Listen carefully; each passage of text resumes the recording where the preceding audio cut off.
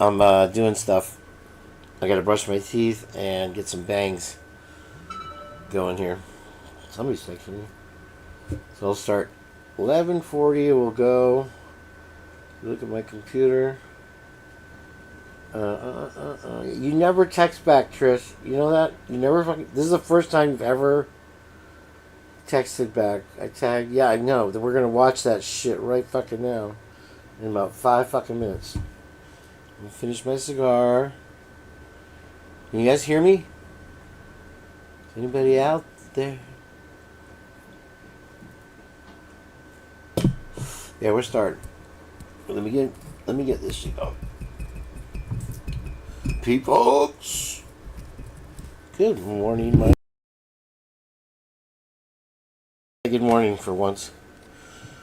Instead of good afternoon, good evening, and good night. And Meanie Weenie is here. Okay, hold on, guys. I'll be right there.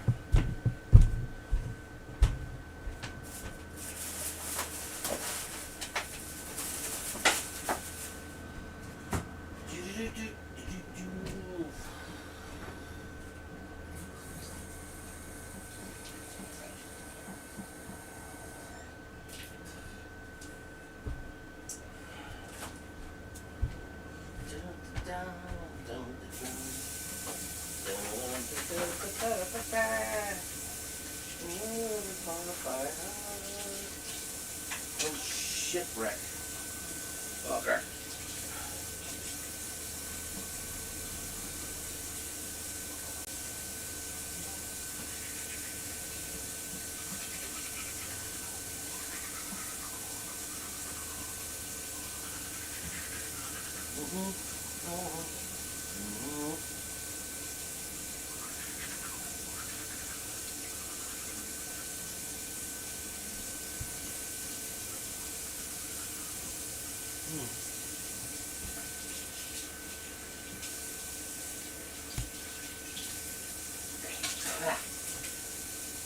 All right.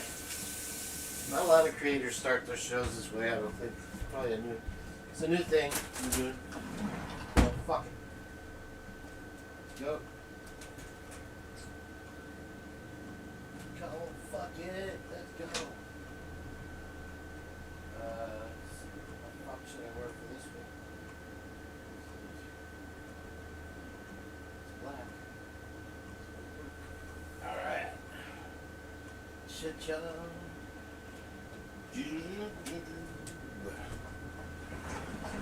I was born to love you. I was born to lick your face. Oh yeah, nice comfy shirt. Just plop plop real quick.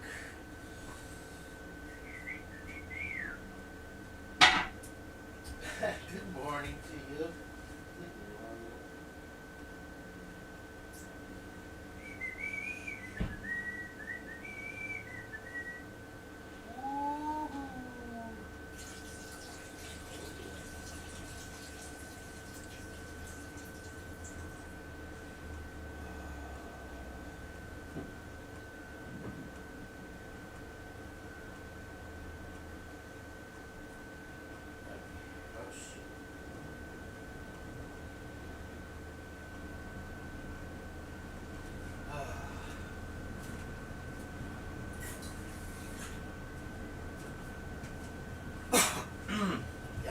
Oh yeah. Oh yeah. Let's see if we look outside.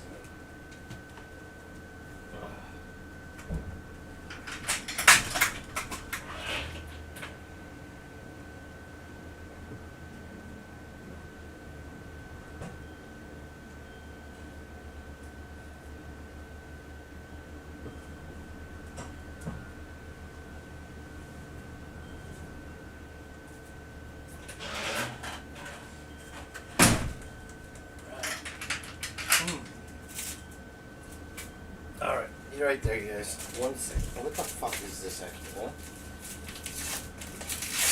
It is so windy outside. Guess we can believe it.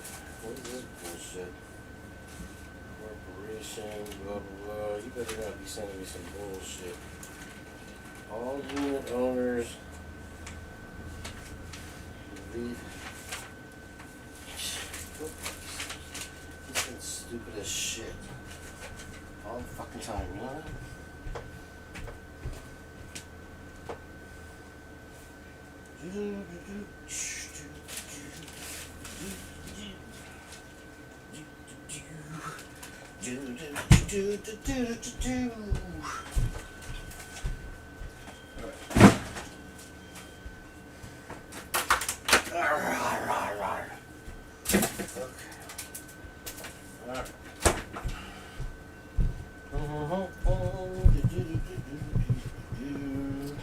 Socks on. It's fucking cold as shit today.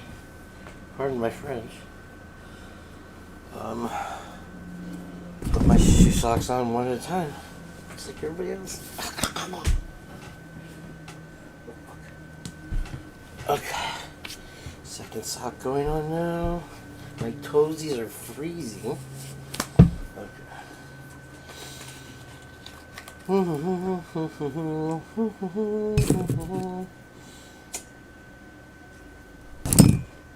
Alright, if you have any weed, smoke it now.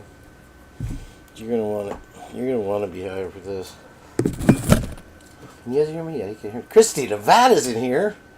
Christy Nevada. Caroline Quigley. That's a nice sounding name. There's alliteration to that. Like it at all. Today's show brought to you by Bang. And Echoes of Clarity. Trish. Our very own little friend. I like that. Alright. Got news, I got spews, I got blah blah blahs. Mostly blah blah blahs. Alright, let's get that.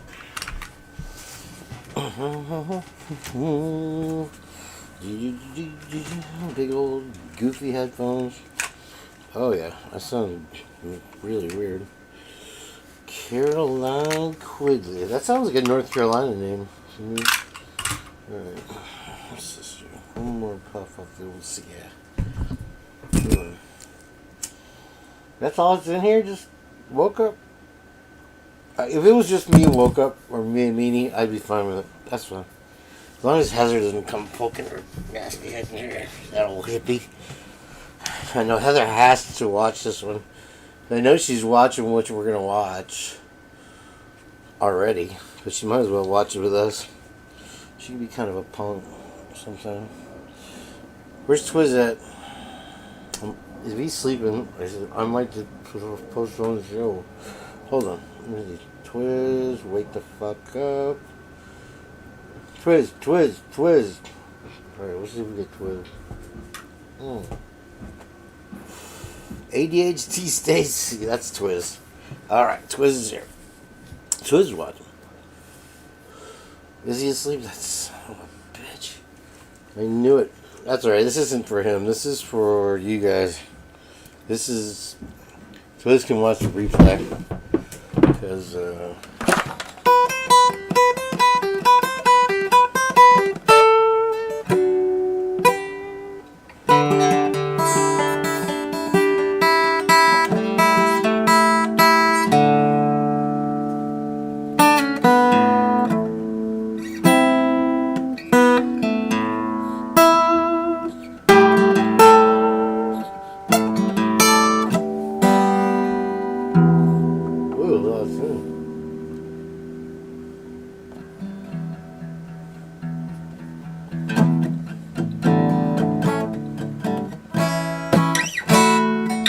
that weird echoey thing, you know.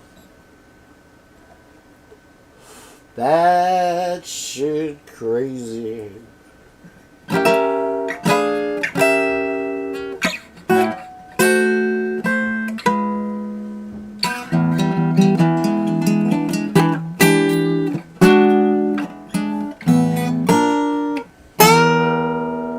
That's a bendy note.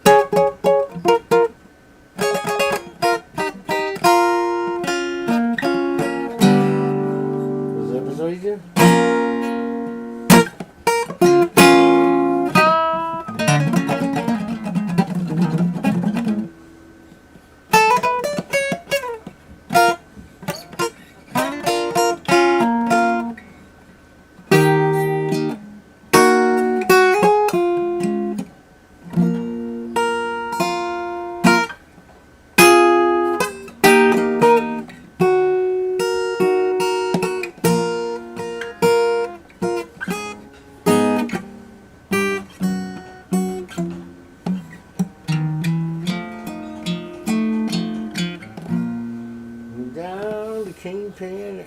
My voice sounds better, like just my voice. My neighbors are doing some construction. Good morning, Swamp Road. Capri's in the house, ladies and gentlemen. Make sure you subscribe up to our new channel over there. For God's sake, I don't know what happened, but good Lord.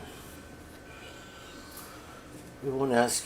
She'll tell when she's ready. Okay, let's see now. I don't have no shade, so I'm going to have to look at my ugly face. My ugly mug. Today's show brought to you by Bang Soda. I got a case of that. Ready to be drunk. That's how I like my girls, eating cucumber. Just kidding. Okay. Twiz better somebody better fucking just blow up his phone. Oh, that's me. Look at it. One bang in the morning, and you're good for the rest of the week. Alright, hold on.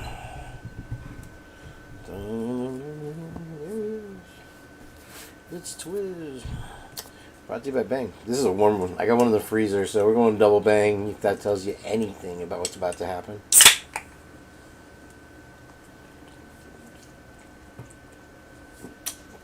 Alright, good call, Trish. Good call for this live. I'm pretty impressed. Very impressed, actually. I hope you guys are ready for a treat. William Tardy, Miss Potts. I thought you boycotted me, Miss Potts. I was like, please, not my friend. My dear Miss Potts, you can see my towel. I was trying to get the towel out, even though it's a lovely day. It's very windy. You can see some shit out there. I'm not going to be showing me much today, so Heather will be liking that. Let's see here. Make me bigger. Oh, make me small. Bigger, small, bigger, small. Alright. Welcome in, Miss Potts. Thank you for being here. I appreciate it. Am I talking? I'm talking really quietly today. Is that better? Hi, everybody. Good morning. I said it, and we still have probably 15-20 minutes to enjoy the morning together. I hope you're drinking some coffee instead of soda. Like me, I've already had a burger today. Oh, I have news. Wait, hold on. There's a lot now. I have news. I think I quit my job. Oh, I'm so naughty. Yeah, I don't know. I texted her that I wasn't going to be in yesterday, and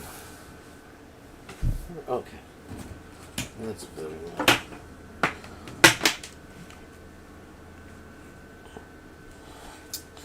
Because of the injury to my back, it still hurts a little bit. It's out. It's twisty. No, don't be mad, Carolyn Quigley. It's good. I have exactly what I needed out of that job, and fuck that job. Fuck that place. Rowie, what's up? So, Jimmy, Rockford's son, starts working on the car, hopefully Wednesday, Thursday, maybe. And I have another job. Trisha, it's okay. So why did they get right up on you like that? Anyway, yeah, no, that was the part of the plan. I was definitely not going to be there forever.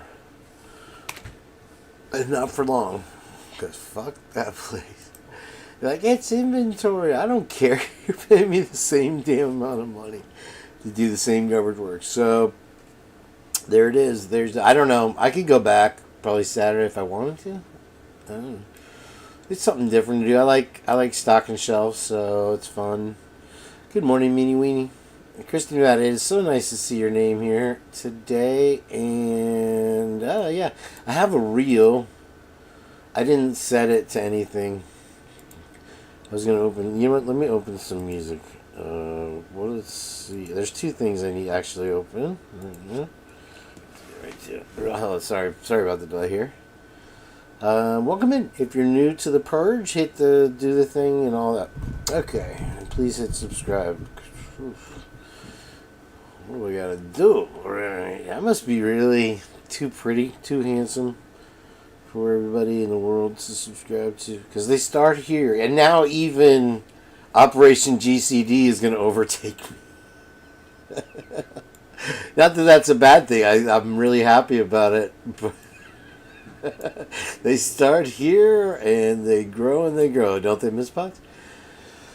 Oh, let's do it. Let's give Miss Swamp Rose a nice little treat. We'll make her a manager. How does that feel? What did William Tardy say? Why is he getting deleted? Rowie? I want to know what he said. Okay. Hopefully you didn't leave. Did you block him? What happened? Hello, good morning, Terry Martin. Nice to see you. Okay. No, I did get hurt on the jump a little bit. I picked up a box of juice and I twisted the wrong way. And nice chiropractors go.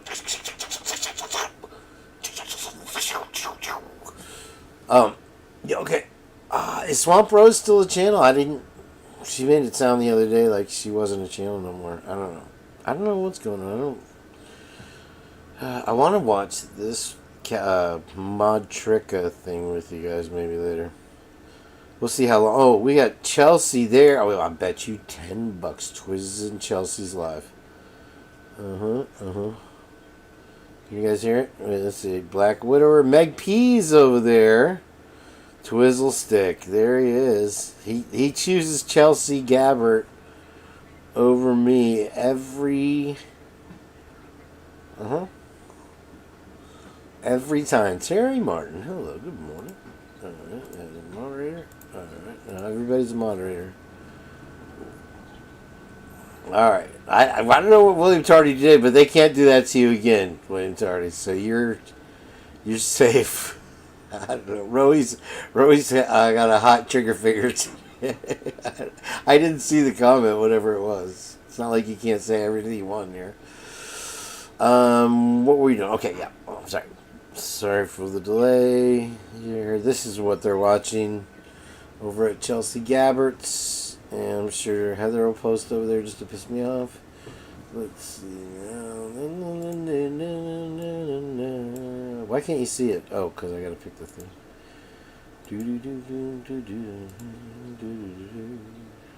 I feel like John Mello was sort of that type of witness, but be here eventually. Given his integral involvement, his friendship with Zach Hughes, clearly they I knew she and James Moses, which we now know based on your client's own testimony. I know the commander's friend. Let's see if I can get more than 10 people in my life.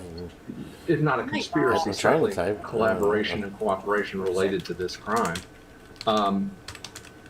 How does somebody like Mello get the kind of hold that he had over Zach Hughes? Because you look at someone like Zach Hughes, and again, I'm just somebody who doesn't know him as well as you do, obviously. If Twiz and James stay over there, that's fine. We don't need guys over here today. This is not really a guy show. As you mentioned, sometimes when I was a kid, talented, gifted, I used to play Barbies. Giving person he is. I'll be honest with you. I did. I played Barbies, and my best friend was a girl, Maureen Welch. He's trying to help someone. And we would go down to Libby and mixed up with someone like John Miller. Julie or Shannon's house, and we would play. Definitely manipulated the fuck out of. Play Barbies, and it would turn into house, and then it would turn into. You could have tried to throw as you get older, Mello under the bus. Then that's when I got bit. And also leaving there the last time, you can see that little black dot on my hand. That's from when I was like 6 years old. And the dog, the little dog, was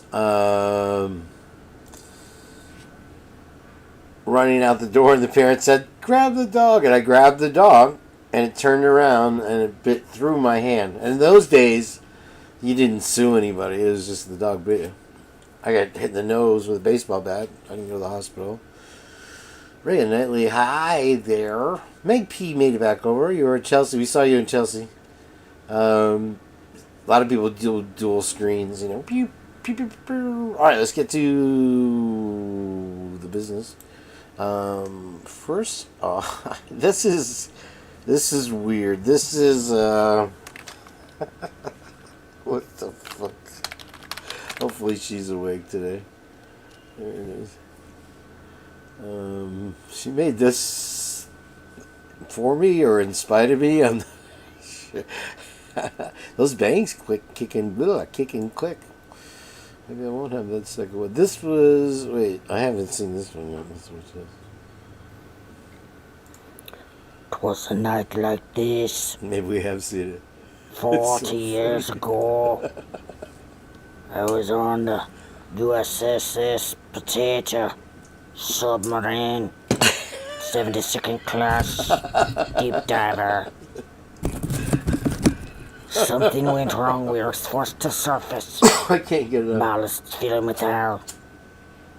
700 men on board. Potatoes. 1,000 potatoes. I was running low got on all the dinghies. The potatoes. We floated out into the water. First in groups. Clusters. Waiting for a chance to get in the boat. Then the sharks came. Black eyes. Eyes like a doll's eyes. They started nibbling on the potatoes. One at a time. 1,000 potatoes in the water. By morning, there was a big bucket of mashed potatoes. 75 potatoes came out of that water. It was a dark day for potatoes. Somebody put a link for nothing, please. I can't. Okay, I'm gonna go get my commissary now. Thanks. Bye. That's fucking her best work. Hands down. Alright, that's not the one I wanted to play. This one was... Yeah. I don't know. Where'd it go? Oh, gosh. Is this it? This is it. Hey there, nothing half-assed. What'd you do today? Well, I had fun with pictures. Do. I made some pictures. Do. It was a sad day for Check potatoes. out my pictures. Do. Here come the like her good stats. ones. Do. Do.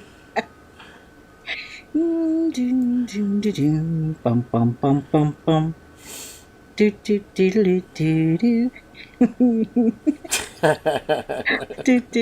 Do.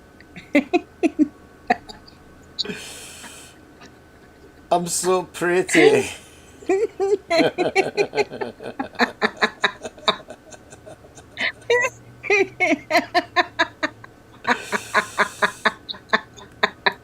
I don't know. I think that looks more like Rupert Murdoch or something. Anyway, you got to set the AI. What's it called? Reference level. Because does anybody think that looks like me? I don't know. It's just.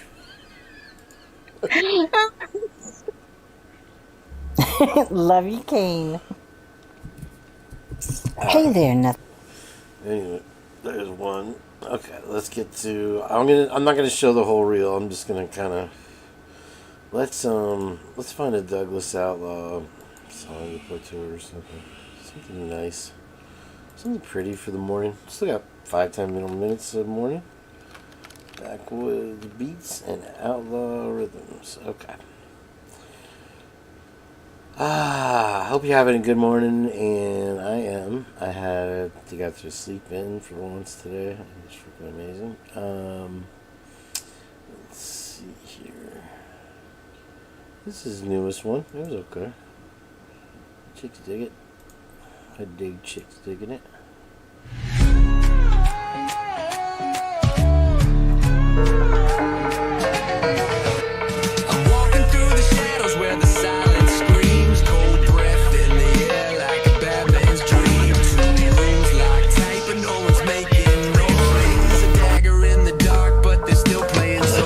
That tomorrow.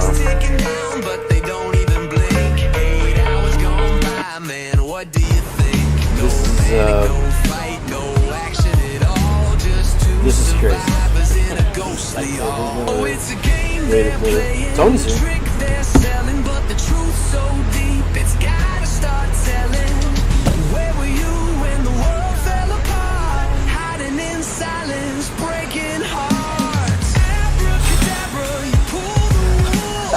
What?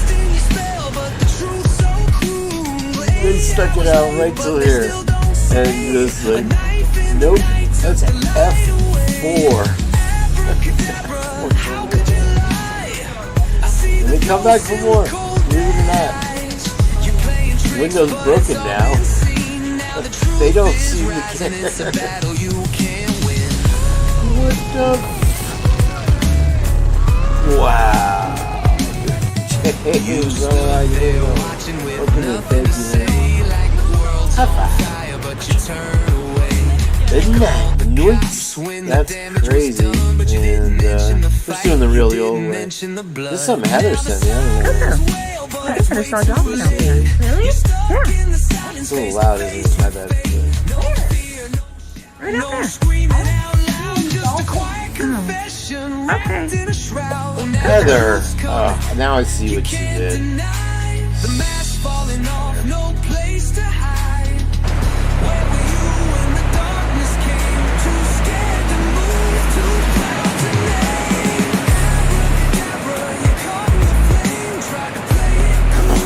Oh. What? You did an air at Jaws. I have another Jaws clip. Jaws is on the North Shore. This is insane. Lots of it.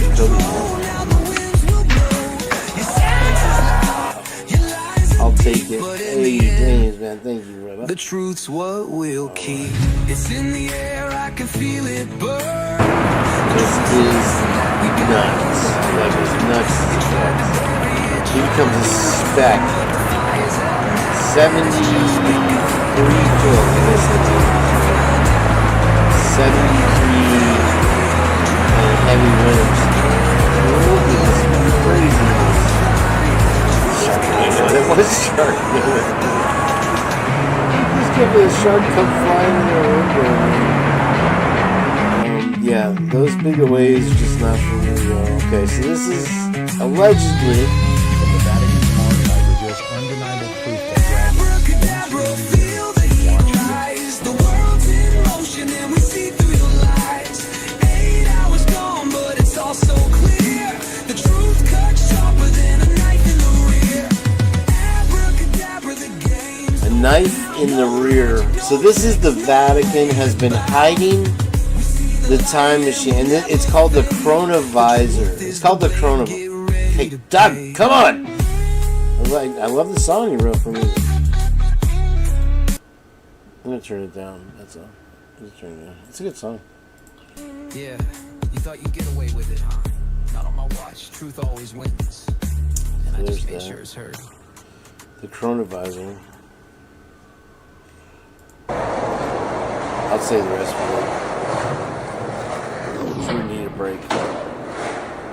Look at that. Over the subway tracks. It's nuts. Alright. Why have I gathered you all here today? Thank you for being here. Joining us on the Purge. I got shark stuff. I got other stuff. I got a lot of articles I want to rip through. I want to talk about one of them. But first, we're going to get to the real meat and potatoes. It's a sad day for potatoes. Here we go. Let's see. It's in here somewhere. Turn. Yeah, okay. All right. I once again, I clicked and I got lucky. You know This is what I the mean? easiest hack in 2025 to clean your dog's teeth. Best way to get rid of stinky This is dog it. breath, Check crunchy this out, veggies. dude. I'm telling you. I'm telling you, bro. Just you're like right now. You're like, no, about Kane showing stupid shit again. Like there's one here which is A0.AA0A. Now I know that to me is code for something. That's their username. And the other thing is, you look at the date they joined and how many former usernames they had, because now Instagram shows you how many former usernames. That's like, why would you change your name so many times? So anyone that kind of joined, December 2022 or November 2022, it to me is like, I don't know, it's just makes me feel.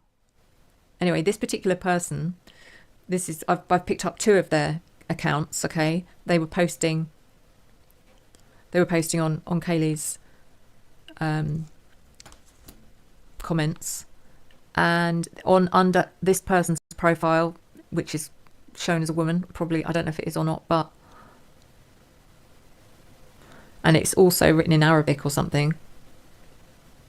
which, I mean, it's easy enough to do, isn't it? Pretend you can just translate it into Arabic, doesn't mean you are. And they've put, he gives you better than what I took from you. He gives you better than what I took from you. And that account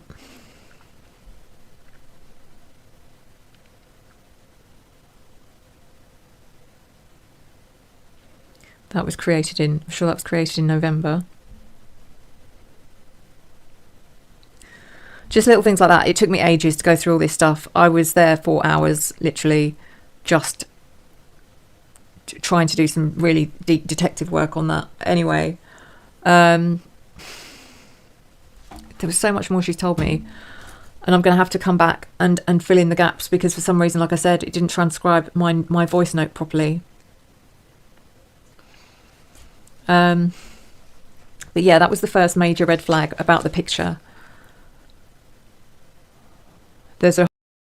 Okay, so right now you're telling yourself, what is Kane doing? What is the Purge up to today? And so Trish sent me this, like I said earlier, and there's no other way really. Like I said, I clicked before in the right place, and let me click again.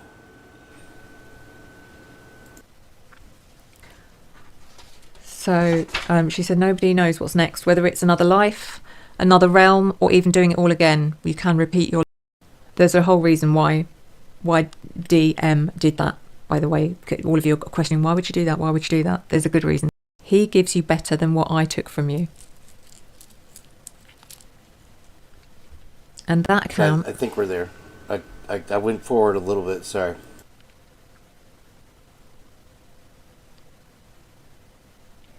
That was created in, I'm sure that was created in November. Just little things like that. It took me ages to go through all this stuff. I was there 4 hours, literally, just trying to do some really deep detective work on that. Anyway, there was so much more she told me, and I'm going to have to come back and fill in the gaps, because for some reason, like I said, it didn't transcribe my voice note properly. Yeah, that was the first major red flag about the picture. There's a whole reason why DM did that, by the way. All of you are questioning, why would you do that? Why would you do that? There's a good reason. So,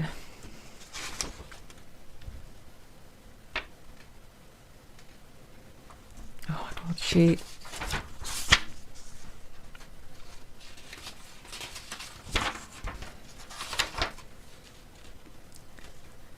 Yeah, and I was just saying, when I asked her, is she with Maddie? And she said, no, she's alone. She said, it's not how you think. You know, you're when you're here, you don't stay with the people you knew in life. She said, when you pass, a relative might be there to meet you, to help guide you, but then you're on your own. And she said, because everyone, once you pass, once you cross. All right, and still you're wondering what the... I went a little forward of where I wanted to start, I guess. I probably was on the right thing before. But you'll want to go back after you watch this, trust me. You'll want to go back and watch the beginning part. But I want to get to this first. You then become an energy, and unless you have a profound, she said it's quite rare to stay with the energy you're with in life once you cross over, even if it's your husband, your wife, your mother, father, whoever. She said you go your own. You're an energy in your own right. She said, I'm alone, but I'm not alone. I've written a poem, and I'm going to post that as well, because she explained it so well. She said, I'm nowhere and I'm everywhere. And she said, and everyone else is nowhere, but they're everywhere. She said, I feel everything everywhere, and I feel nothing.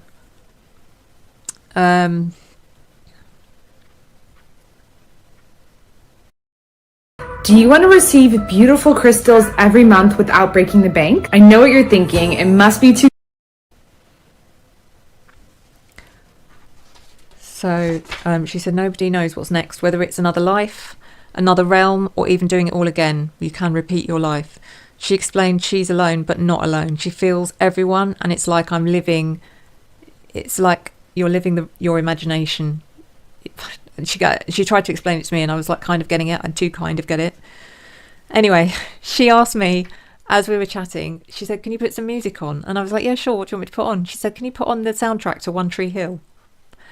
I've never watched One Tree Hill in my life, and if anyone can verify, not that I need anyone to verify, because to me that's crazy, me saying verify that because she's been talking to me, I don't need someone verifying that she likes One Tree Hill. She told me she does. Anyway, we listened to this One Tree Hill album. I loved it. It was so good.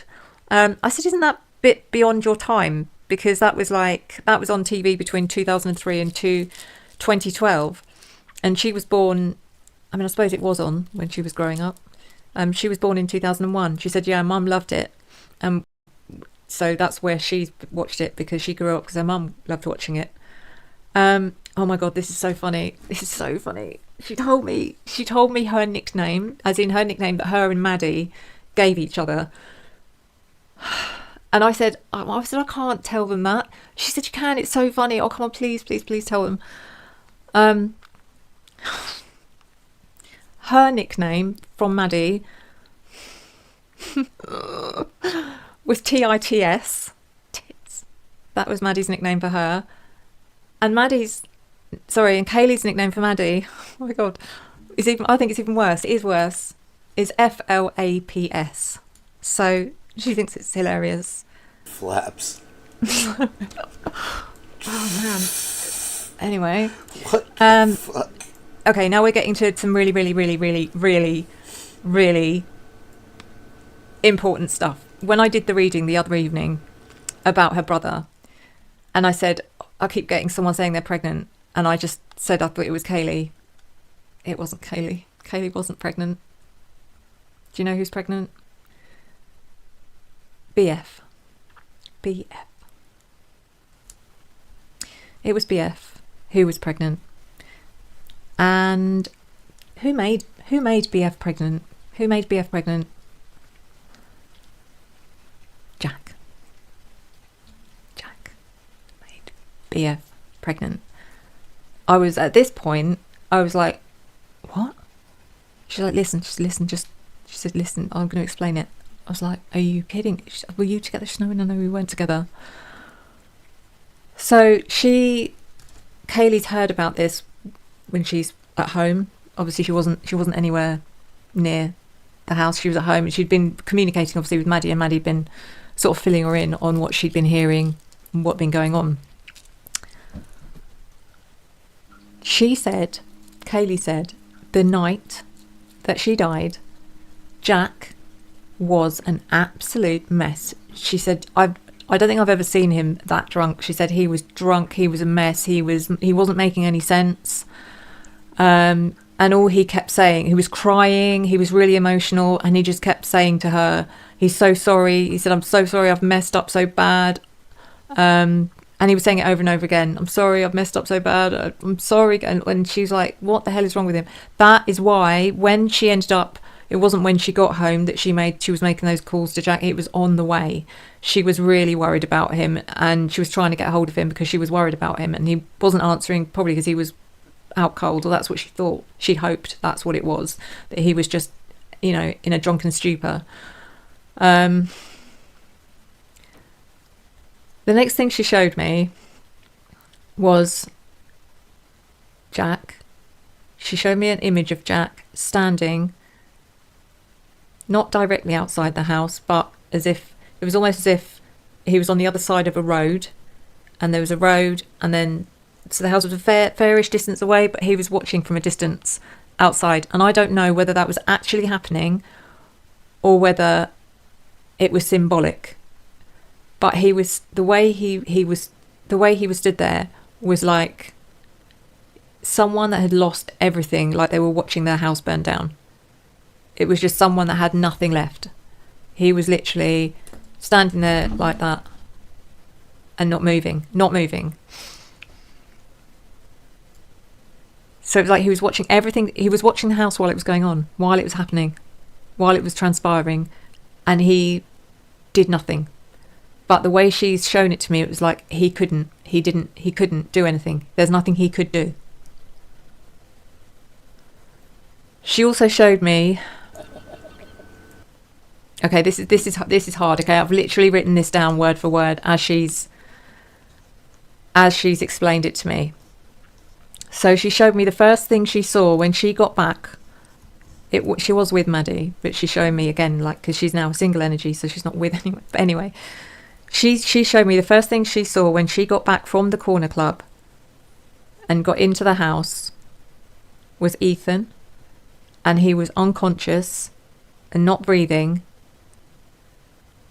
And she said there was no panic. She said Bethany was there. Sorry, she didn't say Bethany was there. She said Dylan was there.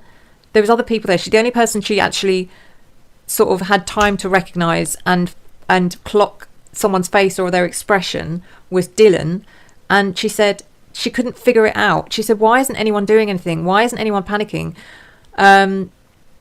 She didn't know where. She couldn't see. One thing she didn't see was Xana.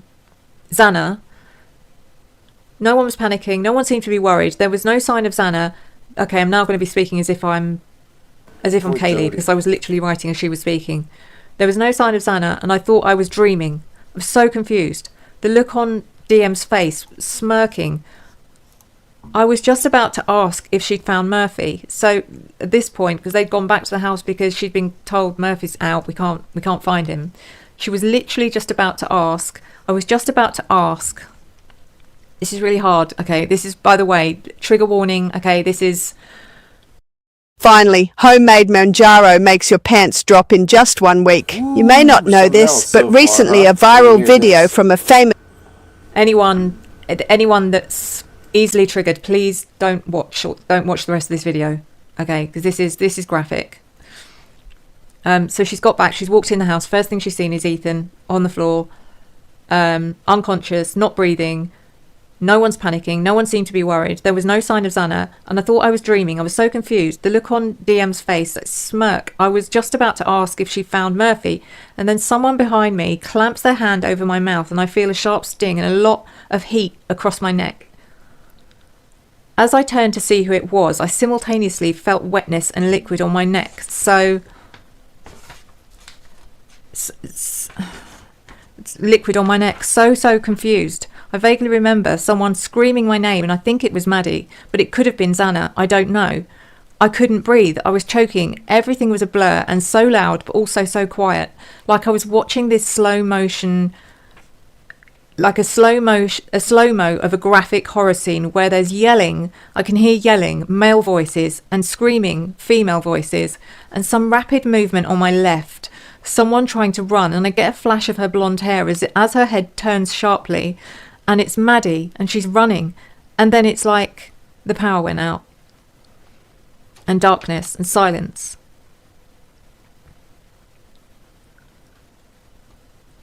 But I can hear someone whispering very faintly, like they're miles away, and I know that makes no sense, hearing a whisper from miles away, but it made perfect sense to me at the time, and it still does now.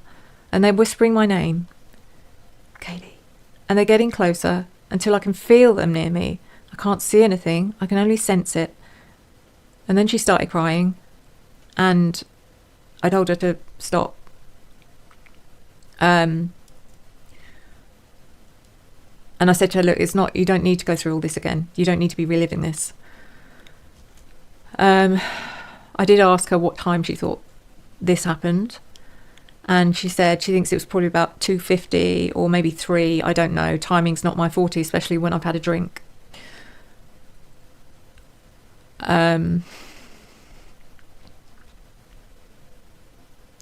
So the next thing, because there was quite a long gap, I had to get on with my work, and then we came back to it again earlier this evening, and there's more. Hopefully it's actually recorded everything. Anything I've missed, guys, I will fill you in on the bits, because I'm sure I've missed some stuff. She told me so much.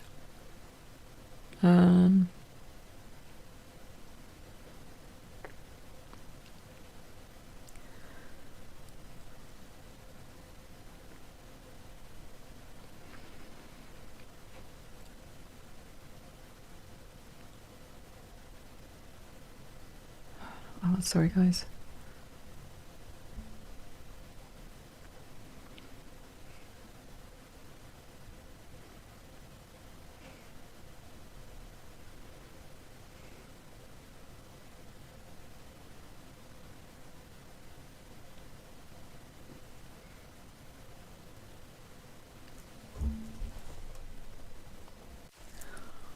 Sorry, nightmare, trying to find it. So, continuing on, we continued our conversation this evening.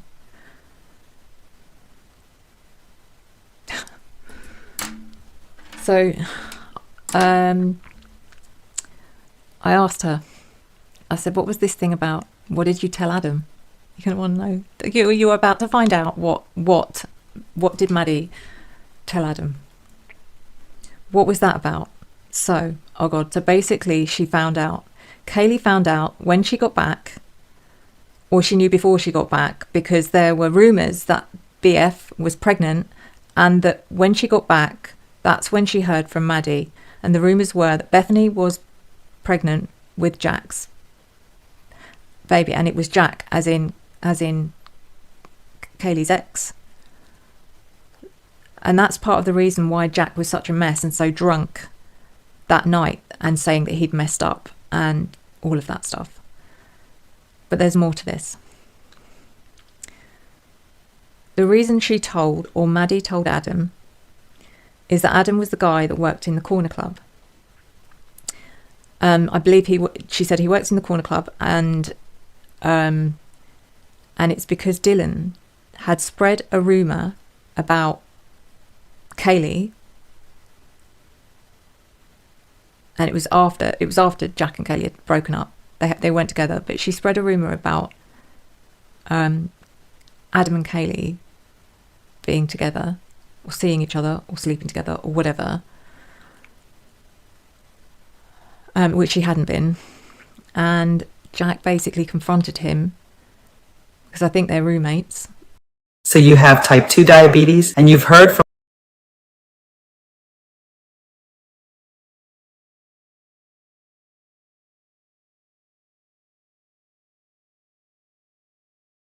Sorry, the audio, she's so quiet, and so the voice is dynamic, and then hit the commercials. I apologize for the blast there, if I woke any of the pups up there. So, but this is pretty interesting so far. It fits, doesn't it?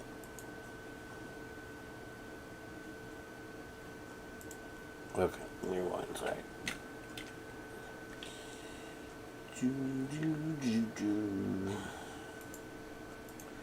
They're sharing, they're roommates, and I think they even got into a fight. I don't know if there was a physical fight. I don't know. That's what she was told. Kelly said that I think there was a fight, and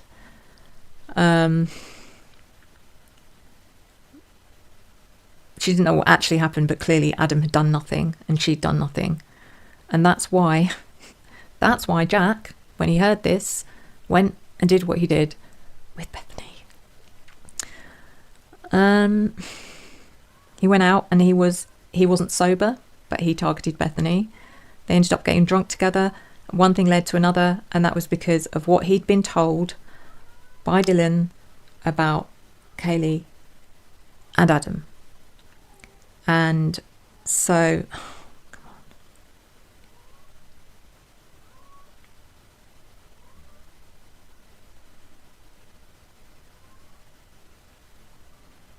I still can't see the rest of this.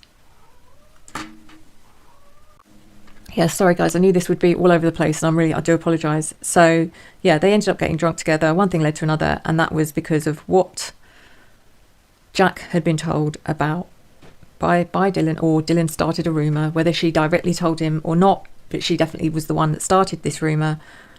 It's a bloody mess, and that was basically what did you tell Adam? When Kaylee asked Maddie, what did you tell Adam? And she said, I told him everything. I told him everything.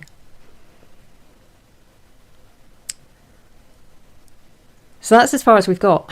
And she was about to start on more stuff. And I was like, okay, I just need some time just to process what you've already given me, because it's a lot. Let me see if I can get back to the first transcript to see if I can access it now. Oh.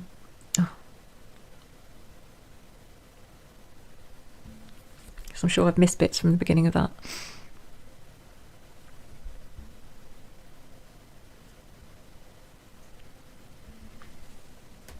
Yeah, sorry. So I found the bit that was missing, and it's basically where I'm going back to talk about the state senator.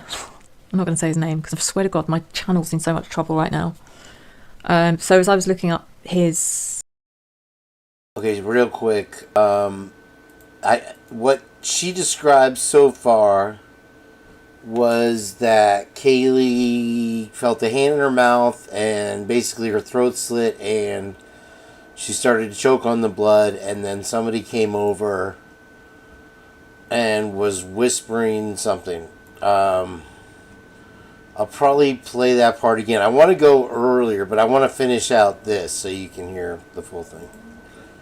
You know, all the information I could gather, I was just like, oh my God.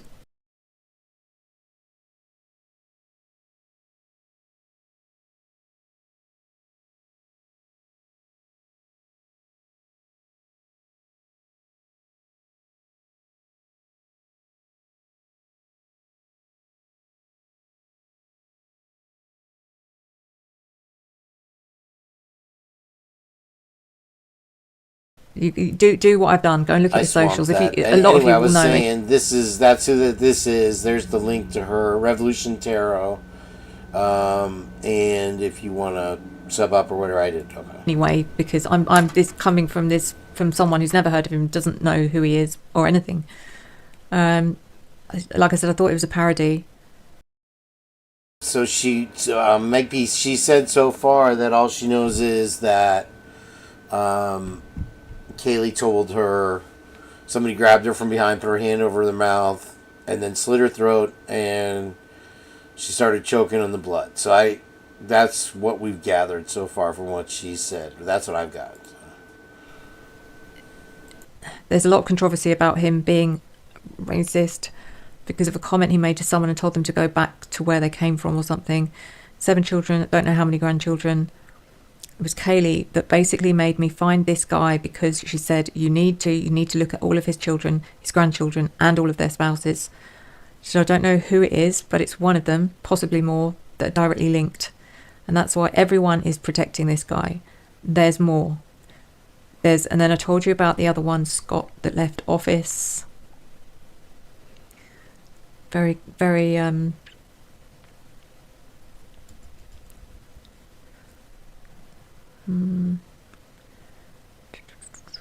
so he was instructed on the case.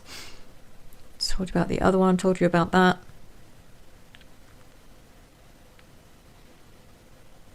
So there I did mention that.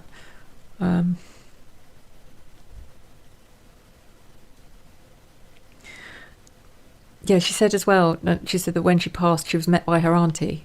I was like, oh. I said your auntie.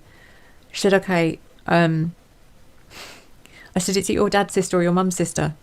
And she said, oh, no. It's like the term auntie. She said, it could be anyone. It could be one of your ancestors, but they're always called auntie if they're female. I presume if they're male, it'd be called uncle.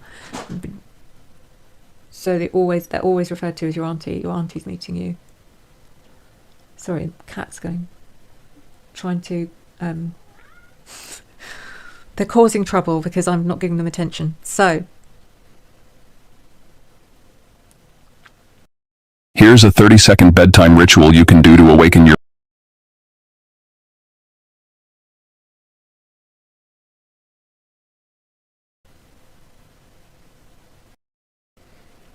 So I said, oh, she said it could be any of your ancestors.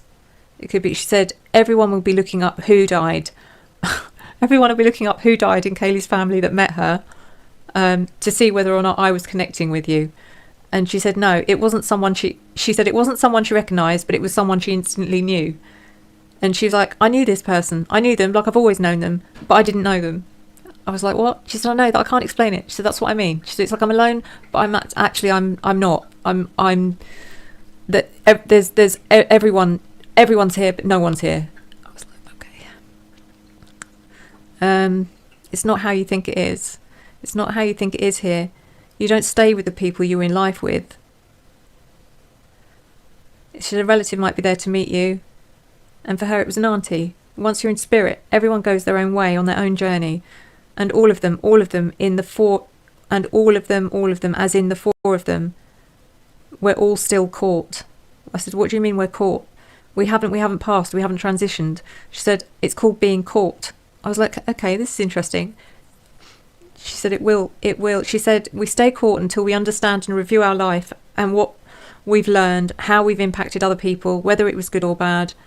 Some choose to stay caught longer because the main reason is because they're afraid of what's next. Some stay to see justice being served. Some stay with their families or loved ones. Nobody knows what comes next. This thing about, you get to choose your next life, none of that is true. Nobody knows. You don't even know if you're going to be, if it will be another life. It might be another realm, or you can even do it all again. You can actually repeat your life like you do repeat a year at school. But that's really complex and I can't explain it. But it's not your lifetime, it's not your realm. It's not in our realm. I said, it sounds complex. She said, it's only the people who, she said, like, if you have to repeat a year at school, it's only the people who just didn't or aren't getting it. They're not understanding or they're refusing to understand, so they do it again. And she said, she tried to explain what it's like. She said, I'm alone and I'm not alone. I'm like I'm with everyone, but I can't see them. I can feel them. She said, it's like living how, if you met your imagination, how it would be living in your imagination. She had a lot of difficulty trying to explain this to me. It's like living in your imagination, literally living in the energy of people. They're not actually there. They're not. We're not people anymore. We're not. It's just this spirit of the person. We don't see, we don't hear, we don't think. But we do. I'm communicating with you, but that's because it's my spirit. I could go on about this forever. But anyway, it just gets more interesting. Obviously, she has been... she's asked me to... Obviously, this has been happening over the last couple of days. This whole thing's been happening over the last couple of days. She asked me to go through her Instagram. Okay, this is where I told you about the Instagram stuff. Let's just check I haven't missed anything. The picture that's on her Instagram, which is the last picture she posted, she said to me, I did not post that picture. I was like, what? She said, I didn't post that picture. Look at the date. And I was like, okay. She said, it's on November the 13th. She said, Sue, we passed it like... She told me it was like after... She said it was after 2. It would, probably more like 3. Okay, I just want to interject one more thing. I watched this before, most of it. Now she's getting to a point where I haven't watched. But so far, I'd never seen this lady before. And Echoes of Clarity, Trish sent it to Heather and I in a post. And the reason I was drawn to it was because her descriptions were very similar to my dreams that I've had. So, sorry, my neighbors are putting in new floors today. And so I wanted to play it for you guys and share it with you and see what you think, we do wacky stuff here sometimes on the Purge, but I think it's fascinating to just use your imagination, I guess, sometimes and roll with it. So this is fun. She said, I don't know. It was like, it wasn't 4 a.m. anyway. When we passed, definitely after midnight on the 12th, which becomes the 13th, at no point did I decide to introduce in the middle of the night, take my phone and post a picture of me and the others. That's what she said. Why would I do that? I said, I don't know. She said, and I'll tell you something else. It was Dylan who asked for that photo to be taken, and her words were, come on everyone, can we just have this one picture? Can we have this picture together? Because this might be the last time we see each other for a long time. If I just make myself look...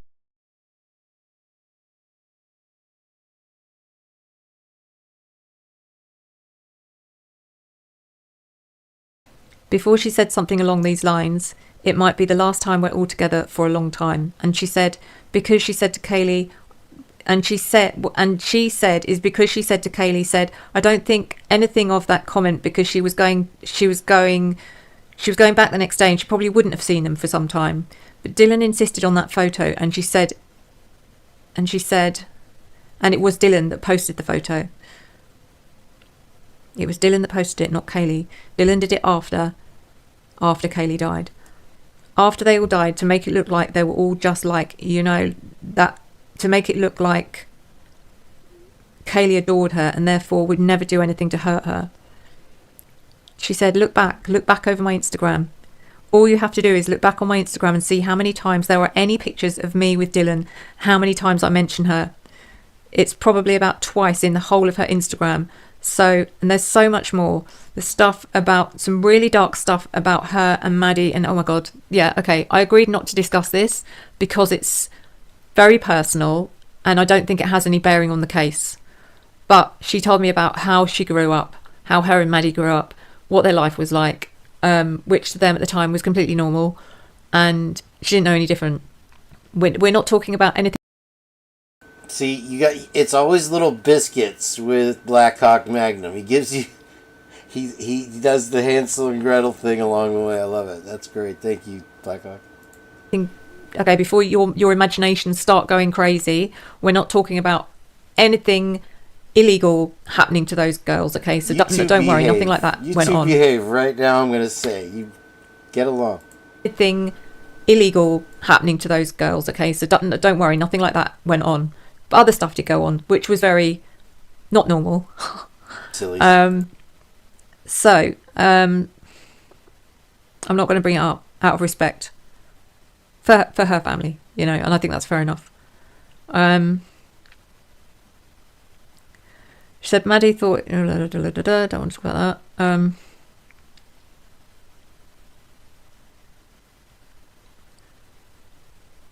Yeah, so that is it. I've not really missed anything. There was some other really interesting stuff. Like I said, she asked me about, can you put on the One Tree Hill soundtrack, which I loved. And then, as we were talking earlier, I started asking her, what was your favourite music? Did you have any favourite tunes? Any favourite songs? Did you have a favourite song, you and Maddie together? Any memories? I said, give me some memories, so that at least I've got something to give people, so that there might be someone watching that actually.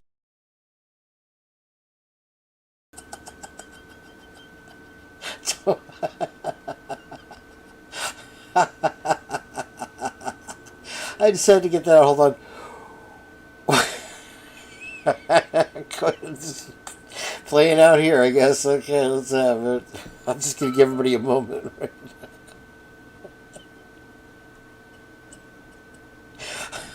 now.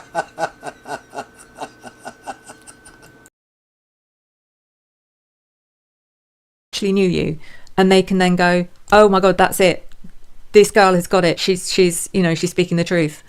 So she gave me some stuff. Okay. So she was born in 2001. She gave me the song, and again, this is someone I've never heard of, who's probably really, really popular in the States, who's really like big deal. Apparently he is a big deal, or the band's a big deal, but I've never heard of them. The band is Drops of Jupiter, and the song is Train.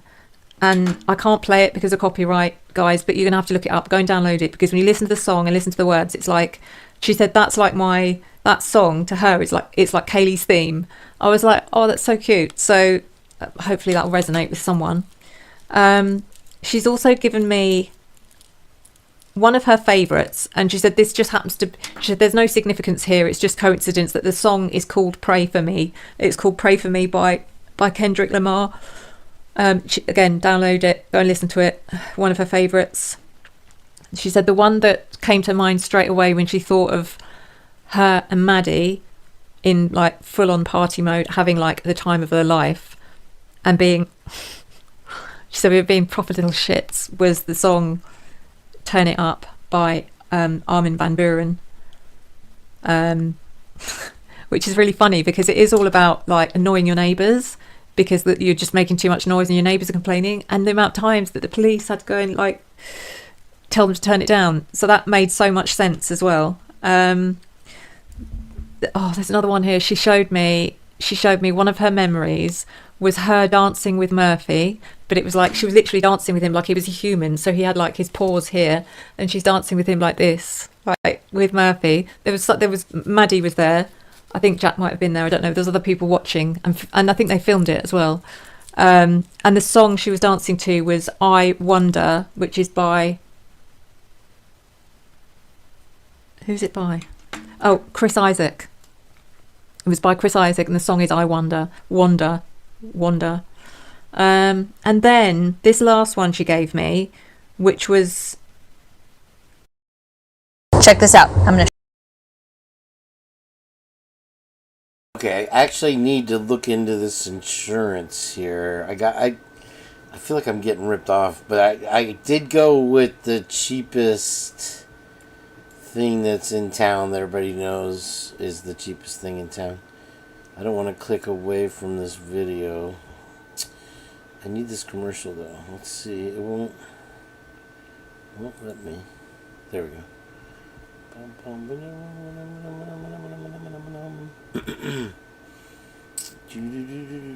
Open in sidebar. What in the blank? I did blank. Send to my device. Read loud. Translate. Open inside. Open in sidebar. Fuck it. Nope. It's not doing the right thing. What is the name of this company? I guess it's semi-live now, so we know. Okay, we can move on now. Sorry. Sky Game. Looks like she's got cheap insurance. Alright. This was ever one of her favourite songs, but for some reason she's given me this song because of the lyrics. She said, I want you to just read the lyrics. She said it's really weird. And also apparently the song was written by someone, and I don't know if this is a clue or not. She didn't say. She said also it is written by someone called Hunter as well, which is also very strange. And I was like, oh God. But the song is by, it's not the original, but this particular version is by the Grateful Dead, and it's called China Doll. So jot that down as well, guys, and go and check it out. I have written a poem, which I did immediately after this conversation, which has also got it's got some memories in there. She gave me a very specific memory of her dad. Hey everyone, welcome to my channel, or welcome back if you are a regular here. This video is going to blow everyone away. I've had the most incredible experience over the last few days, which I'm going to go through everything with you in detail. This is not a reading. This is essentially a connection I've made with Kaylee, a very strong connection with Kaylee. We're friends. We're like absolute friends, and it's like literally having someone with me. I'm going to explain it to you guys. It's just, there's a lot to get through here, okay? And the things I'm going to tell you, they've come from her. I've never had such a clear connection ever with anyone. It is literally just like sitting down having a conversation with someone. And I've made notes. I've written notes. I made voice notes, which I've had transcribed into text so that I can read it to you now. So you got the context of what's going to happen. Let's take a little break from that, and let's everybody get along here. Blackhawk is uncharacteristically fired up. That's okay. That was a good burn back. That was a good burn, though, Blackhawk. We've gotten it out of our systems, guys. Let's be adults now, everyone. Don't mistake my patience for idiocy. Only Heather calls me an idiot. Okay. Oh, what? Hello. Okay, anyway. I hurt my back. Okay, so maybe I should have taken Too Fast for Flea's advice and gotten the workers' comp. I could probably still get it. Let's look at the... let's do... I'm just trying to close all the dumb windows here. This one. Alright. This is a article about a documentary. Well, let's do this one first. Yeah. I'll just play this. This was, I believe, Meg P. or somebody sent it. Rochelle sent it. Check this out. I don't know why my computer's so slow right now. Come on, guys. It doesn't like to do two things at once for some reason. Not responding. I might have to refresh this page. It's been open for a while, so apologize for the delay. Roby, smack me and call me skank. I smack skanks around. That's your second best quote so far there, Doc. Too loud.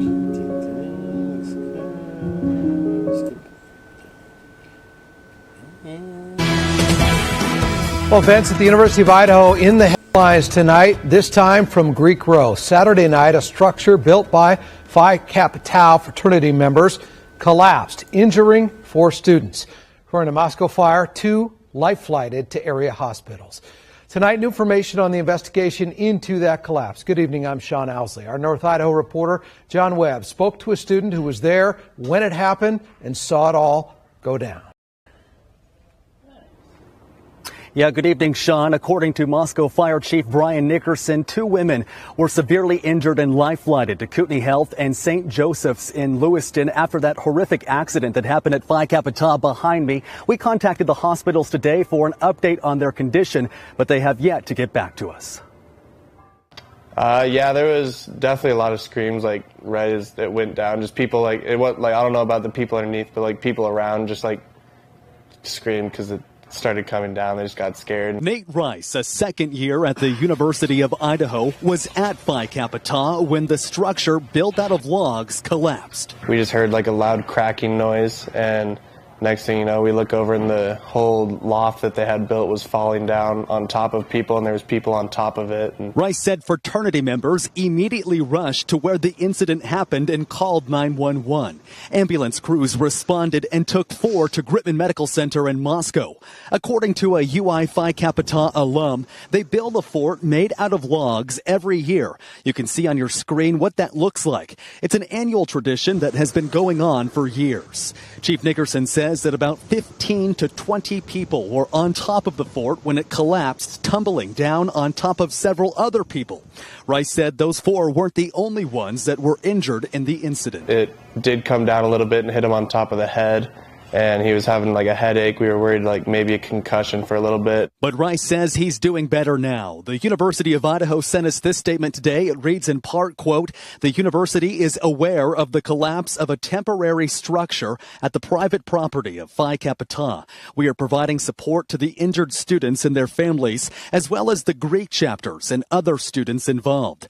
After Saturday's collapse, Rice hopes that Phi Kappa Tau will discontinue building the fort. I don't think that'd be a good idea at all to keep doing, especially after what happened. Like, it seemed like maybe a good idea, and it's been okay in the past, but after something like that, I don't think it would be good at all to continue it. Saturday's collapse, Rice hopes that Phi Kappa Tau will discontinue building the fort. I don't think that'd be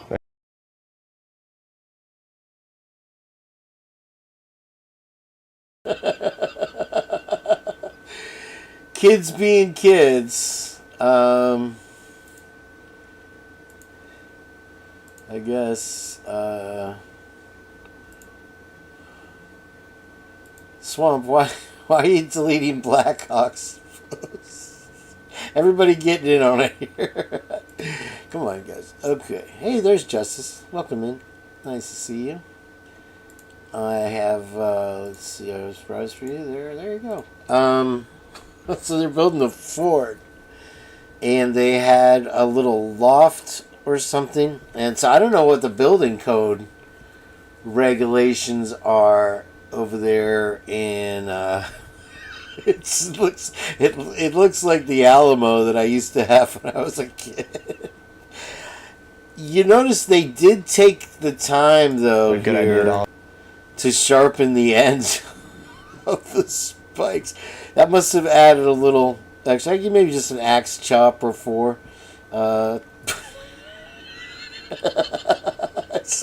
What is the? I don't think the construction department was involved in this whatsoever. They decided to do maybe a little meth fort or something outside of Phi Beta, whatever. all to keep doing, especially after what happened. Like, yeah, it's like, okay, so we know this face, don't we? Do we know this face? Somebody post the link. Why didn't I thought I'd... if you don't mind. Okay. So, let me see what this is. Let's keep playing.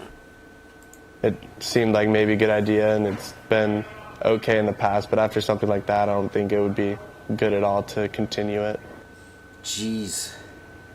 And it's unclear if the Idaho Fraternity Council will be taking any measures against Phi Kappa Tau. I did reach out to the Moscow Police Captain Mark Brantle today, and he said at this point they're not pressing charges against the fraternity. Live in Moscow tonight, John Webb, KHQ Local News. That's fucking hilarious. Billy Joe. Okay. Let's see here.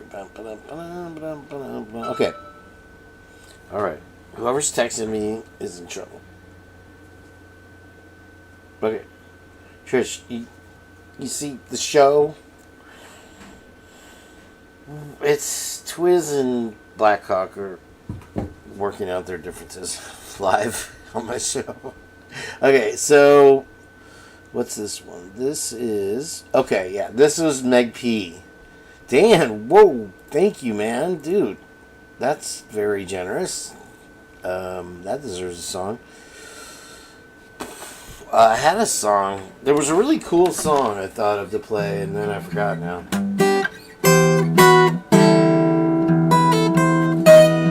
We'll drag you along to a jam. What was it?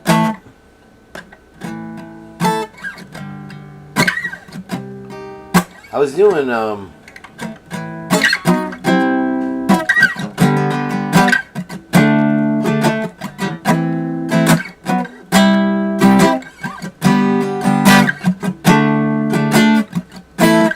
I want to get away.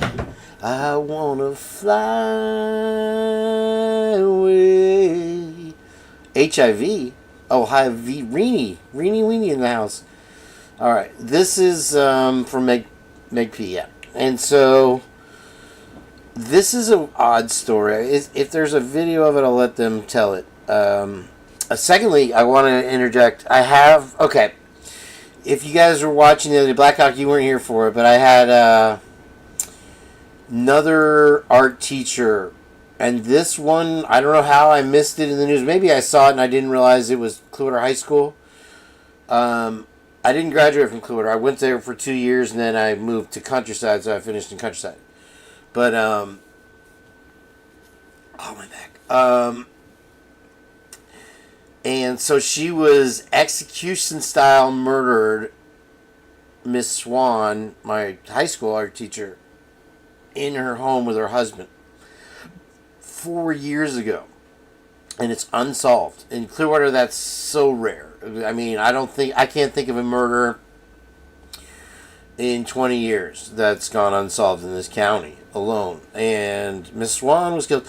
So it turns out, I was trying to figure out the location from the picture. Well, it was in the article, and it was in the news article that I played, that she's on Flushing Avenue, which is the other end of the neighborhood. I grew up in Morningside. And so I had a friend, my best friend in 8th grade was Daryl, and he lived on Flushing. He lived on the other side of Harn. That was the big main through. She was on the side where my buddy Ricky used to live. And so somebody went in the house. They were let in, and they killed both her husband and her.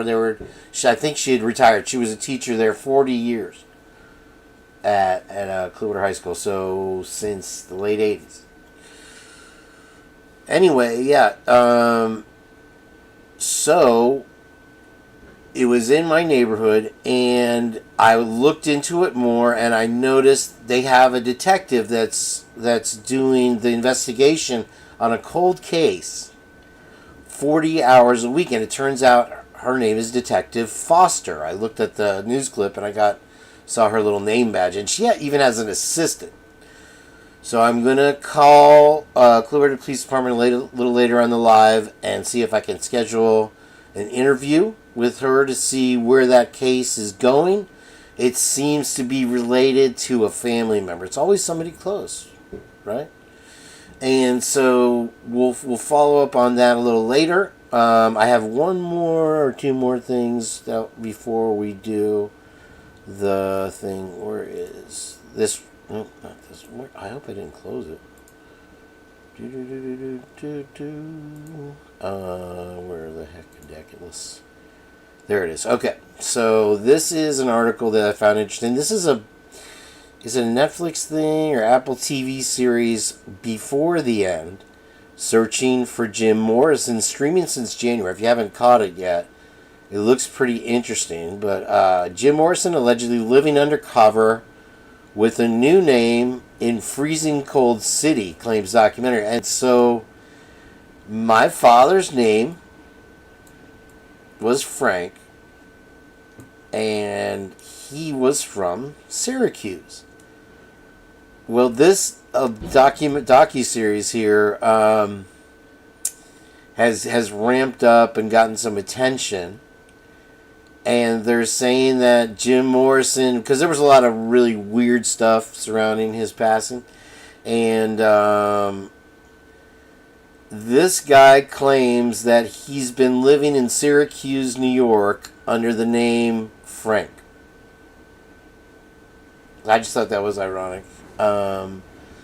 There might be a link or something here in Netflix. Quentin Tarantino. I don't see a link directly for this, but I'll put the article if you want to look at it more. I thought that was kind of wild. I'm a big fan. He's bald, nobody recognizes him. Or are you talking about me? I don't know. Doesn't matter. Okay, the link won't post. Darn it. Sorry about that. This is Newsbreak. It's under Moscow somewhere. You can look it up if you like. But yeah, it's an Apple TV series. So before the end, and let me read a little bit more. I guess give you some more insights. I guess it gained attention because the Morrison Hotel or the Morrison Motel or whatever it is burnt down in the LA fires. And so, for some reason, it drew attention to this documentary. And the harsh critic of Syracuse continues, you might wake up and see 4 feet of snow, everyone is broke. The whole city seems to be in permanent state of decline. Reflecting on the city's economic challenges, the author recalls, when I lived there, the mayor's big revelation idea was to make a big mall even bigger. Questioning the plausibility of the documentary's claims, the writer argues, if I was a rock star and I wanted to fake my own death, I would not choose to live in Syracuse. Drawing a comparison to another persistent celebrity death, there's no reason to people think that Tupac is living in Cuba. Gets wilder and wilder, I guess. Okay, so that was the one thing I wanted to play. We can go back to Miss, whatever this was called here. Where is it? Okay. All right. Now I'm going to skip ahead a little bit, and we'll get to the meat here. Nest. Here's why. Darn it, these commercials are just crushing me today. Sorry about that, guys. Middle of a nest, and basically there's spiders for miles around, and they're all trying to get to one place because that's where the queen spider is, and the queen spider happens to live in their barn, I think it was, and that's why there were so many spiders all converging on their property. And Kaylee showed me that scene, and she said that's what it's like. She said there's everyone that's involved in this case, from the perpetrators who are at the bottom of the pyramid to Ellie that are involved, people in the university that are involved, even to the lawyers. It's all because they're essentially protecting one person. And she said to me, and that person is the big boss. And I was like, what do you mean the big boss? She said, the big boss. And I was like, oh God, come on, Kaylee, you're not talking about the president. She went, no, not the president. She said, but we're talking, think Idaho. And I was like, What? Now listen, I know nothing about politics. I especially know nothing about American politics. When I started doing some research on this, that was straight away I started Googling stuff. I didn't even know what, I mean, I was like, I know that you all have a state and that someone essentially is in charge of that state. So each state has their own president. I was like, surely they're not called a president. I didn't know what to search for. But we got there in the end, thanks to Kaylee. She did help me. She actually said to me, I said, what's this stuff about senators? And she said, well, it's like, I guess over here you have like, Okay, just right there. Let's keep it civil, because if you're gonna razz each other and it's funny, I'm fine with it. But that kind of stuck to the wall. I'll be honest with you. God, members of parliament, but you also have councillors. She said it's similar kind of thing. And I was like, oh, okay, that kind of explains it, because we have councils and councillors, and you've got the mayor, and you've got the... Anyway, she said it's like that. I was like, okay. So anyway, straight away I started Googling, like, who's running Idaho, basically. For some reason, the first thing I Googled was the... Okay, this is where I've gone a bit, sort of, my timeline's a bit messed up. Let me just find it, actually. The first person I looked up was the state senator, and he came up as, I don't think I wrote this one down. Dan. Hold on. Might be in my notes. Sorry about this, guys.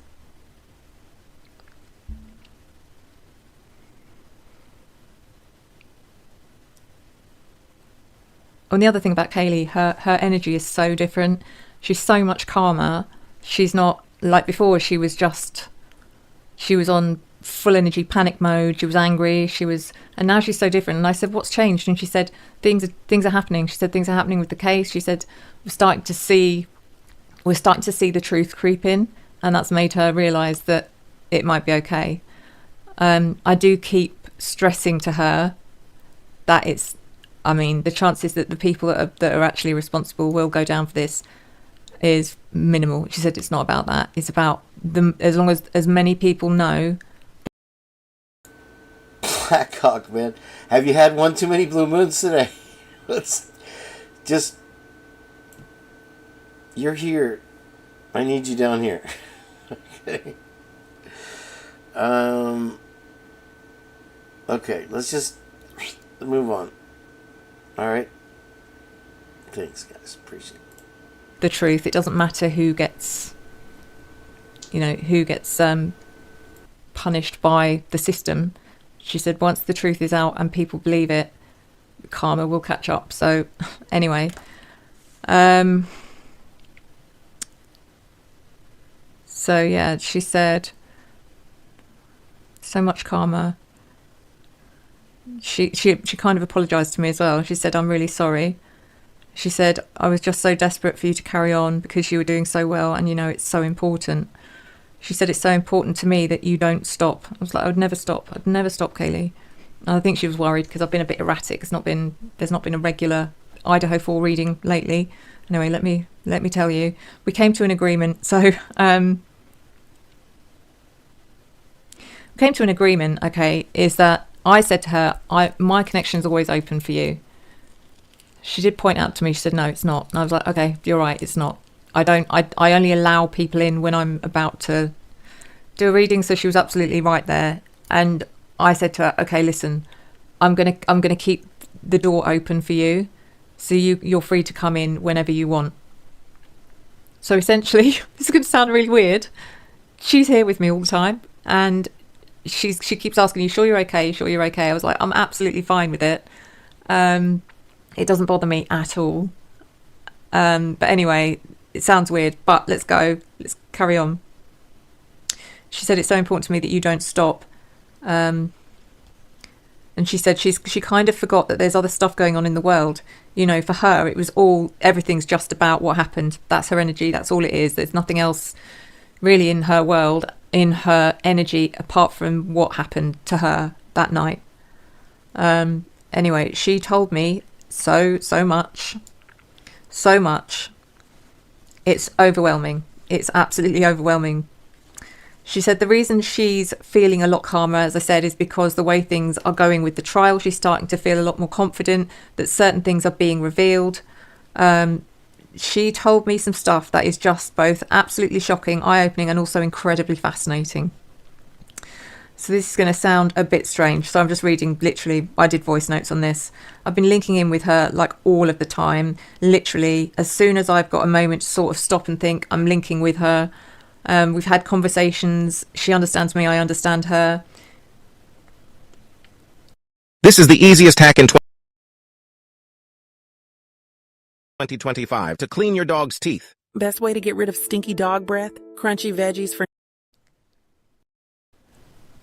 She said, I'm here quite a lot, you know. And I said, I know you are. And she said, do you mind? And I said, no, I don't mind. And she said, but I can see when you're struggling. She said, I really want to help you. And I said, she said, if I can help you, you know, maybe because I know you're helping me and we can kind of help each other. It's just crazy. So essentially, and I know this sounds really strange, I've given her permission to be with me 100% of the time if she wants to be. And I know she's here in this house because I've seen her. It wasn't like a full-on manifestation, Kaylee. This is like, sorry, it's too much information, but I was on the toilet. Can you believe this? I live alone, apart from my 2 cats. I live alone, so I don't bother shutting the toilet door. Anyway, she wouldn't be able to manifest fully anyway. She just wouldn't be able to. So she's like, yeah, just watch me, I can. And it sounds, like I said, this sounds odd, but I was on the toilet and I looked up and I saw her. But it was like a flash. It was like her walking past the toilet door, literally. When you see spirit, if anyone's ever seen a spirit, it is always like you catch something out the corner of your eye and it's gone. It's in your peripheral vision. And it was like that. I looked up and I knew it was her. And I was just like, oh, God, come on. I was like, just give me some privacy. And she thought it was funny. So yeah, I just saw her sort of whisk past the toilet door and I was thinking, you were watching me on the toilet, honestly. Anyway, so she's explained to me as well about now, don't forget, she doesn't know everything. She doesn't know everything. She only knows what she experienced, okay? So she does not know what's happened. She's as... Here it is, right there. And that's why I was drawn to this. I was saying...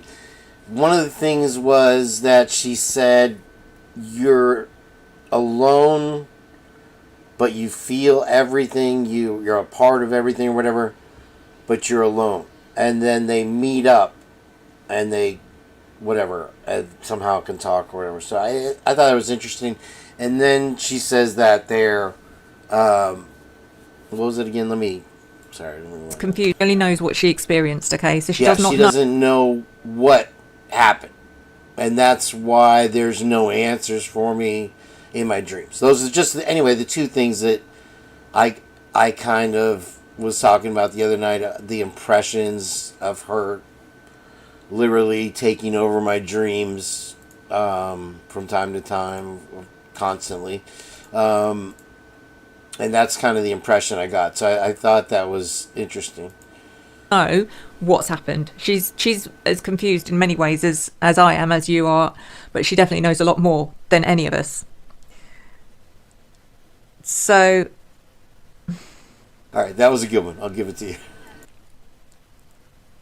But she's also, it's interesting, she's also filled me in on what is the reality, because I had a conversation with her, you know, what is it, what happens, what's it like, kind of trying to find out what's it like when you pass over. Yeah, this is her explaining about the nest. She said to me the whole thing, the only way she can explain it is like either if you think about a nest, think of a nest of spiders, and all of those spiders across a large area are all working for one common cause, and that is the queen. And that is exactly what the case is here.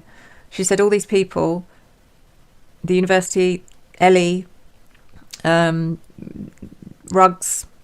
trafficking, perpetrators, the reason that they're all getting away with it, which is another question. I was like, why doesn't any, you know, considering what this is about, why are they trying to frame some poor autistic guy? And the reason they're getting away with, and it is because, why would the police do that? sorry, why would LE be so corrupt? And it's all because they're protecting one big guy in the middle. And I said, who is it? And she said, you know, the big guy. And I said, what, the president? She said, no.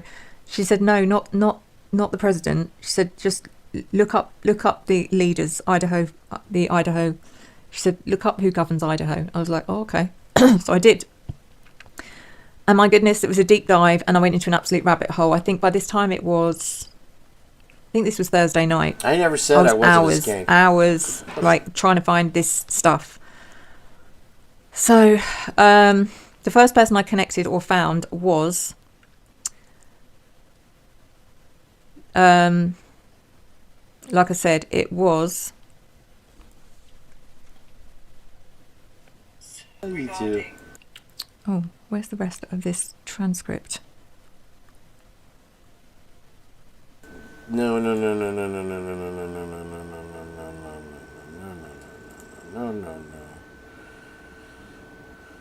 Okay, I'm gonna do this, and then I'm gonna let you guys. Don't fuck with Miss Potts. Sorry, bro. No. Bye. Alright, so let's continue on.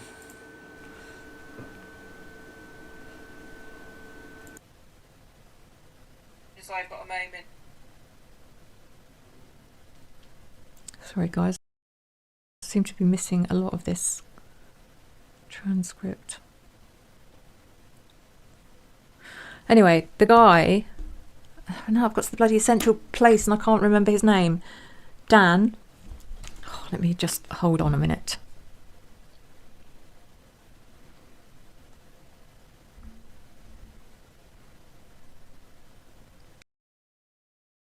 Do you want to...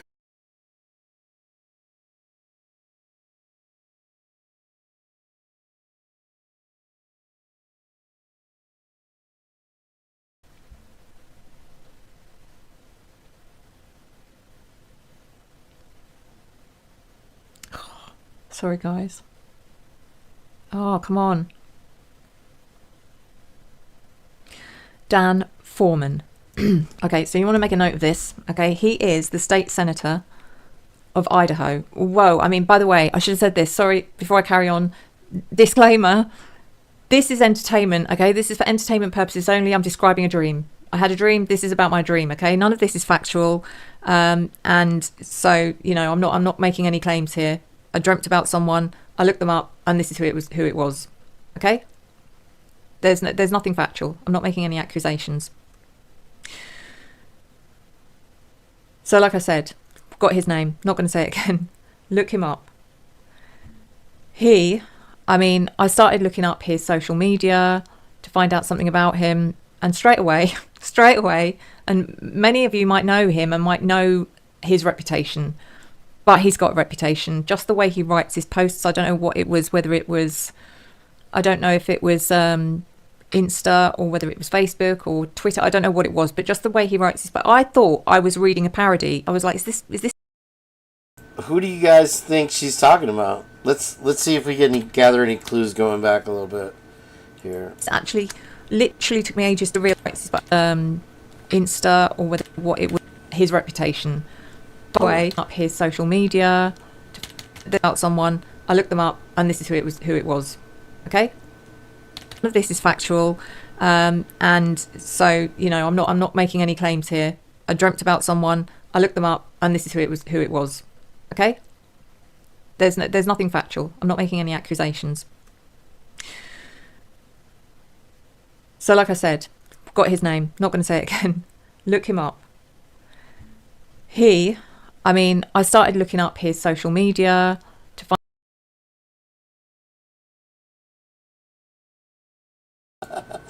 Sky Game. Sky Game with the zinger. Yeah, you can... Blackhawk, man, you can come back. You just gotta chill with the... Where's all this anger coming from? You're usually such a even-keeled fella. I hope you're still watching. I don't know where all this hate is coming from. We're not trying to spread any hate. Where's the deference? I don't get it. Anyway, so Let's try to really honest George Foreman. Dan Foreman. No, this is somebody. I don't know. There's somebody higher up, like. Find out something about him. He's dead. Got his name. Not going to say it again. Look him up. What the fuck? This is factual. Sorry.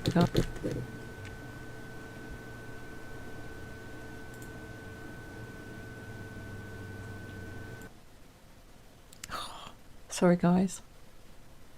Oh, come on. Dan Foreman.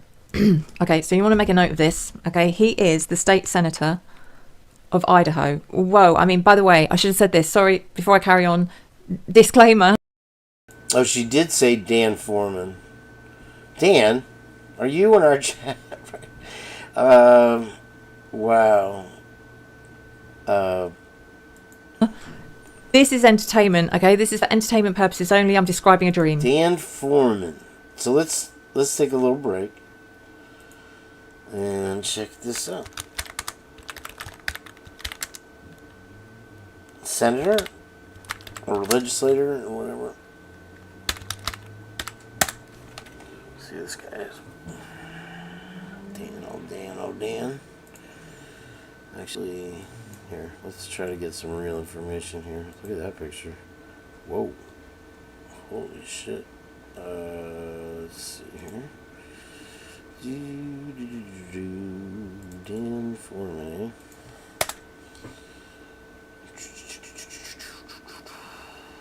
Let's get to images here real quick. I mean, this picture is... Oof. Excuse me. Let's just scroll through a little bit. Thank you for signing the term limits on Congress. Interesting.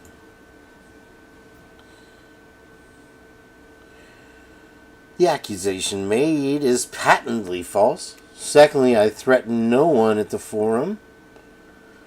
There was no racial slur in my statement. Wow, 3 things he's telling on himself. However, one could easily interpret the remarks of my accuser to be utterly racist.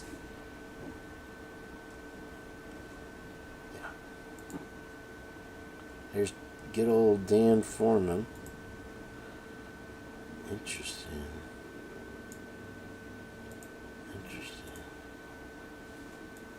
Screams racist. Oh! Okay, Dan Foreman. We've talked about him. He was the one. Yeah, he's no friend of Fred. You remember that? Where he told the indigenous, the Native American, the Indian girl to go back to where she came from. What the? Anyway. Gianni Parmigiani, yeah, all right. They couldn't do anything but Italian, huh? Okay. Anyway, so originally from Illinois, Chicago, probably guy, huh? I don't think that's true. Okay, you need to go back to building your igloo back. Hey, my other me, there you are. All right. Nice to see you. It's good to see Chelsea and Am I talking fast enough, Chelsea? Deborah Ackland, I haven't seen you in a hot minute. Nice to see you and join on in the fun here. We've had the Black Hawk Twiz down battle going on so far. This video that we're watching, you guys, is from Echoes of Clarity. Trisha wanted to make that clear to everyone. I'm drawn to it because it's very much in the vein of how Kaylee presents herself in my dreams. So I saw the similarities, and I thought it was interesting to play for you guys. Yeah, we get. All right. I had a dream. This is about my dream. Okay, none of this is factual, and so I'm not making any claims here. I dreamt about someone. I looked them up, and this is who it was. Okay. There's nothing factual. I'm not making any accusations. So like I said, got his name. Not going to say it again. Look him up. When I played that article, when I talked about that guy, I only brought it up because it was just a news article. I didn't really associate him with this. Isn't this interesting? This is, I wasn't sure if you were pissed at me about that one, Angel D. I mean, I started looking up his social media to find out something about him, and straight away, and many of you might know him and might know his reputation, but he's got a reputation. Just the way he writes his posts, I don't know what it was, whether it was, I don't know if it was Insta or whether it was Facebook or Twitter, I don't know what it was, but just the way he writes his posts, I thought I was reading a parody. I was like, is this actually, literally took me ages to realise this is actually him. Leslie and Billy, who's William? You're a moderator, you can put a link, so do that for me. William's chat? But we're trying to finish this one up first, so let's get to that and we'll find out what William's doing. Okay.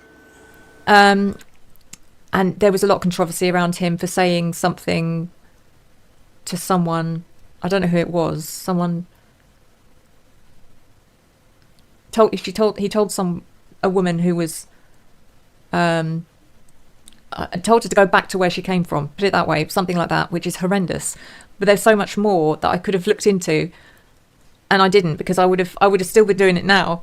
But essentially, he's got 7 children, and I don't know how many grandchildren. But the point being is that Kaylee told me you need to find out who his children are, who their spouses are, who his grandchildren are, because someone in that lot is directly involved. There, that was the boom of this that I was trying to find. And let me see what's going on. Who is this? Pam. Oh, okay. Just copy it and then right click in the chat and paste. I thought you were Jen. I'm sorry. Where the fuck is Jen? By the way, Jen's here. Hold on. Just Jen might still be sleeping. Okay. All right. We'll have Jen here today, probably. My neighbors are doing their floor over there, so that adds to the fun today. So that's your homework, is to find out who is it? I don't know. I don't know if Bubbly Waters is watching today or if she's up yet. That sounds like a job for Bubbly Waters if I've ever heard one. I guess we could do some kind of tree for old Mr. Joey Aguilar. I mean, whatever the fuck this guy's name. What's this guy's name again? Foreman? But they're linked to this guy. That's why. This is getting scary!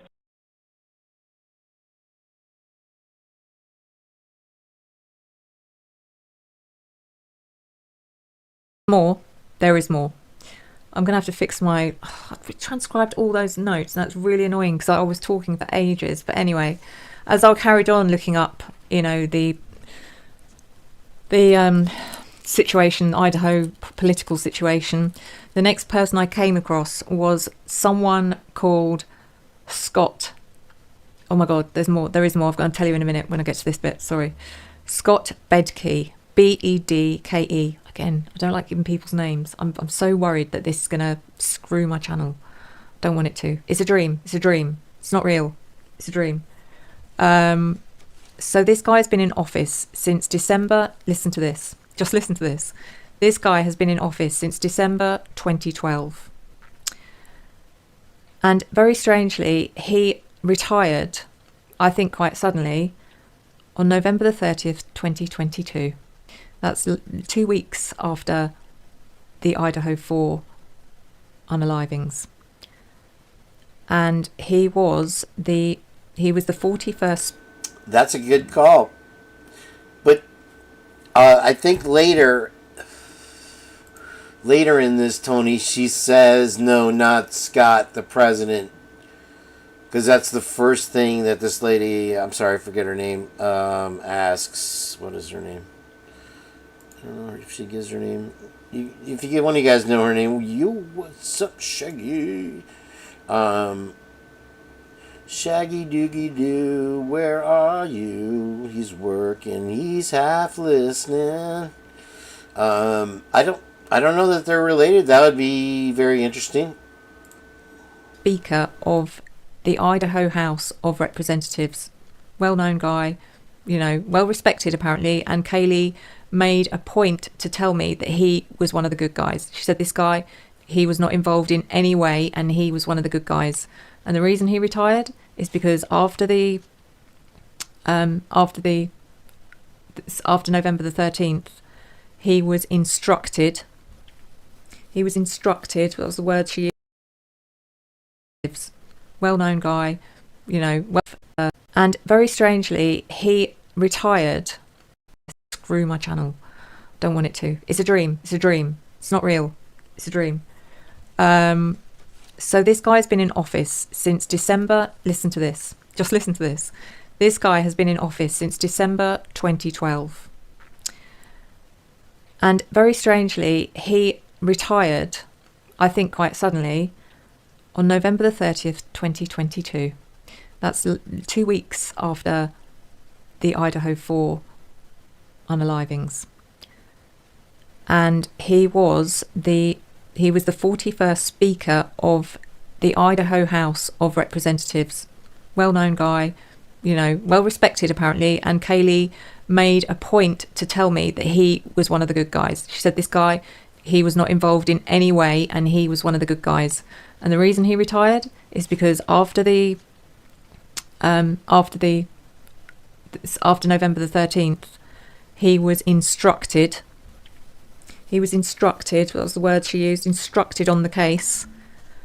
And that's why he retired. He couldn't deal with it. I don't know how much he knows or how much he knew, but he's like, no.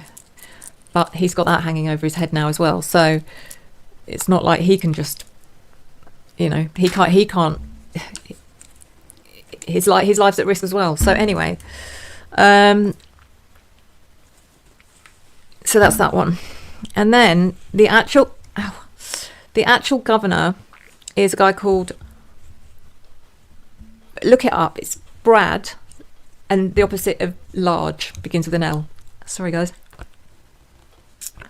And he was a former student of the University of Idaho, and he has been state governor of Idaho since 2019. Before that,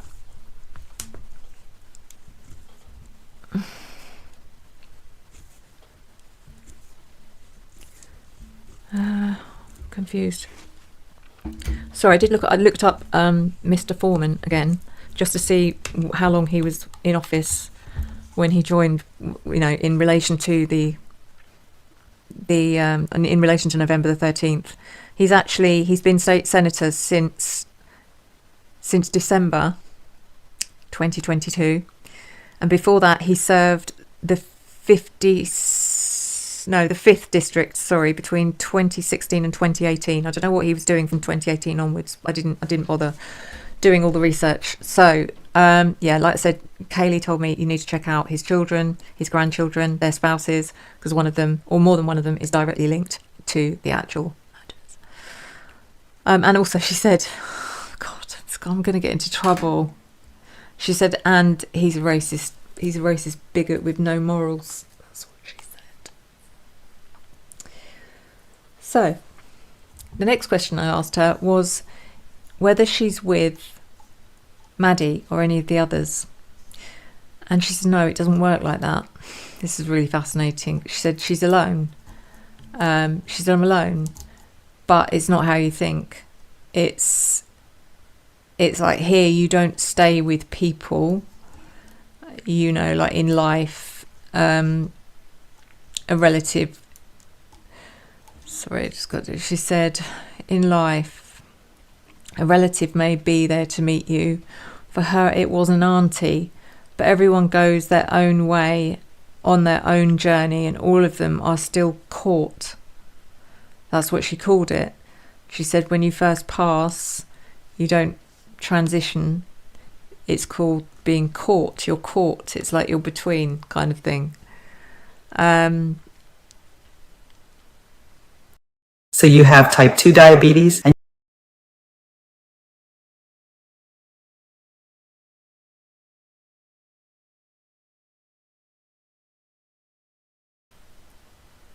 that's what it's called, until they all understand and review. So yeah, you're caught in that place of basically, you know, of course you've passed, but you haven't transitioned onto the next thing, whatever that might be, because you're meant to, it's a time where you're supposed to come to an understanding of about everything about your life, the mistakes you made, the impact you had on people, whether you knew about it or you didn't know about it. It's like you've got to just sidebar that takes skills to be able to keep and you don't have to set the cap down, you don't lose the cap, and you can still drink from the bottle. So I don't know if what you guys are ragging on about the seal's broke, she can drink, and the cap is still, that's clever. I like that. You've got to learn from it and come to an understanding and a place of acceptance.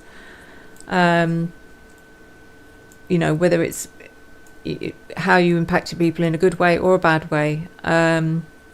She said many people choose to stay caught longer because they're afraid of what's next.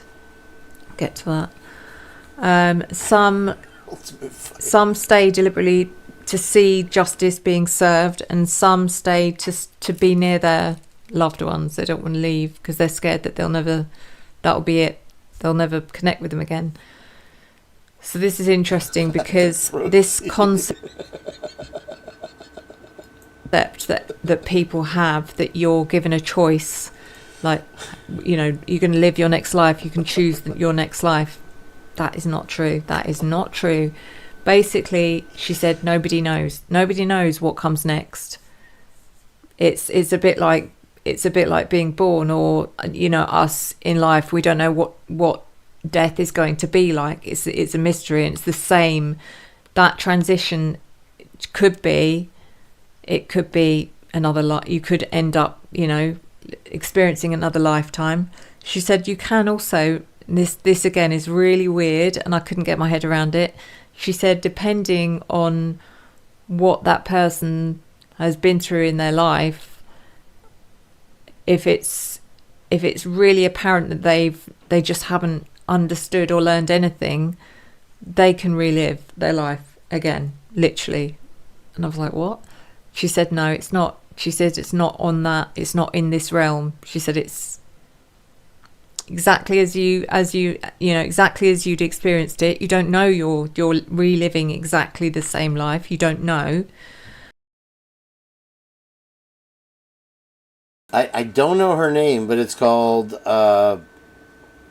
Revelation Tarot, and I'll put the link for you if you like. And she's talking about a dream she had with Kaylee that I felt was pretty similar to the dreams that I've had. So there it is, Jen, and we'll continue on.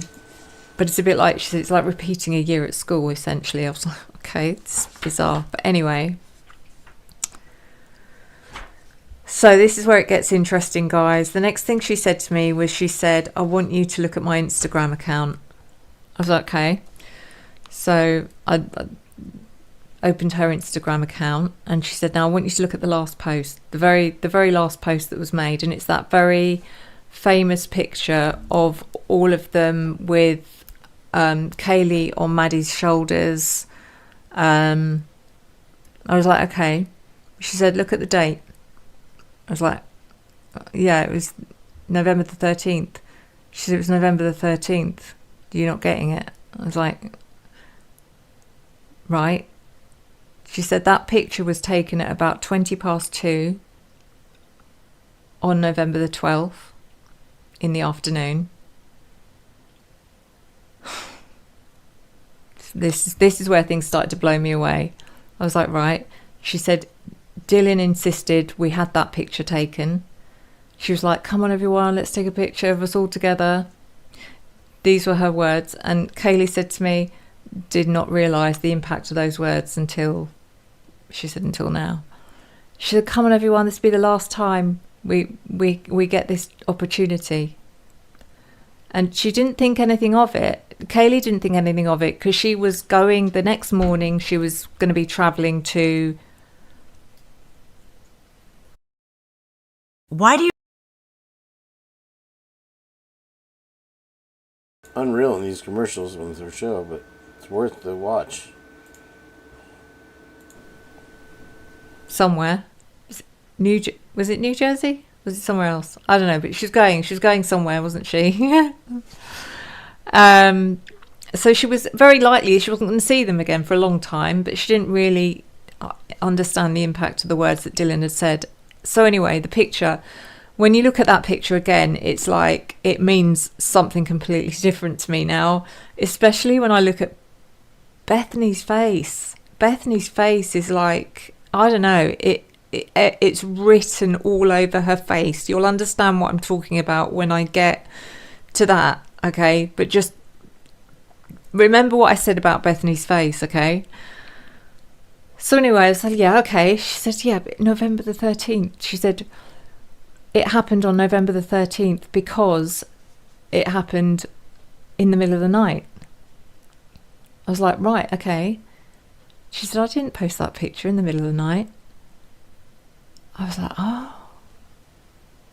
I didn't. She said, I didn't post that picture. She said, Dylan posted that picture. Dylan posted that picture after it had happened. And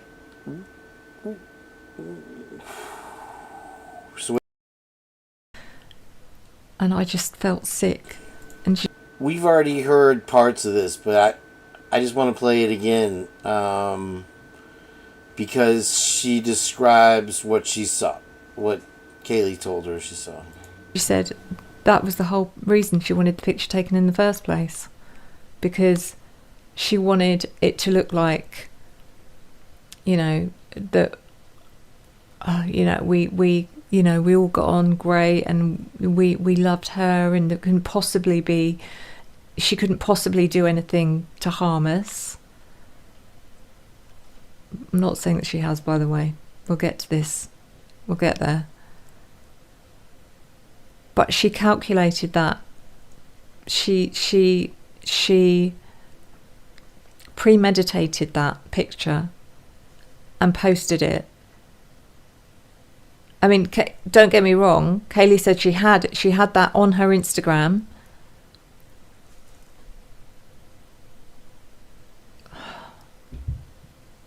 She didn't. Okay, she didn't post it. She had the picture, but she hadn't posted it.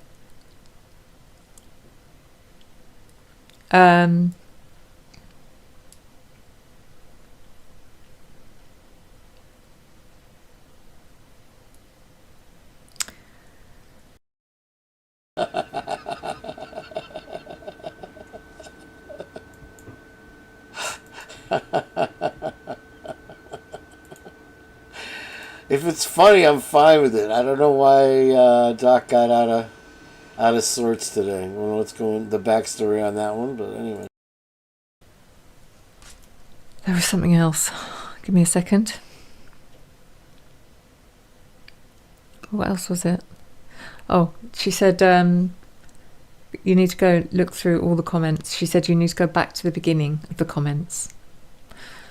There's no easy way to do that, guys, because you have to scroll and there's thousands of them and you have to scroll. There's no like one button where at the beginning I had to sit there and scroll through the comments until I got to the beginning, because there are huge red flags all over those comments. I actually took some screenshots of some of them.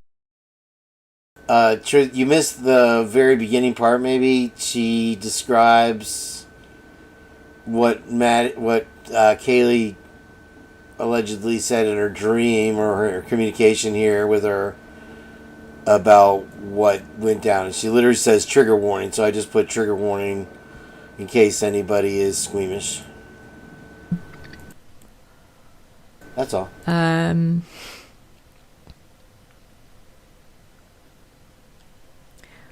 God, I took a lot of screenshots.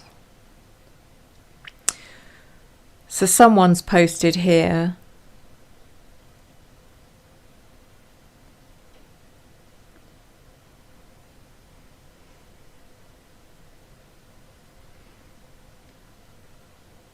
No, it's not that one. Hold on.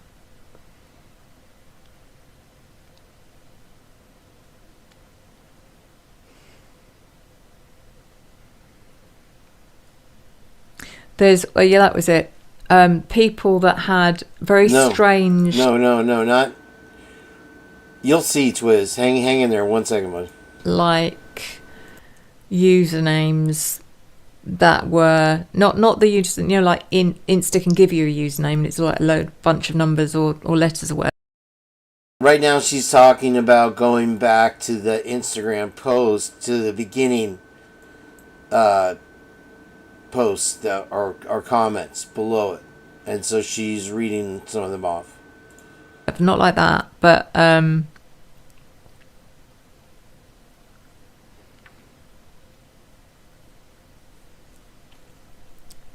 let me think of it. I'll show you an example or tell you an example. Like there's one here which is A0. No, you're right. There's Twiz, there's more to it. Slow down, buddy. Dot AA0A. Now I know that to me is code for something. That's their username. And the other thing is, you look at the date they joined and how many former usernames they had, because now Instagram shows you how many former users. See, this is interesting because this is kind of like right up Blackhawk's alley here with the whole aliases thing. So, anyway, hopefully he'll put the fire. I don't know what's going on there. Names. That's like, why would you change your name so many times? So anyone that kind of joined, December 2022 or November 2022, it to me is like, I don't know. It's just makes me feel. Anyway, this particular person, I've picked up 2 of their accounts. Okay, they were posting on Kaylee's comments, and under this person's profile, which is shown as a woman, probably, I don't know if it is or not, and it's also written in Arabic or something, which, I mean, it's easy enough to do, isn't it? Pretend you can just translate it into Arabic, doesn't mean you are. And they've put, he gives you better than what I took from you. He gives you better than what I took from you.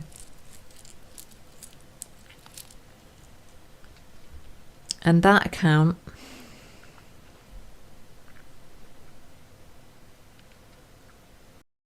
asking celebrity business. I think it's worth these commercials. It's compelling, to say the least, in my opinion.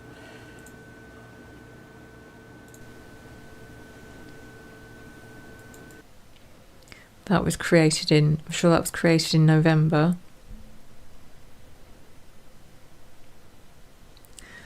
Just little things like that. It took me ages to go through all this stuff. I was there for hours, literally, just trying to do some really deep detective work on that. Anyway, there was so much more she's told me, and I'm going to have to come back and fill in the gaps, because for some reason, like I said, it didn't transcribe my voice note properly. Puppies, that's a good question. I don't know what her history is. She seems to be familiar with the case. I don't know if she typically does readings for Idaho 4 or not. This is something that Trish from Echoes of Clarity posted for Heather and I earlier today or last night or something. and I came across it and it was very interesting to me. So British. I don't speak British. But yeah, that was the first major red flag about the picture. There's a whole my voice note properly.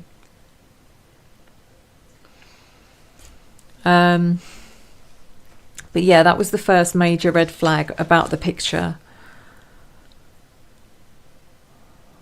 There's a whole reason why DM did that, by the way. All of you are questioning, why would you do that? Why would you do that? There's a good reason. So,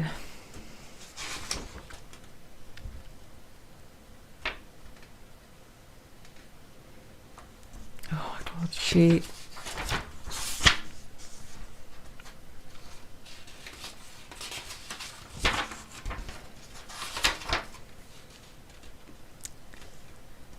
Yeah, and I was just saying, when I asked her, is she with Maddie?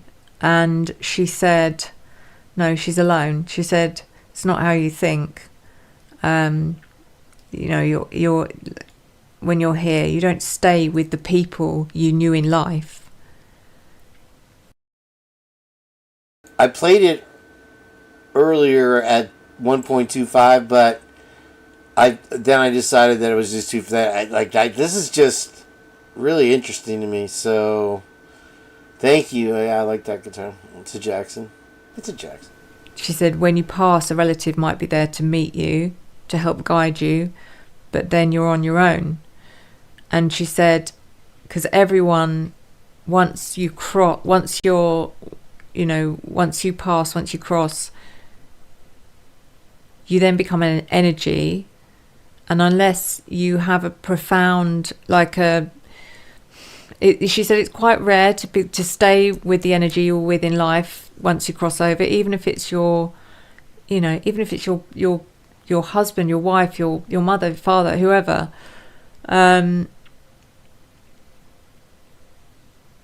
She said you go your own. You're an energy in your own right. She said I'm alone, but I'm not alone. I've written a poem and I'm going to post that as well because she explained it so well. She said, I'm nowhere and I'm everywhere. And she said, and everyone else is nowhere, but they're everywhere. She said, I feel everything everywhere and I feel nothing. I really like that quote right there. I feel everything and nothing.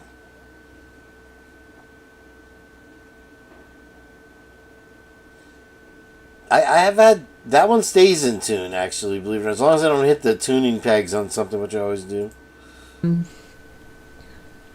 Yeah, sure, Twiz.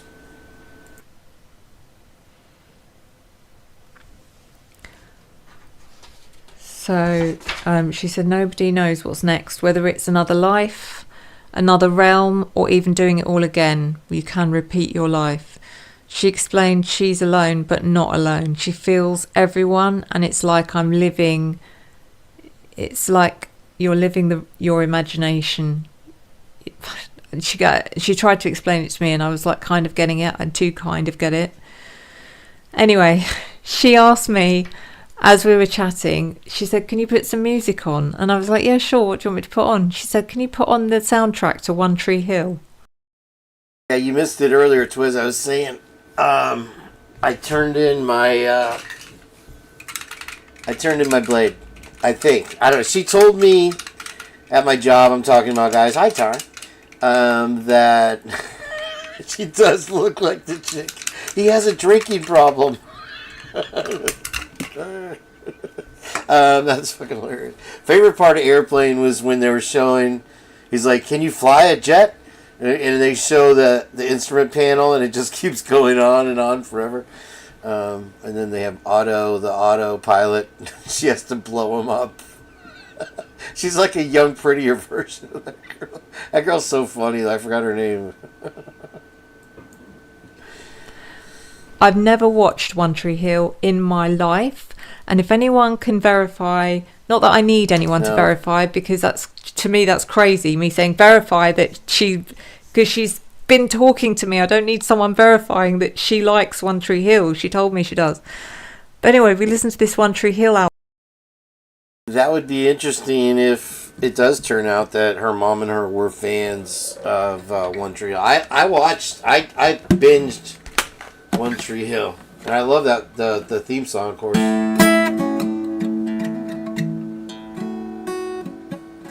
I forgot how the chorus goes now. I forgot how the whole song goes. It's a different kind of bluesy. If I had H2, I'd show you the drinking problem. I think he's drinking Gatorade in the movie. But anyway, he's like out in Africa. Yeah, One Tree Hill was good up, I don't know, the last season or two. You know that the girl who kind of came along in the last few seasons, she used to do the Clearasil commercials or whatever. She was, and they were all worried about her. She was taken into a cult. And I played a whole thing on it one time, but I'm doing my own thing. What is it? How does that theme song go? I just want to be me. Right? Julie Haggerty, is that the girl? Album, I loved it. It was so good. I said, isn't that bit beyond your time? Because that was on TV between 2003 and 2012, and she was born. I mean, I suppose it was on when she was growing up. She was born in 2001. She said, yeah, Mum loved it. So that's where she's watched. I couldn't remember the name of the witch show the other day. The one they filmed in San Francisco there. What was it with... oh, man, the girl who was in Commando. Whatever, the three witches... She also had problems. The one that Rose McGowan, she had trouble later on too. I forgot with what. But anyway, sorry. It because she grew up because her mum loved watching it. Oh my god, this is so funny. This is so funny. She told me her nickname, as in her nickname that her and Maddie gave each other. And I said I can't tell them that. So I had a crush on Piper for a while. So I binged that show too. You met Rose McGowan? That's crazy. I forgot what trouble. Maybe she got involved with Scientology or something. I don't know. She said you can. It's so funny. Oh, come on, please, please, please tell them.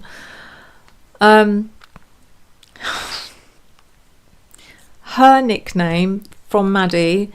Weinstein. Wow. Here's the thing about that whole Weinstein thing is Tarantino was like best friends with that guy, and you're gonna tell me you didn't know what was going on? So it's hard to lose respect for Tarantino, but in that case, that guy was a piece of garbage. So anyway. With TITS. Thank you, puppies. Tits. That was Maddie's nickname for her. And her nickname from Maddie was TITS. Tits. That was Maddie's nickname for her. And Kaylee's nickname for Maddie, oh my god, I think it's even worse. It is worse. Is FLAPS.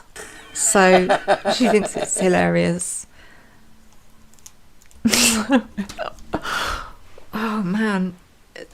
Anyway, okay, now we're getting to some really, really, really, really, really, really important stuff. When I did the reading the other evening about her brother, and I said, I keep getting someone saying they're pregnant, and I just said I thought it was Kaylee. It wasn't Kaylee. Kaylee wasn't pregnant. The thing is about that nickname is, was it the 4chan or Reddit posts that were talking about what was the nickname for Kaylee? Was boobs or tits or something like that. So I thought that was, I don't know, if she wasn't following this case at all, it'd be even more impressive. So you have to kind of take it with a smoke and mirrors slant, of obviously. Pregnant. Do you know who's pregnant? BF. BF. It was BF who was pregnant. And who made BF pregnant? Who made BF pregnant? Jack. If I just make myself look super busy and stressed, my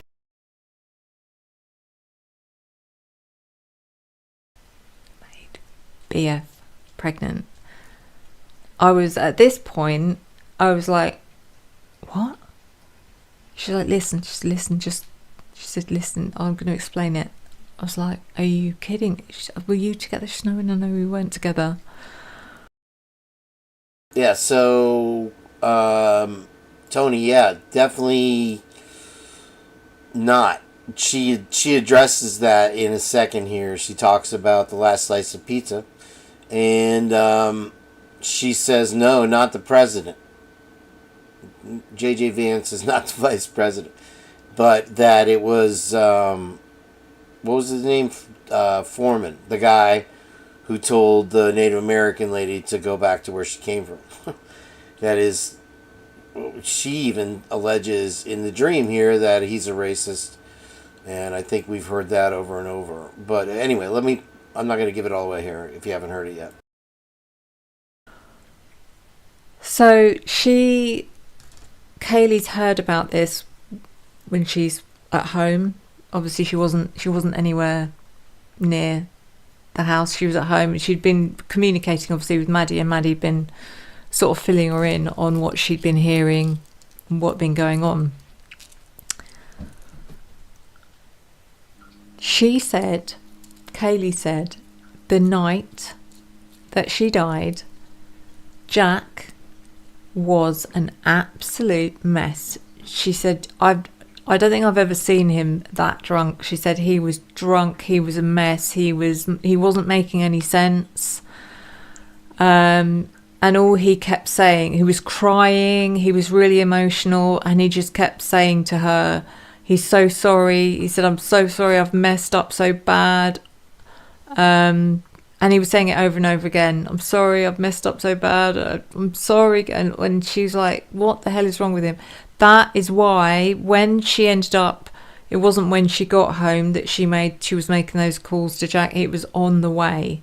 She was really worried about him, and she was trying to get hold of him because she was worried about him, and he wasn't answering, probably because he was out cold, or that's what she thought. She hoped that's what it was, that he was just, in a drunken stupor. The next thing she showed me was Jack. She showed me an image of Jack standing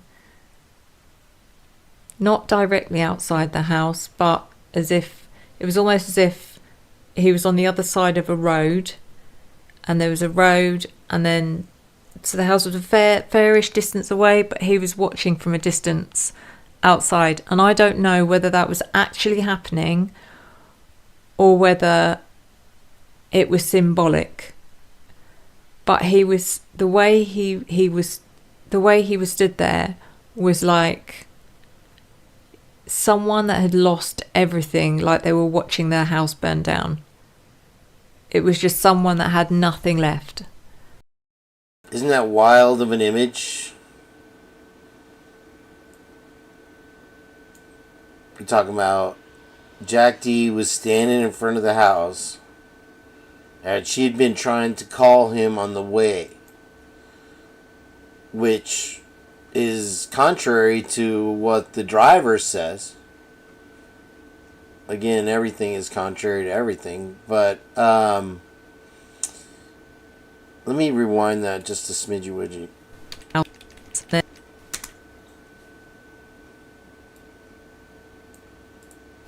Not directly outside the house, but as if It wasn't when she got home that she was making those calls to Jack. It was on the way.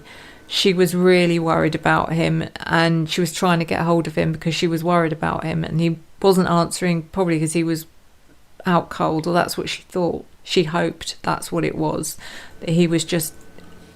Wow, that's, puppies, that is very interesting that you bring that up, because one of the things I'm going to play in a little bit here is what's happening in Fort Lauderdale for spring break right now. There has been, and the Fort Lauderdale authorities are like, we're happy to have you here, want you to spend money here, it's a beautiful place to be. But these fight clubs or fights keep breaking out all over the beach in Fort Lauderdale where they're doing spring break right now, and the college students. And Jenn has sent me some stuff. We're going to re-go over what we were talking about with JJ Vance the other night. But let's hear this out. I wanted to rewind it because I wanted you to get that image of what she's talking about here. In a drunken stupor. The next thing she showed me was Jack. She showed me an image of Jack standing, not directly outside the house, but it was almost as if he was on the other side of a road, and there was a road, and then, so the house was a fairish distance away, but he was watching from a distance outside. And I don't know whether that was actually happening or whether it was symbolic, but the way he was stood there was like someone that had lost everything, like they were watching their house burn down. It was just someone that had nothing left. He was literally standing there like that and not moving.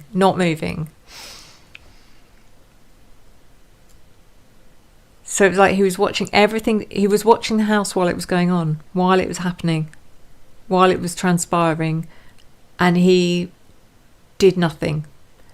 But the way she's shown it to me, it was like he couldn't do anything. There's nothing he could do. So I thought that was also very interesting right there. That Kaylee, that's funny. Things that didn't happen for 500, Alex. But she sent her an image of him standing in front of the house. And this is after he was wasted all night and apologizing. So, here would be verification for that. And it seems like a lot of the things that she is saying would be verifiable as far as the One Tree Hill thing goes and all that. But here he is standing in front of the house, and he knows what's happening. He sees what's happening, and he's been apologizing all night. I fucked up. I did the worst thing I could possibly do. He got Bethany Funk pregnant, allegedly. Here. And so this is all a dream. This is all speculation. But it's a wild image. And there was nothing he could do to stop what was happening.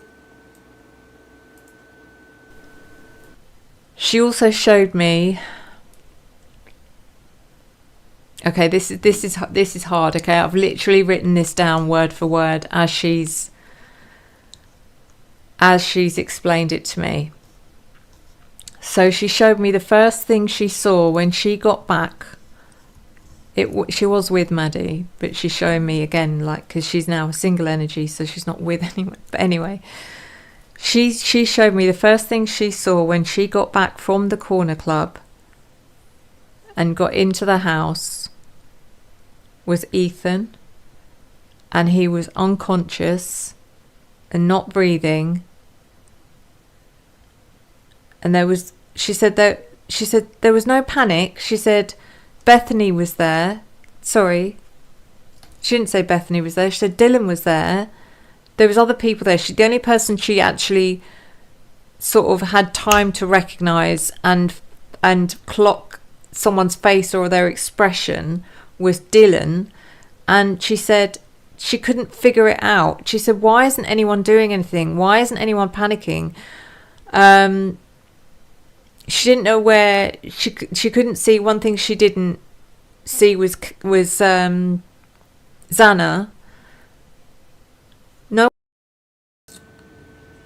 Tara, that would make a lot of sense because of, yeah, that would make a lot of sense for a lot of reasons. I don't think we even have to go. Thank you, Christine Nevada. I appreciate it. If you're new to the Purge, hit that subscribe button. I left the chat open. Come on in here, everybody. I appreciate it. If you hit that subscribe button before we go on here, it's just one little click. It's free. It won't cost you a thing, and I won't harass you with worthless, terrible lives all the time. Whatever you want to call it. But I appreciate you. Thanks for being here, and let's continue on. No one was panicking. No one seemed to be worried. There was no sign of Xana.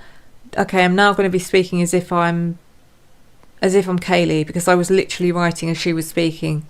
There was no sign of Xana, and I thought I was dreaming. I was so confused. The look on DM's face, smirking. I was just about to ask if she'd found Murphy. So at this point, because they'd gone back to the house because she'd been told Murphy's out, we can't find him.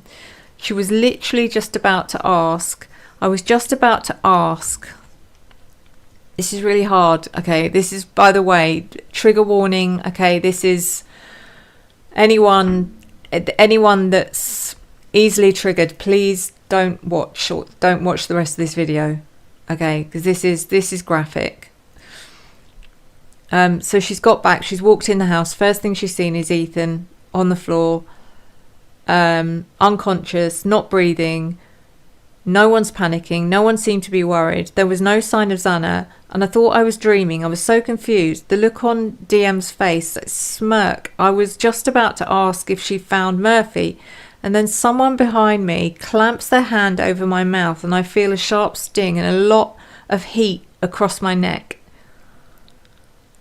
As I turned to see who it was, I simultaneously felt wetness and liquid on my neck. So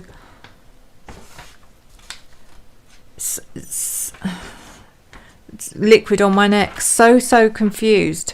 I vaguely remember someone screaming my name, and I think it was Maddie, but it could have been Xana, I don't know. I couldn't breathe, I was choking, everything was a blur and so loud but also so quiet, like I was watching this slow motion, like a slow-mo of a graphic horror scene where there's yelling. I can hear yelling, male voices, and screaming, female voices, and some rapid movement on my left. Someone trying to run, and I get a flash of her blonde hair as her head turns sharply, and it's Maddie, and she's running, and then it's like the power went out, and darkness and silence.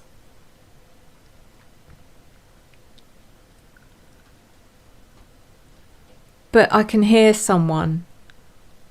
I can hear someone whispering very faintly, like they're miles away.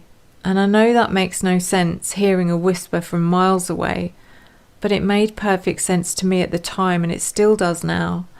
And they're whispering my name, Kaylee. And they're getting closer until I can feel them near me. I can't see anything, I can only sense it.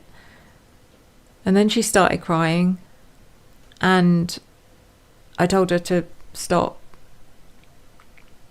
And I said to her, look, it's not, you don't need to go through all this again. You don't need to be reliving this. I did ask her what time she thought this happened. And she said she thinks it was probably about 2:50 or maybe 3. I don't know. Timing's not my forte, especially when I've had a drink.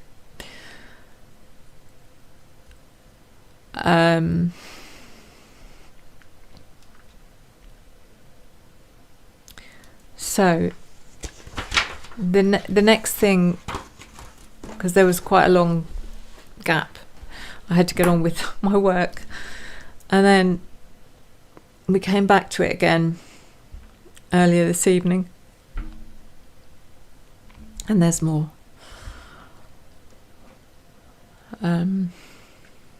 Hopefully it's actually recorded everything. Anything I've missed, guys, I will fill you in on the bits, because I'm sure I've missed some stuff. You told me so much.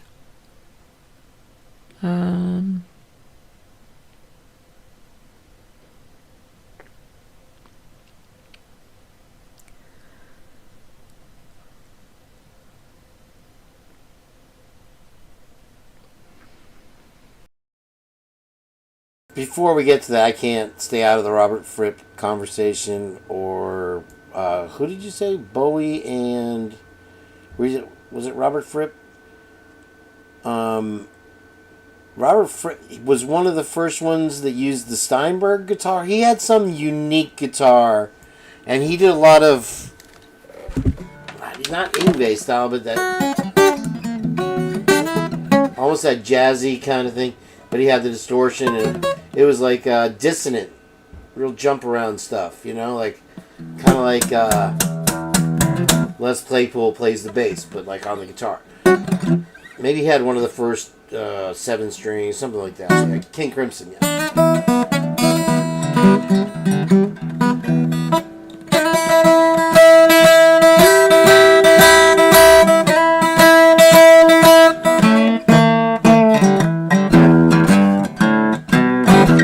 Anyway, okay, so Stevie Ray's the king. His son is now... Anyway, I'm sorry, I interrupted in the worst part of the part to do it.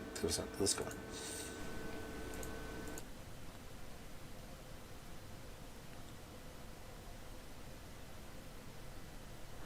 Oh, sorry, guys.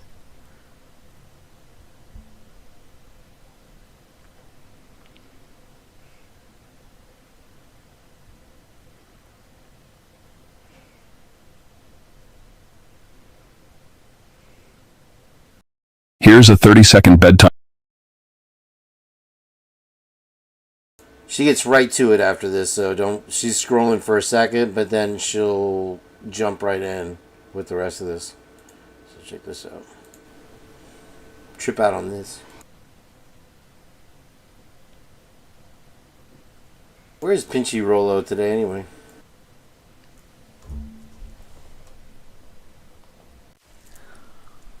Sorry, nightmare, trying to find it.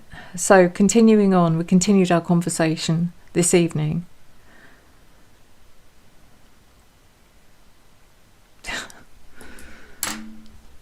So, I asked her, I said, what was this thing about? What did you tell Adam? You couldn't want to know. You were about to find out what Here it comes. What did Maddie tell Adam? What was that about? So, oh God, so basically she found out. Kaylee found out when she got back, or she knew before she got back, because there were rumours that BF was pregnant, and that when she got back, that's when she heard from Maddie, and the rumours were that Bethany was pregnant with Jack's baby, and it was Jack, as in Kaylee's ex. And that's part of the reason why Jack was such a mess and so drunk. So don't you really feel that fits the answer? That's what we knew. It was something big. If it's that, if it is that, I don't know how you guys feel about that, but it was kind of like, oh man, yeah, okay. How do we prove that? You know, did you guys see? I didn't see Gretchen. Was she here? Hello, Gretchen. If you were here, hello. Let me say a couple hellos. Tish, Rhino, and Douglas. Nice to see you, James, and Roey, Dan, Tara. I already said hi, and then okay. That night, and saying that he'd messed up and all of that stuff. But there's more to this. The reason she told, or Maddie told Adam, is that Adam was the guy that worked in the corner club. So just to we already know this, but they've kept the Corner Club video under seal, and it would be interesting to see if Jack was animated and wasted and apologizing in that video. They've only given us a picture, and Jenn thinks it was a picture from another night that was supposedly still framed from the Corner Club, because it was a game night, it was a Saturday night, and the bar was empty. In the particular area where they were, you would think they were like ass to ass to ass to ass. I believe she said he works in the Corner Club, and it's because Dylan had spread a rumour about Kaylee, and it was after Jack and Kaylee had broken up. They weren't together, but she spread a rumour about Adam and Kaylee being together, or seeing each other, or sleeping together, or whatever, which she hadn't been. And Jack basically confronted him, because I think they're roommates, apparently. They're sharing their roommates, and I think they even got into a fight. I don't know if there was a physical fight. I don't know. That's what she was told. Kelly said that I think there was a fight, and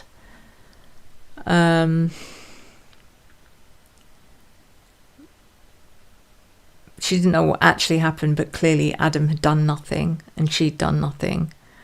And that's why Jack, when he heard this, went and did what he did with Bethany. Did he really know? I remember him mention it. That's right. Yeah, the Corner Club is important.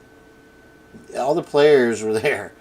So it'd be interesting to see. Well, here's the correlation I'm trying to make between the senator and what connection he has, that he's putting this pressure to keep it all in the hush-hush. So that's where I'm at right now.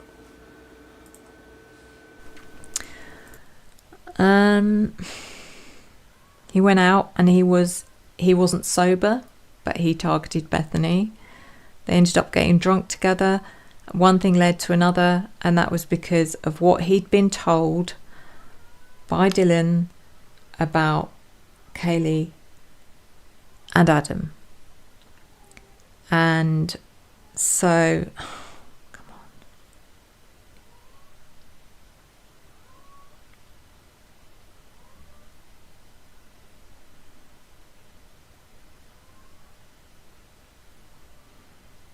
I still can't see the rest of this. Yeah, sorry. There was something to that antidepressant, that's hilarious. That picture, I guess.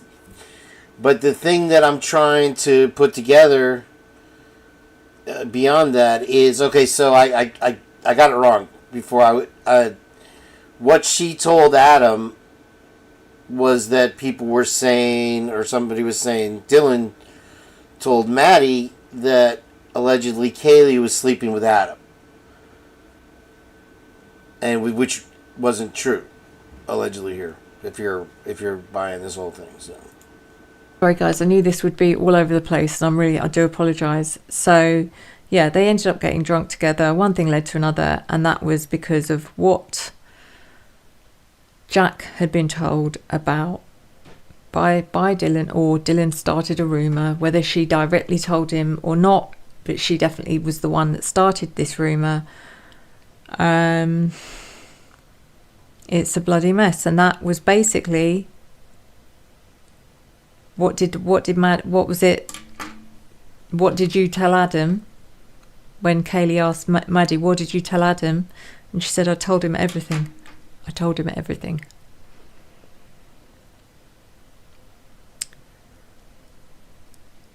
So that's as far as we've got. I told him everything.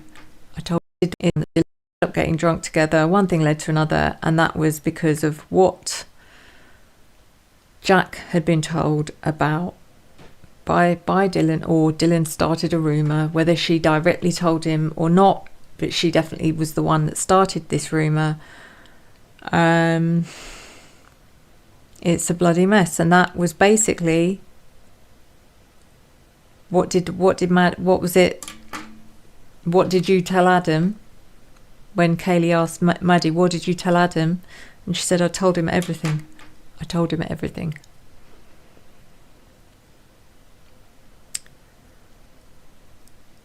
So that's as far as we've got. And she was about to start on more stuff, and I was like, okay, I just need some time just to process what you've already given me, because it's a lot. Let me see if I can get... Well, Tammy, more importantly in particular would be this foreman and the history that he has in the legislature, as far as he has a race reputation, is very conservative Republican, and you have to remember that in that town you have the strong opposition between the left and the right, and it seems that voting wise the conservative side comes forward more. Okay, so whatever his connection would be, we've tried to make it. I think we tried putting him with the Mormons, trying to put him in with the and I think maybe the Process Church or something along those lines. Anyway, back to the first transcript, see if I can access it now.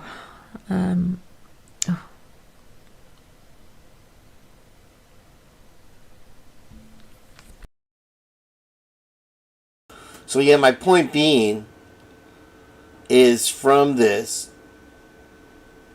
that it would be partially that the hubbub started with Dylan spreading a rumor about Kaylee and Adam that was apparently false, and then Jack D ends up getting drunk with Bethany Funk, and they bumped the uglies, and she got pregnant. This is what's been told to Adam. Anyway, allegedly. So I'm sure I've missed bits from the beginning of that.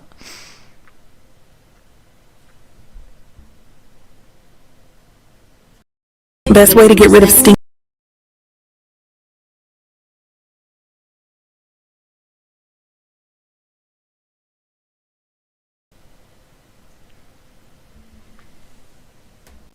Yeah, sorry. So I found the bit that was missing, and it's basically where I'm going back to talk about the state senator.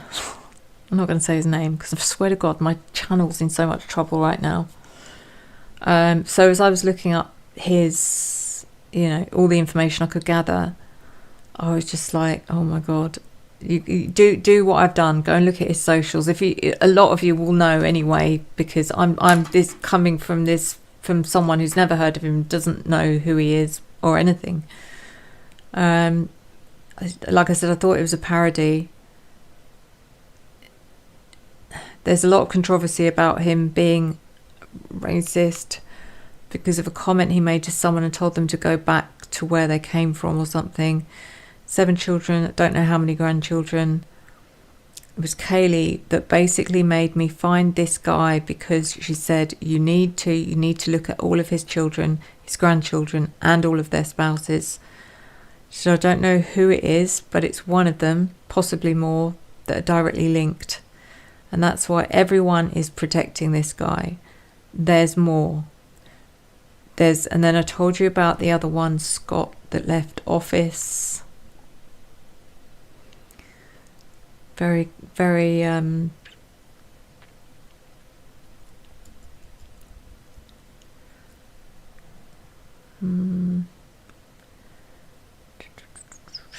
so he was instructed on the case.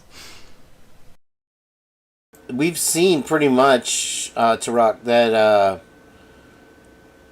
the university controls the police there. The university flag flies right under the American flag in front of the Moscow PD.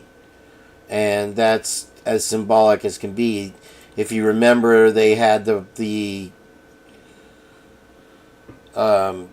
meetings at the university for the police to discuss how they're handling this case. So it appears that Comer was in charge of those meetings. So that could be the tie. She's saying that's not the one they're protecting. The true puppet master would be this Foreman guy. And I'll say it. I don't know why she won't say it. He's apparently not... He doesn't have a great reputation, so what's to protect? Told you about the other one. Told you about that.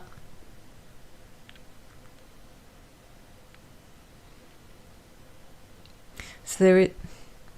Yeah, I did mention that.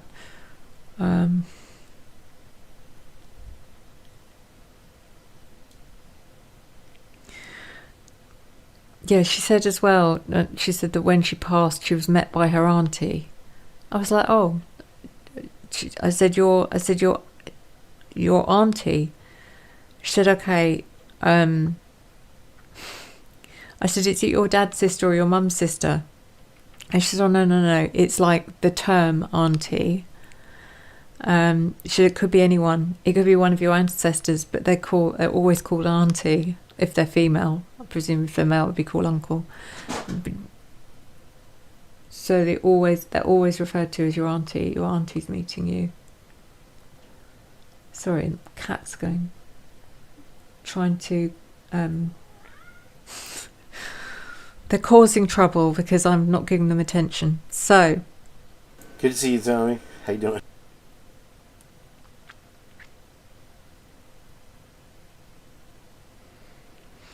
So I said, oh. She said it could be. She said it could be any of your ancestors. It could be. She said everyone will be looking up who died. Everyone will be looking up who died in Kaylee's family that met her, to see whether or not I was connecting with you. And she said no, it wasn't someone she said it wasn't someone she recognised, but it was someone she instantly knew. And she was like, I knew this person. I knew them like I've always known them, but I didn't know them. I was like, what? She said, I know that I can't explain it. She said, that's what I mean. She said, it's like I'm alone, but I'm not.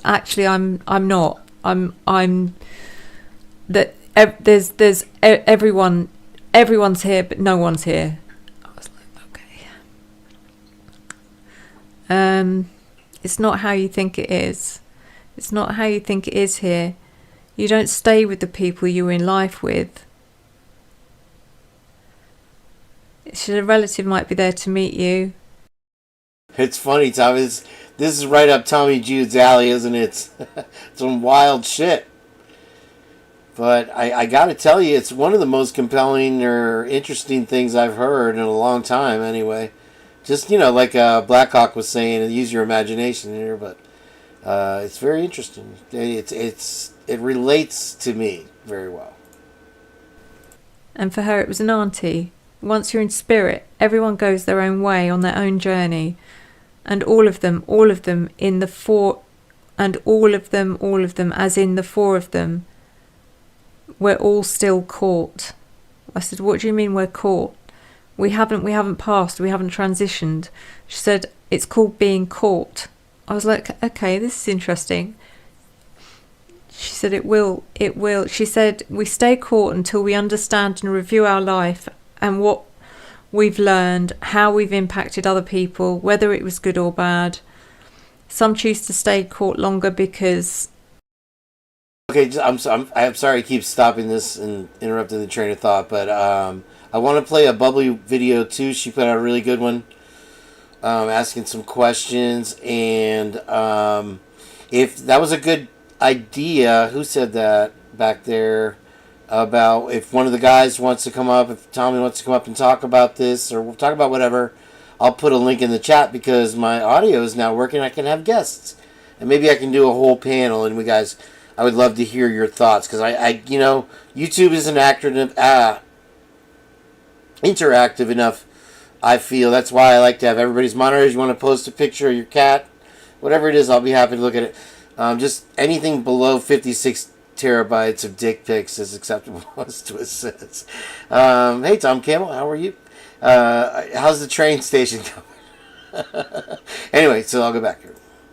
The main reason is because they're afraid of what's next. Some stay to see justice being served. Some stay with their families or loved ones. Nobody knows what comes next. This thing about, you get to choose your next life, none of that is true. Nobody knows. You don't backward skate, couple skate. even know if you're going to be, if it will be another life.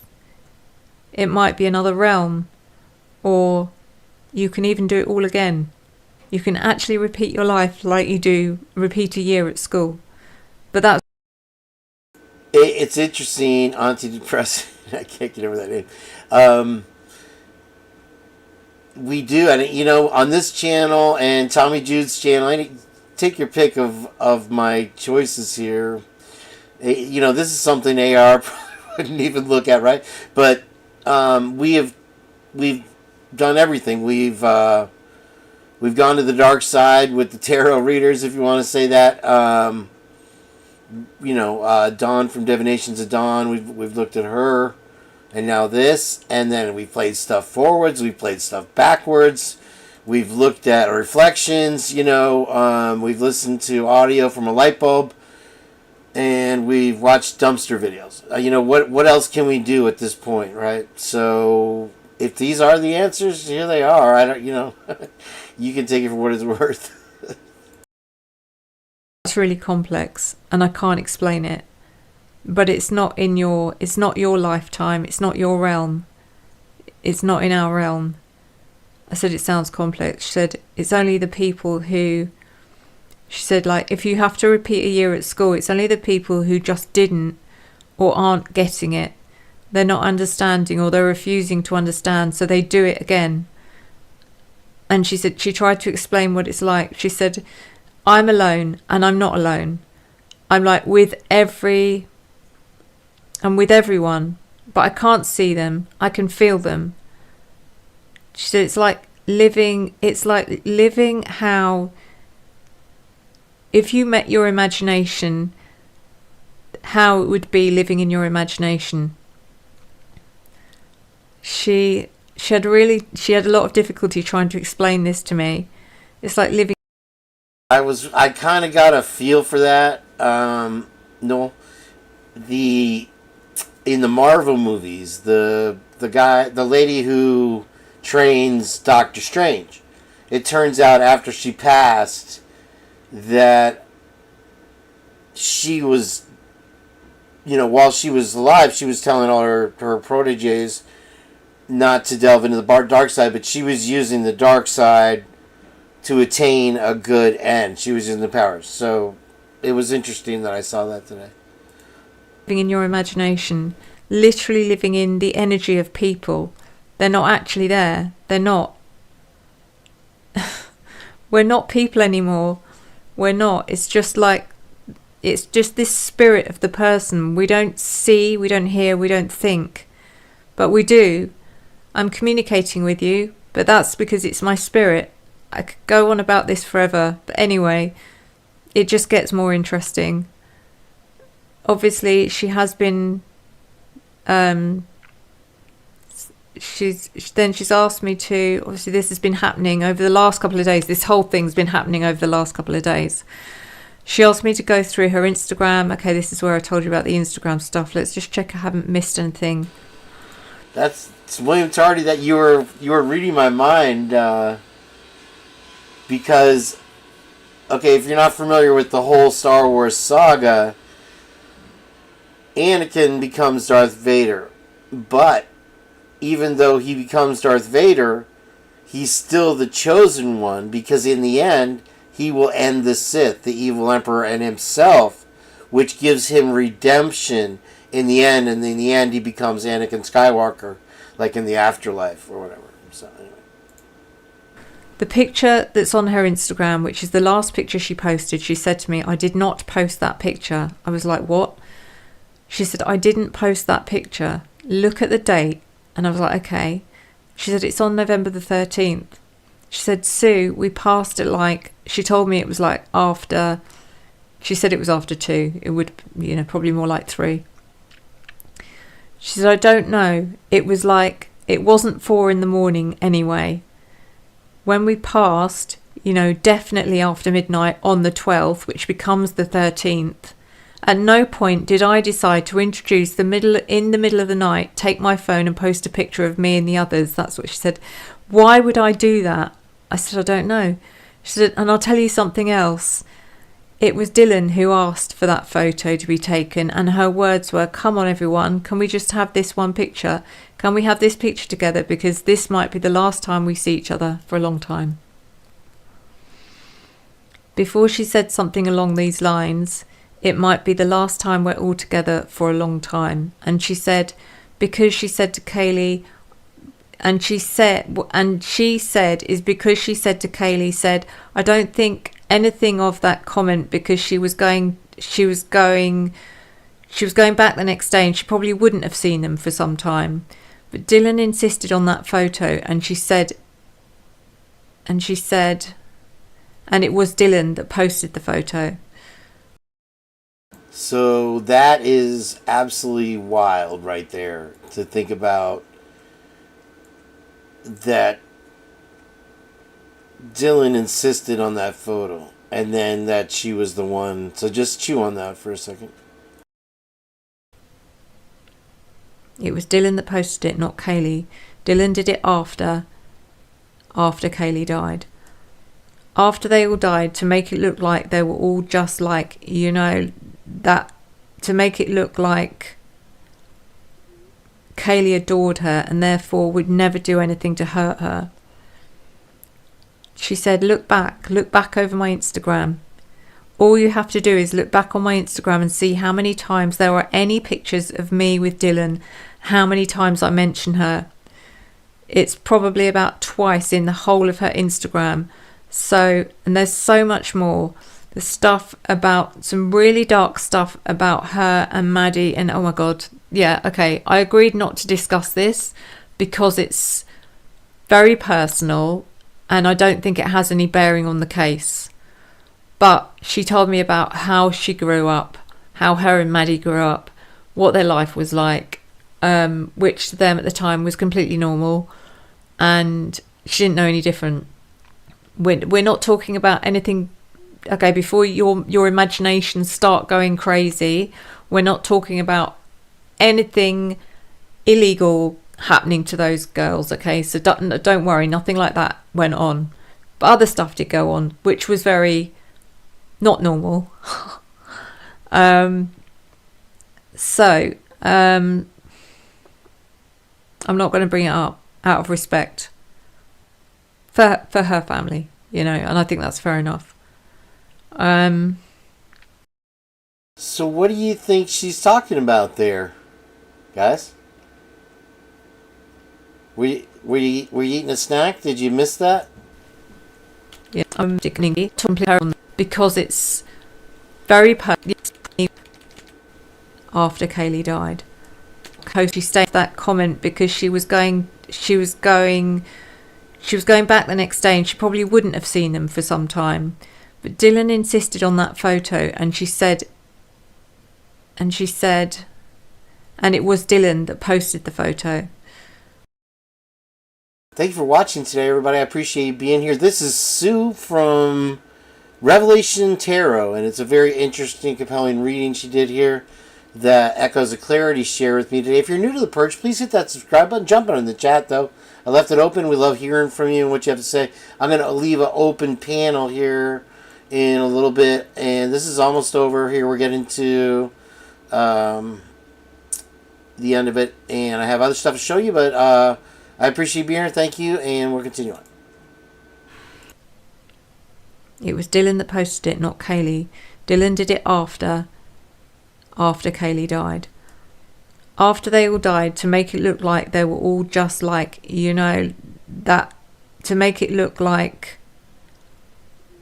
Kaylee adored her and therefore would never do anything to hurt her. She said, look back over my Instagram. All you have to do is look back on my Instagram and see how many times there are any pictures of me with Dylan, how many times I mention her.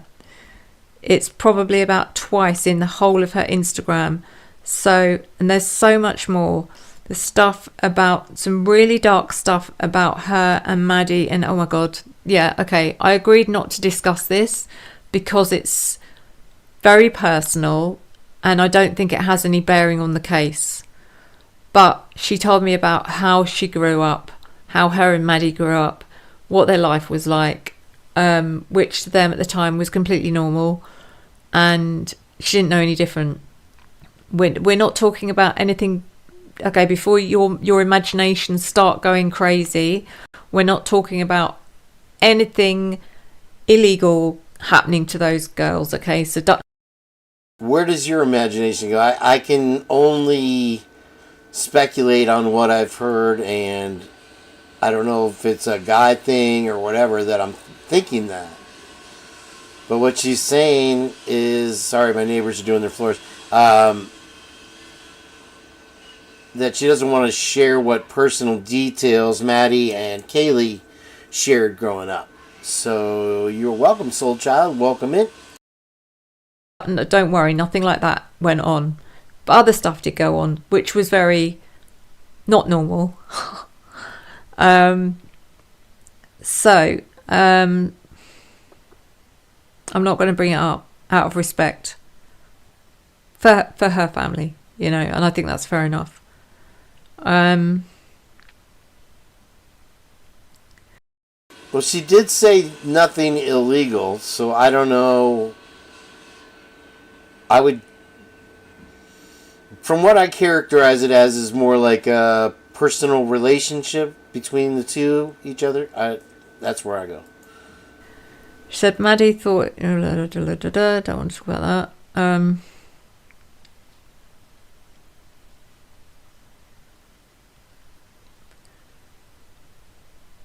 Yeah, so that is it. I've not really missed anything. There was some other really interesting stuff. Like I said, she asked me about, can you put on the One Tree Hill soundtrack, which I loved. And then, as we were talking earlier, I started asking her, you know, what was your favourite music? Did you have any favourite tunes? Any favourite songs? Did you have a favourite song, you and Maddie together? Any memories? I said, give me some memories, so that at least I've got something to give people, so that there might be someone watching that actually knew you, and they can then go, oh my God, that's it.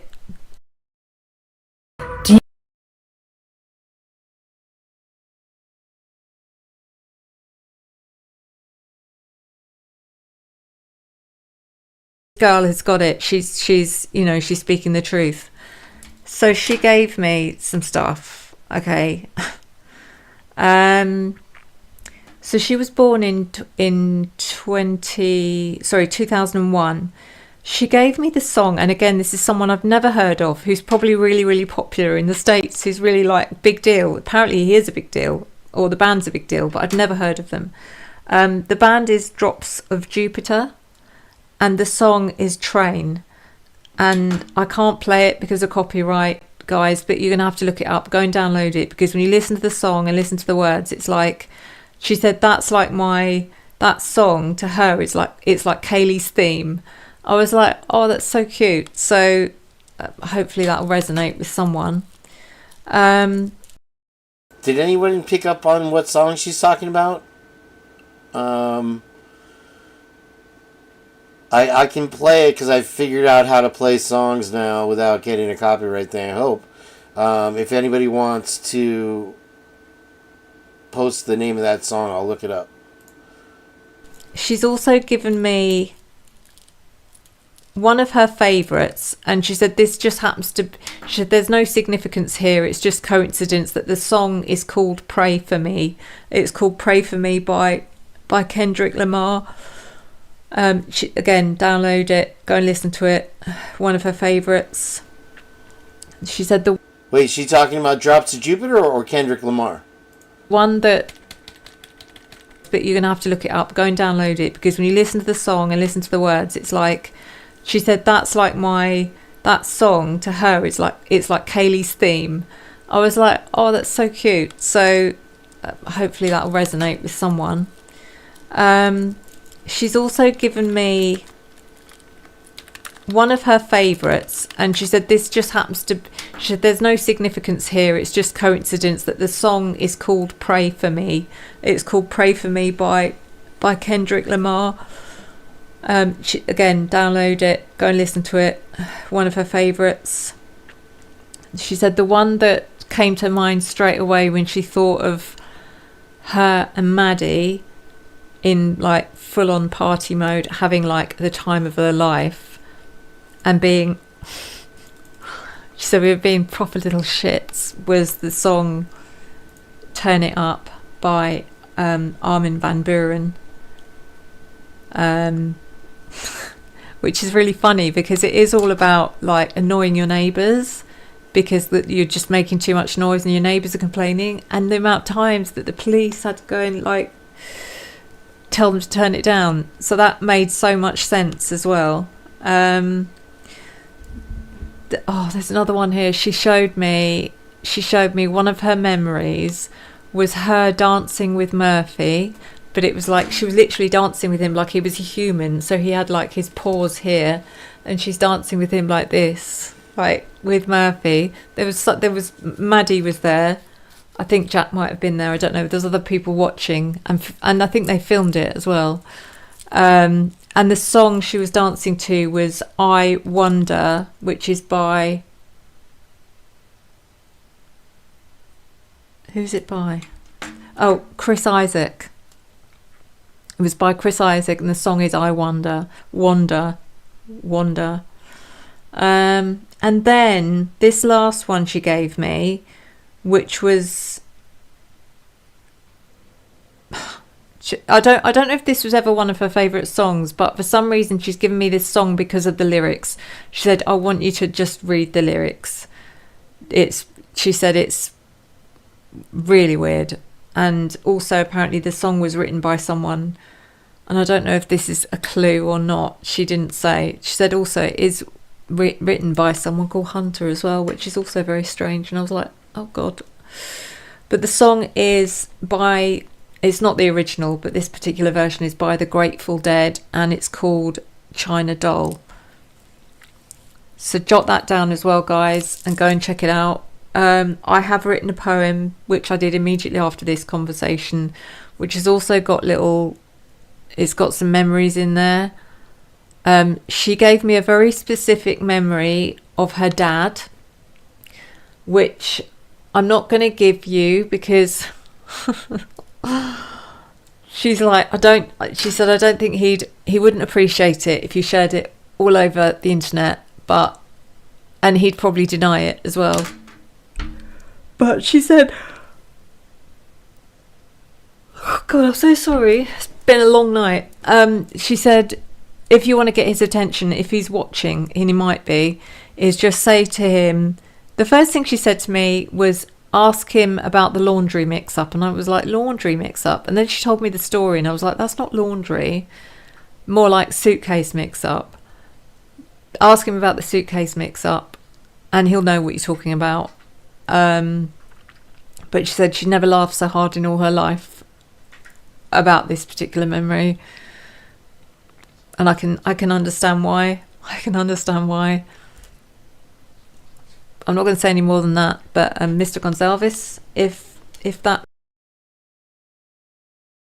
I went to the last Grateful Dead show in Vegas, Leslie and Billy, when Jerry Garcia was still alive. We didn't go in. We were in the parking lot, which is entertaining enough. It's a wild story, actually. I got kind of kidnapped to go, and eventually got dumped behind and arrested there. That's a whole nother story. I had an outstanding speeding ticket, and they made me drive because we had to get back to San Diego, and I got pulled over and arrested. I have multiple outstanding tickets in Vegas. I shouldn't say that on the air. Allegedly. Means anything to you? then just know that Kaylee is with me, and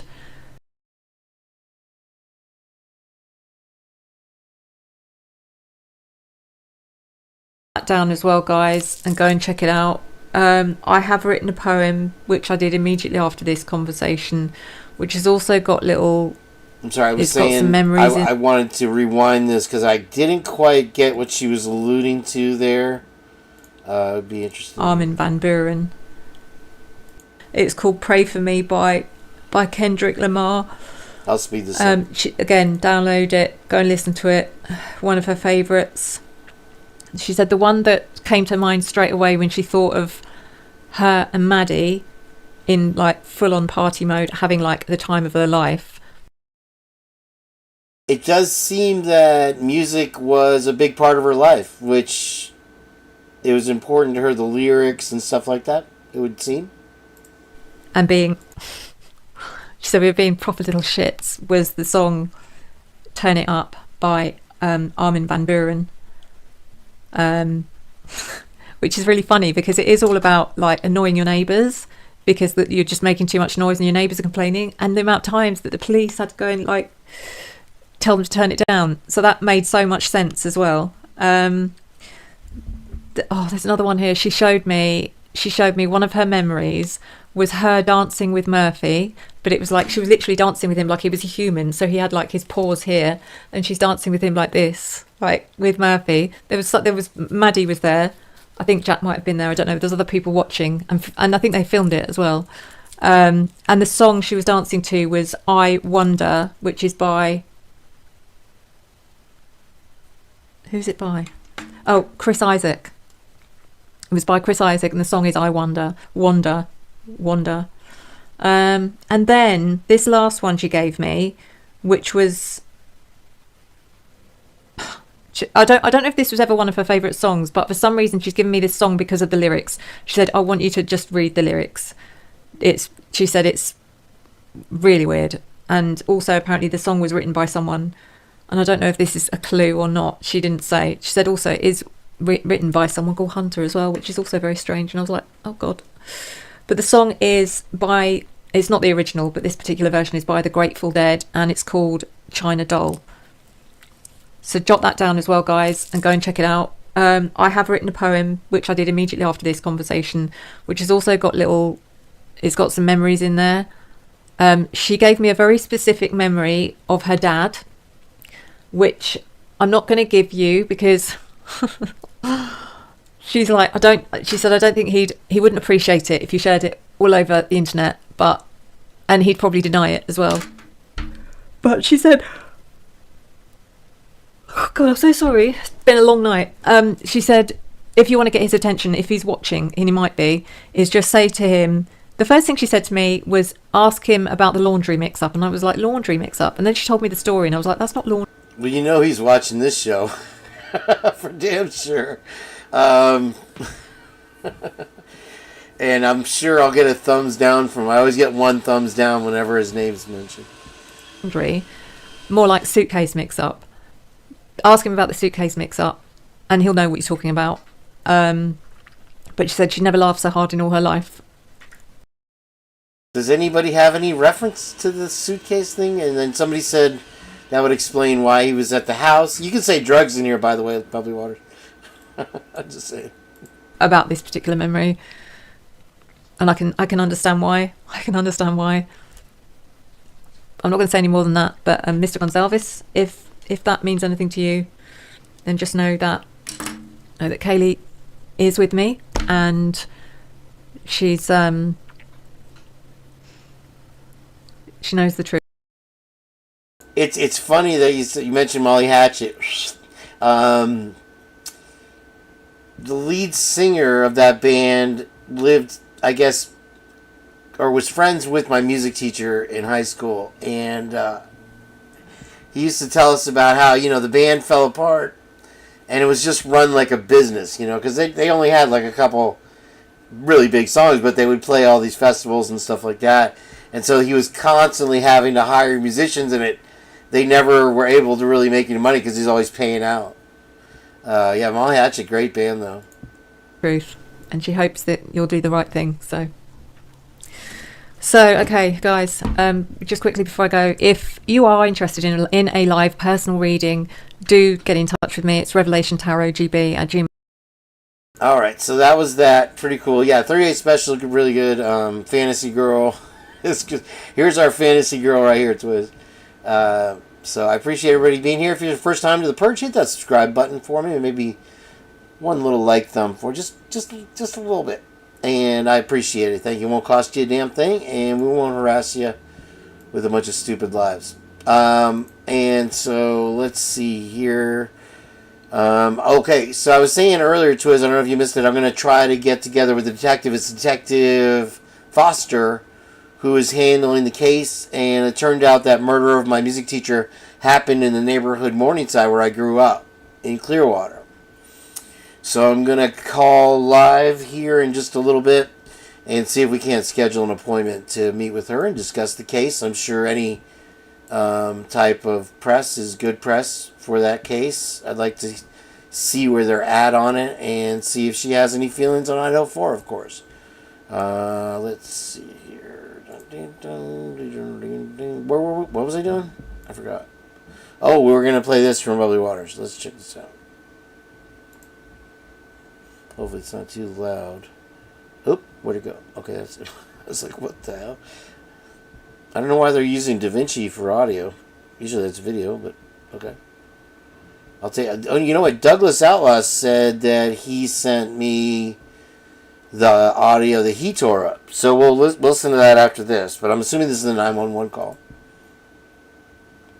I'm not hearing the audio yet, so it's... Oh, there it is. Okay. Emergency. 1122.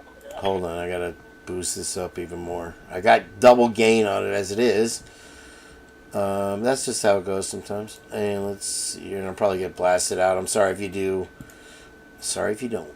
Alright, let's see what's going on here. Boom. That should do it. Okay. Let's hang on to your ears. Sorry. Let's go back to smooch.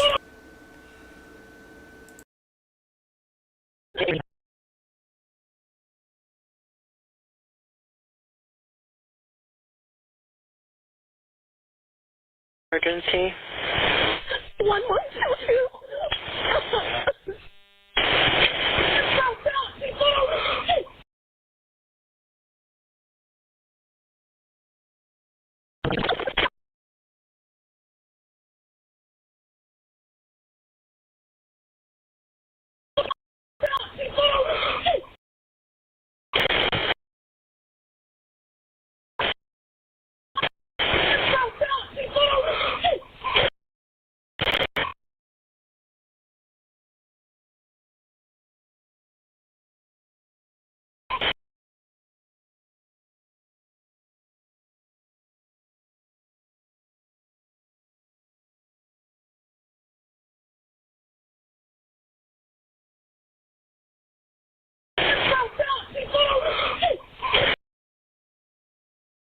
I can't hear anything. Let me pop the gain up a minute. One more time here. Thank you for tuning in today. Sorry, this is frustrating. I'm assuming Bubbly wouldn't post it if there's not something interesting. I'm afraid to skip over and go to the end. So let's just see what we got.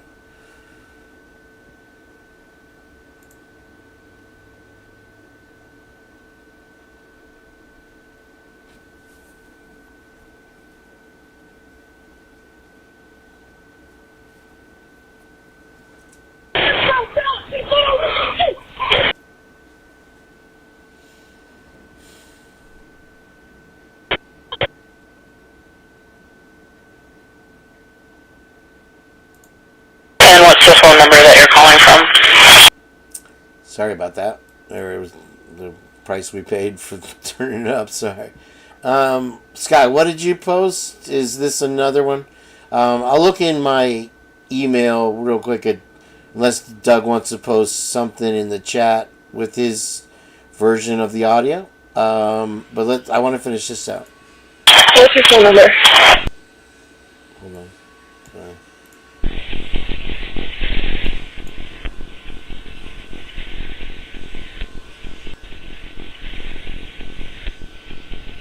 Tell me exactly what's going on.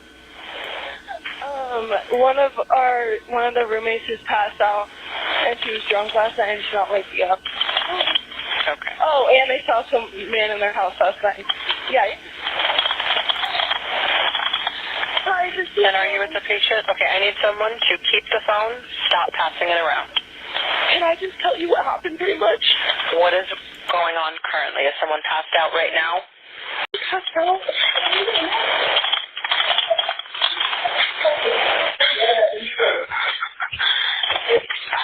You gotta go check. Find that out. Yeah, I'll come. Come on, Muffin, you gotta go check. But we have to.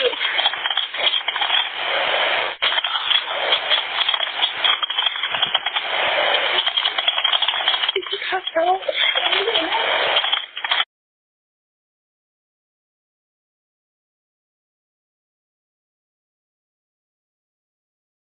Ooh, wow.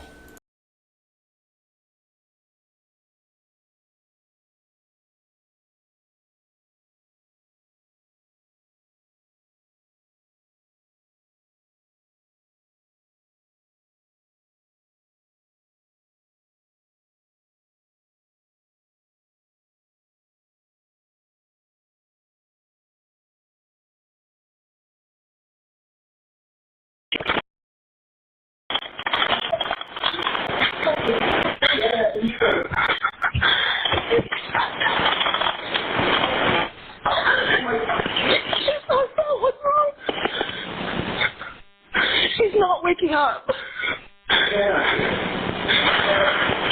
Okay, one moment. I'm getting help started that way. Okay, thank you.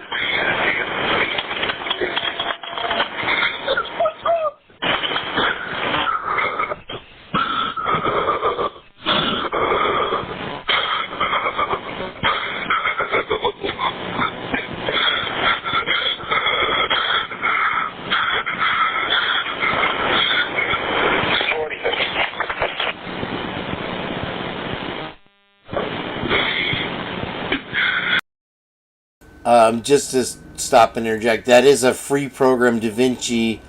It is pro level software, though. It takes a lot of getting used to DaVinci, but it's the best there is. There's also there's a few more, but that's top dog.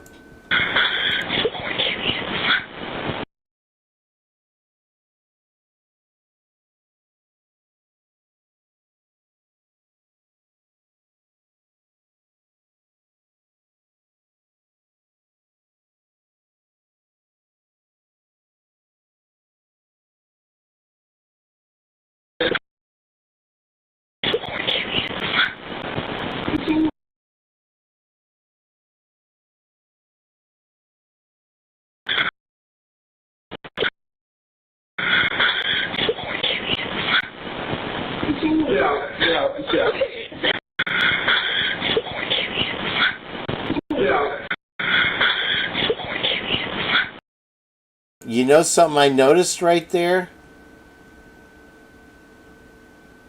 Is that there was an echo on the guy's voice right there. Let me see if I can rewind from here. Hold on. I want to end it live with a stupid button. But it sounds like there's an echo on the guy's voice.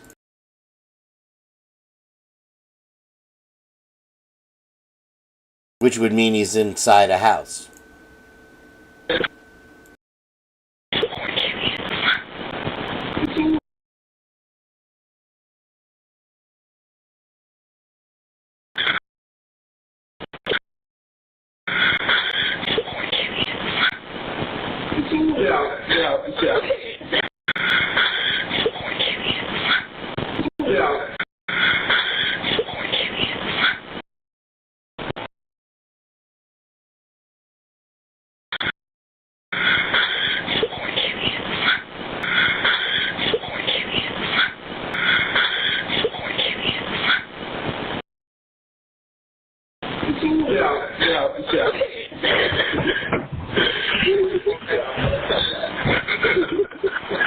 Okay, and how old is she?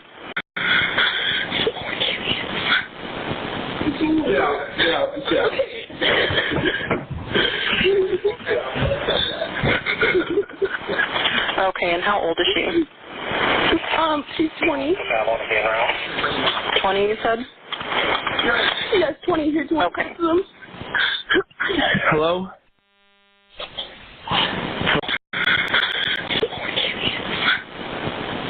Yeah.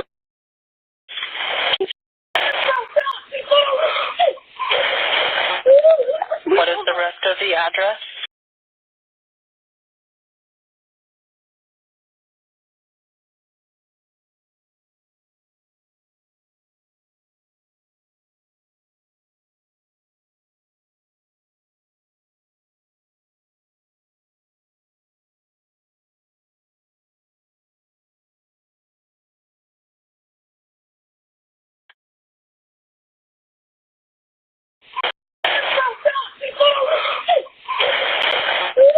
What is the rest of the address?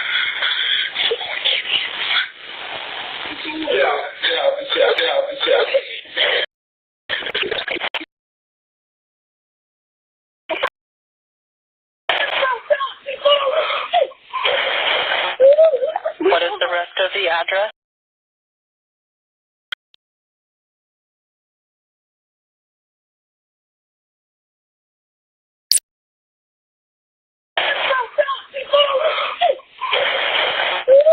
What is the rest of the address?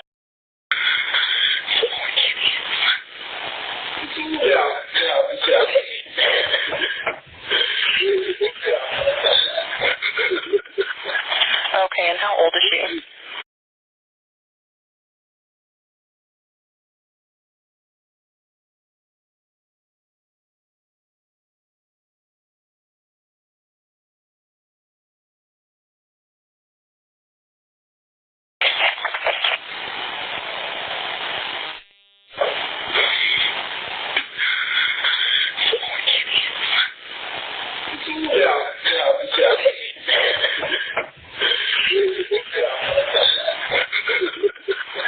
Okay, and how old is she?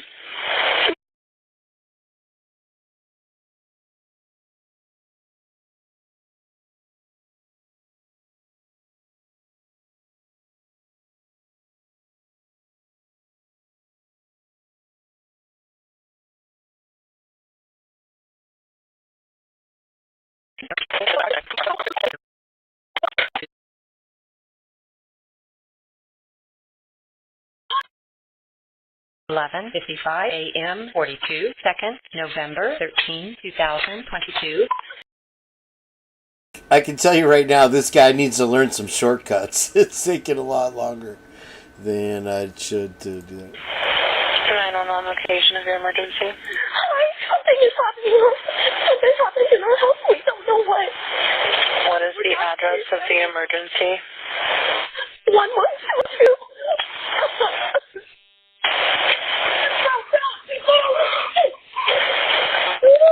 What is the rest of the address? Oh, King's Road. Okay. And is that a house or an apartment? It's a house. Can you repeat the address to make sure that I have it right? I'll talk to you guys.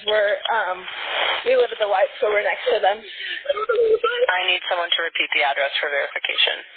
The address, 1122 King Road. And what's the phone number that you're calling from? What's your phone number?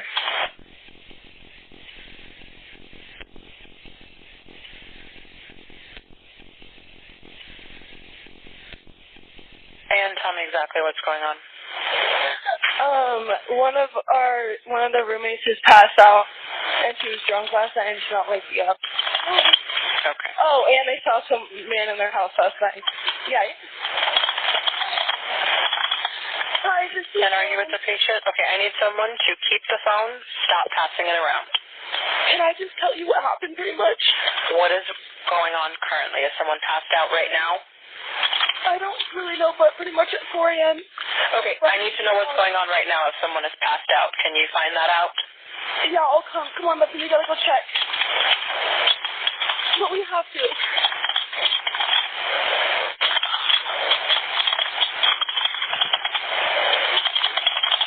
Is she passed out?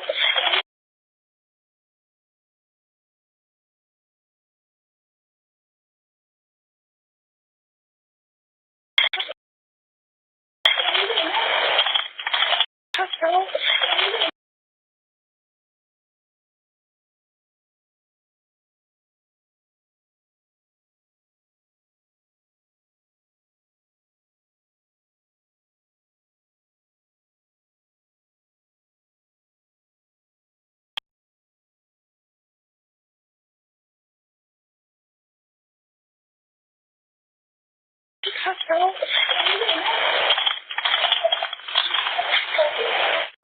Hospital.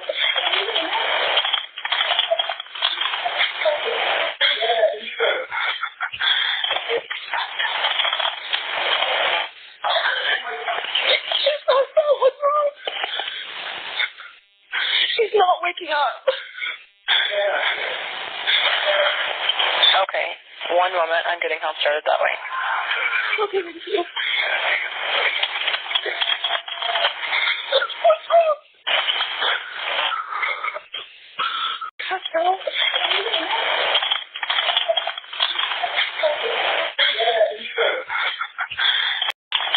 Hospital. Hospital.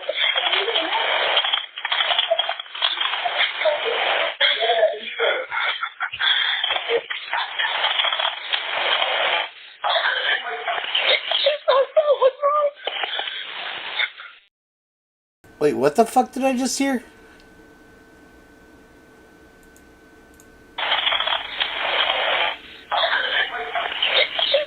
What's wrong? She's not waking up.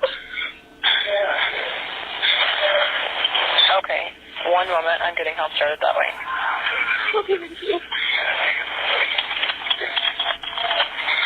What's wrong?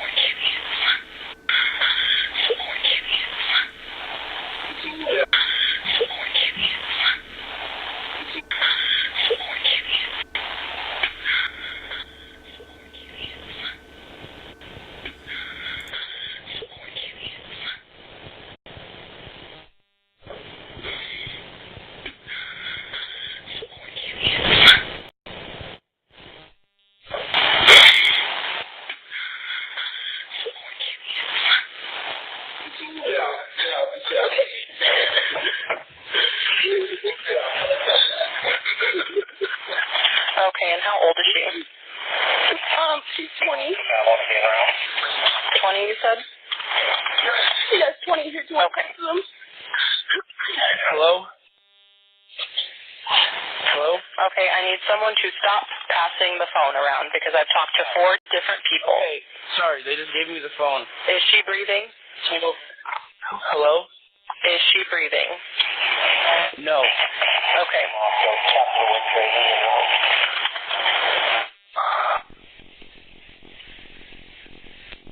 You talk to them, okay? I can't talk to them. They need you to talk to them.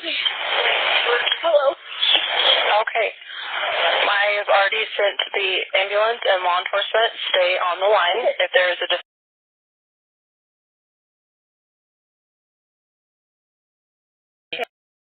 11:55 a.m. 42 seconds, November 13, 2022. 911 location of your emergency.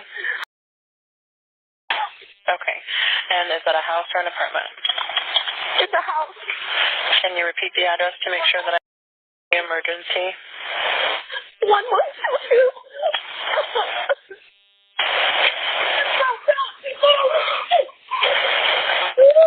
What is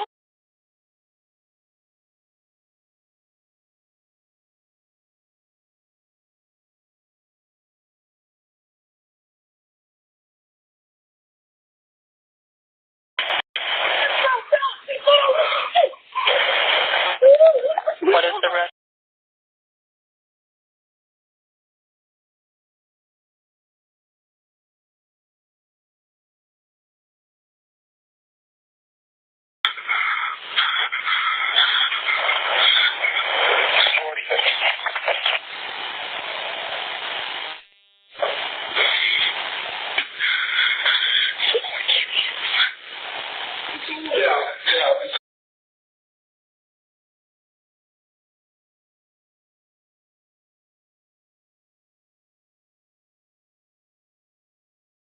Okay, so they seem to be focusing on that one part. I haven't been maintaining in the chat because I kept it where Sky 1088 had posted this, and I didn't want to lose it. So let's...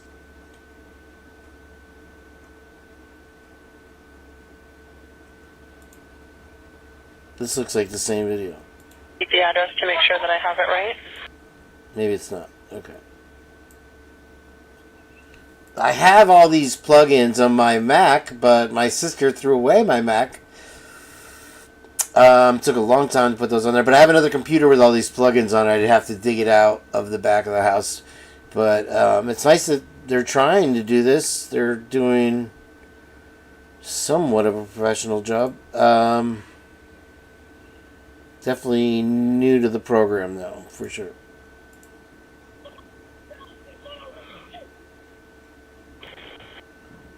Now we got normal audio here. Let me see.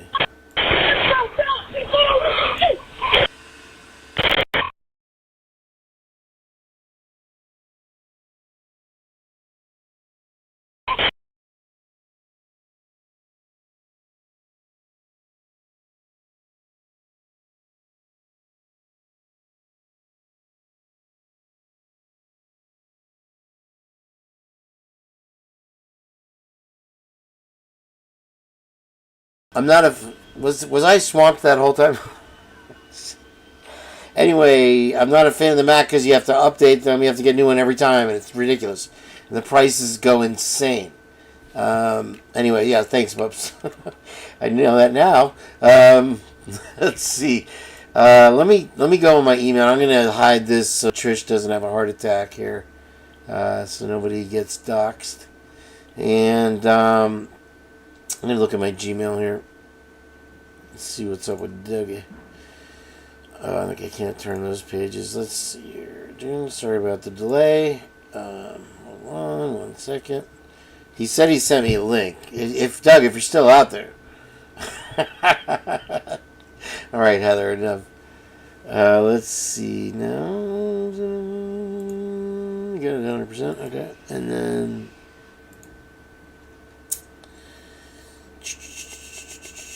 Let me just type in... I think it's Thunder Doug. Yeah, there it is. Okay. Let's see here. Plays the deception, but it confirms the voices are authentic. Let me see what this is. Background noise, air, static, but no clickers. Okay, he's got some notes to go with it. Let's see if this is it. Oh, what's going on here? Where is... Yeah, you're not... Okay, so he has like this breakdown. Hold on, wait, let me see if he's got a link in here that I'm missing. There's that. There's that. Okay, so I see what he did here. Okay. I don't... Douglas! Damn it! Where are you? He has an audio breakdown of this. Here, I'll show you real quick. What I'm looking at. Alright, but there's no link to the audio that I see. So that's what I'm looking for here, Doug. Let me hide that again real quick, sorry. I can't zoom out on this either. It's weird. Let me, on his page maybe would be, no, I don't know. Okay. Confirms voices. It's not 100%. Okay, wait. Sorry, bear with me 1 second. There's one attachment. Road to Idaho. Blah, blah, blah. Road to Idaho. Come on, Doug. Let me go to his page real quick and see.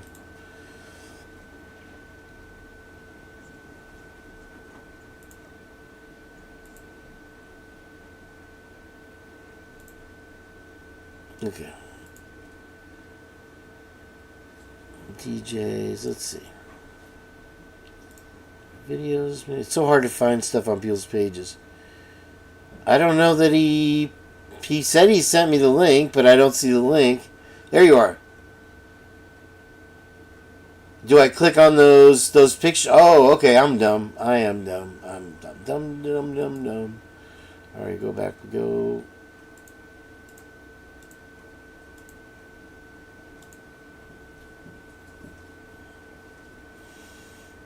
Okay.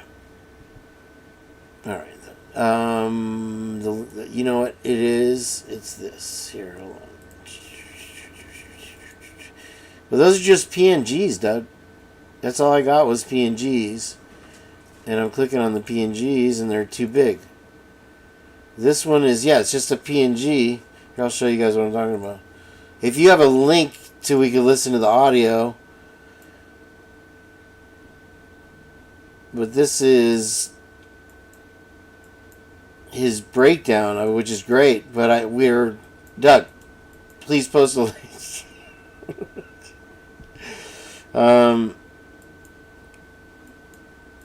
You can do it in the chat right there if you like. I would appreciate it. Let me, in the meantime, while we wait for Doug, I'll do a link if anybody wants to come up on a panel. No, probably anybody, whatever. And we can talk about what we've seen today so far if you would like to.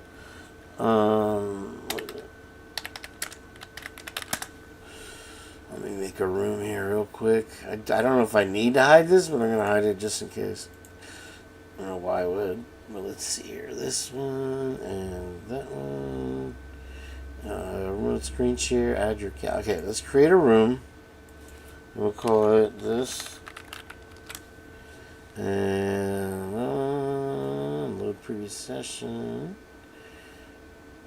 There we go. Okay, and oh, I have to do this in the other one. Sorry, hold on. Just messed up.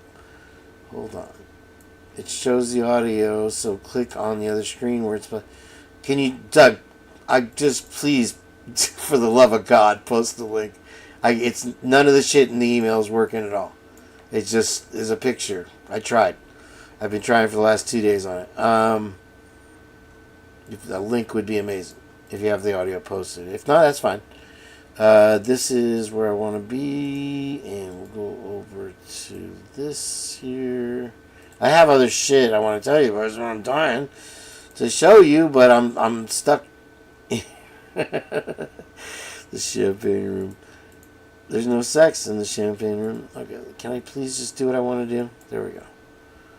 Okay. This room is already claimed by somebody. Okay, I gotta make a new room now. Todd Nabbit. Let's go back. Leave page.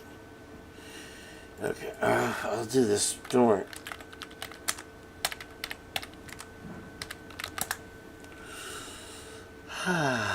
Okay, let's make a new room. It's called the Champagne Room. I don't know if I can spell champagne. Champagne. I'd watch that be some weird code word for pervs. Here we go. Okay, so capture rooms. The user OBS and other studios are to capture the group video mix. Okay, so I think what I have to do is first get everybody in the room, and then I put the link in my browser. Maybe I'm half browser. But anyway, this is it. So if anybody at all is welcome to join in, and let me go so where we can see it. Here, and there it is. Oh wait. Allow. Oh wait, don't allow. It doesn't matter. Camera access. Well, we want the microphone. So anyway. There you go. And whatever. It won't let me do it, but so yeah, click on in and I'll see you in here and you'll come in. If you have a microphone or whatever to talk, come on down. That's okay. See, I knew that message was coming. I have water. I don't know why I'm not drinking it. Oh my gosh. Thanks everybody for being here. If it's your first time watching The Purge, I'm here to take care of every single one of you. It's a panel to talk about what don't you understand, Trish? Why do I have to explain what a panel is? If you want to click the link, click the link. If not, that's fine. It's a dead issue. But yeah, No, not a new computer. I was talking about how my Mac had all the plugins that guy was using. Those are called plugins. But my sister threw my Mac away. I don't know why. She didn't ask. She just threw it away. Alright, so anyway, anybody want to click? Here's the link again. If you want to come up. Now I'm embarrassed. Nobody wants to come onto the Purge. Don't be afraid of the name. Just please hit the subscribe button. I appreciate it. Heather, if you want to click on the link and not be in trouble for going on Dinky's chat first, wouldn't it be nice for a Dinky live at some point again?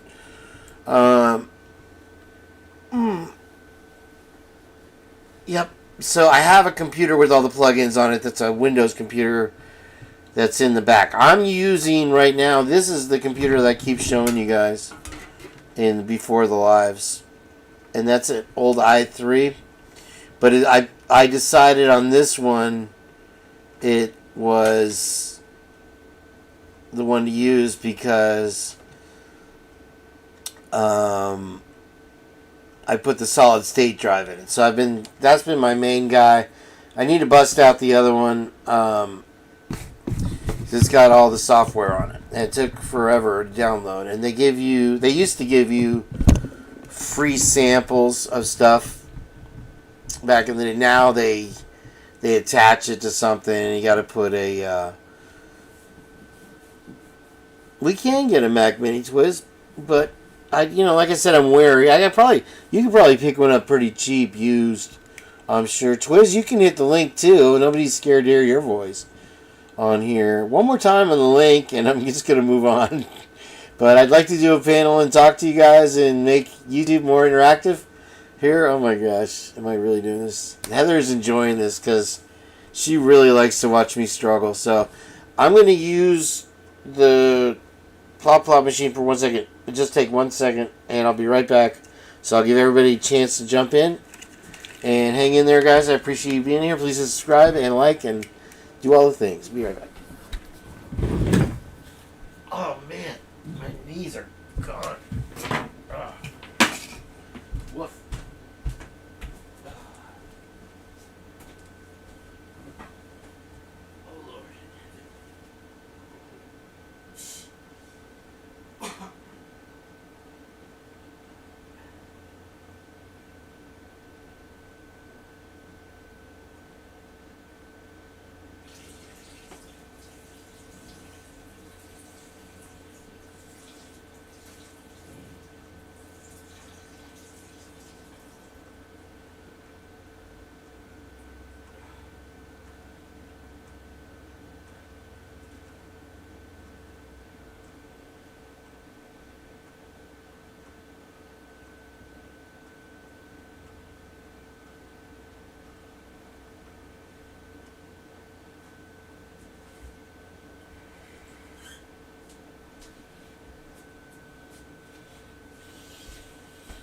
Okay, and we're back.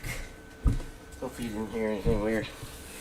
There's nothing. Okay, nobody wants to jump in. Really? I thought one of the guys. Somebody suggested that the guys should come up on panel and talk. Bubs, if you want to click on it. And 5, 4, 3, 2, 1. Anyone? Click the link. Here, one more time on the link. This is the last time I'm going to harass you with it, I promise. Twiz, really? You can't click a link and just say hi to everybody? Are you on the laptop? You can do it, bud. There's Jen. Jen, try clicking the link. Just try it. Just to humor me. I know you're terrified of it, but you're going to call in regardless now that you're here. Sorry. I've already promised them you, and so I want to see this populate. I would like more than one person. I don't mean to be demanding. But I'm providing you this nice chat on a Monday and leading up to the this is the pre-Tommy Jude show. Well, looky there, we got a taker. Who on earth could this be? Hello, caller. You're on the Purge. Hey, this is Doug. Doug, what up, Mr. Outlaw? How are you doing? All right, how you doing? Good, man. Hey, nice to hear from you. I'm glad you joined the panel. Let's see if anybody else joined in. I appreciate you being on here. What do you think of today's show? You're doing a good job of commentating on it. I had you too loud there for a second. Thank you. I appreciate that. I'm at work right now. That's why I'm kind of like I'm trying to be quiet a little bit.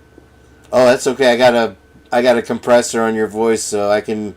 I unfortunately had you blasting it first. Sorry, folks, if I woke up the kids. I forgot I had it on for that. That British lady was so quiet. What did you think of her? You know, she was interesting, I guess I'll say. And there's some points that I don't know. I think I question a lot on how some people look at their views. On doing their psychic evaluation of stuff. I think sometimes it comes down to the real, what is real and what is not real, and how much you want to try to, put it on tarot cards or whatever else and try to make some sense out of it. I'm not, especially if information that's already out there. We already know some of it. We're trying to figure out what the parts that they keep redacting on us, and we can't see any of it. Yeah, I think I've literally tried to leave no stone unturned in this case. I mean, they've given us such scraps to work with that out of, I guess you could call it desperation or whatever, you turn down every alley. So that's, partially where that was coming from, but mostly because so many of the things that she said were relatable to my experience with the lucid dreams that I've been telling you guys about.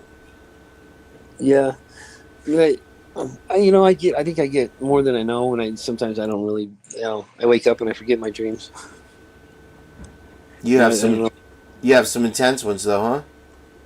I've had some good ones, I know that, so I mean, everybody's got their own special way they like to say.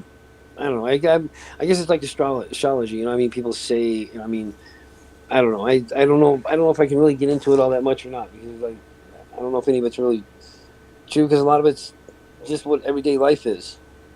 It's easy to commentate on how easy everyday life is, and how it's going to move for that day.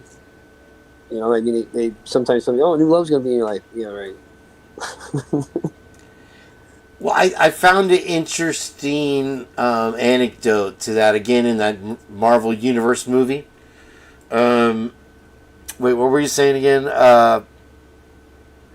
That she was showing him the pictures of acupuncture books, MRIs, and it was the body mapped out in certain ancient Oriental ways. And she says these people had figured out half of the puzzle, and this I can provide the other half, which is where the power came from, which I thought, I don't know if I'm stating, does that make sense to you? Yeah.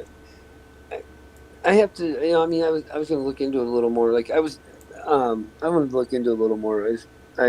I'm not very, very sped up to it or anything, but when I tried to send you a video on the 911 call too. Did you get that? You couldn't play it or something? I got the breakdown stuff, the GIFs or JPEGs or whatever, but I didn't get the actual link. If you don't mind sending that again to my email, I'd appreciate that, to the audio. Yeah, I gotta redo that. I don't know. For some reason I can't view it either for some dumb reason. So I gotta put it back together and actually see, because I did what do you call it? I don't know what the heck I did. I don't know. Sometimes I'm at work, some things just don't work out because I'm trying to do it in a hurry and I screw up on it. Well, you more importantly, what you'd said was that it's 6 layers of bullshit. That's what I remember you saying, right? Well, yeah, it's voices are real. Whose they are, who knows? And the background noises from what my program kind of gives me is that some of that background noise is just stuff that they, I think, threw in there just to distort it a little bit more, so you can't understand what they're saying or how they're saying it. Especially if it's if it's Bethany or whoever is on the phone there.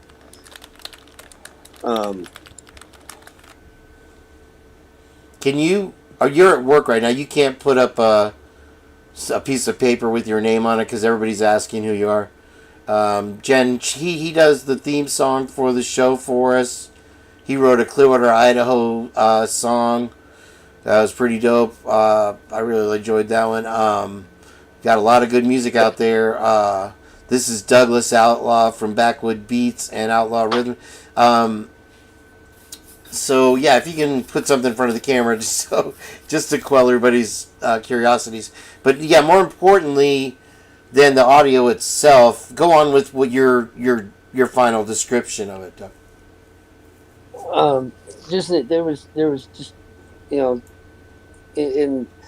my program, and the way it produces out and sees things, it cuts it down, and which you can hear certain stupid stuff in the background, and which to me is like sometimes you hear it and you think, oh well, it's just a 911 call, but I mean I've heard a lot of 911 calls, and that one just has a lot of difficulties on trying to distort on what's going on exactly.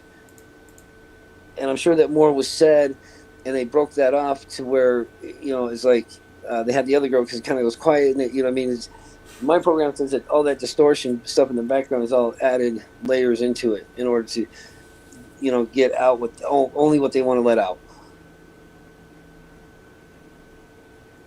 And we saw something very similar to that in Delphi, right? As far as the picture or the video goes, the original video that we were given had this grainy overlay on it. Am I right? Like, well, I mean, how come you only have a 2-second video when you have probably way more than that? And I mean, I don't know. And these people covering stuff up, we like to, I mean, if we haven't learned that the cops lie, like the lady there in Colorado here, she, lies over 114 cases of lying. Yeah, there was a couple people in that department that were Brady'd out or something, right? Yeah, and this new judge that they have, here in the Idaho cases, he's learning to be a little sticker himself. I think the way they talk about he fired his whole police department or whatever, and he hired a bunch of new people, and well, it must be all ill gained as far as I'm concerned. There's a lot of questions that come up when they do that. Exactly. It seems hard to get rid of, for lack of a better word,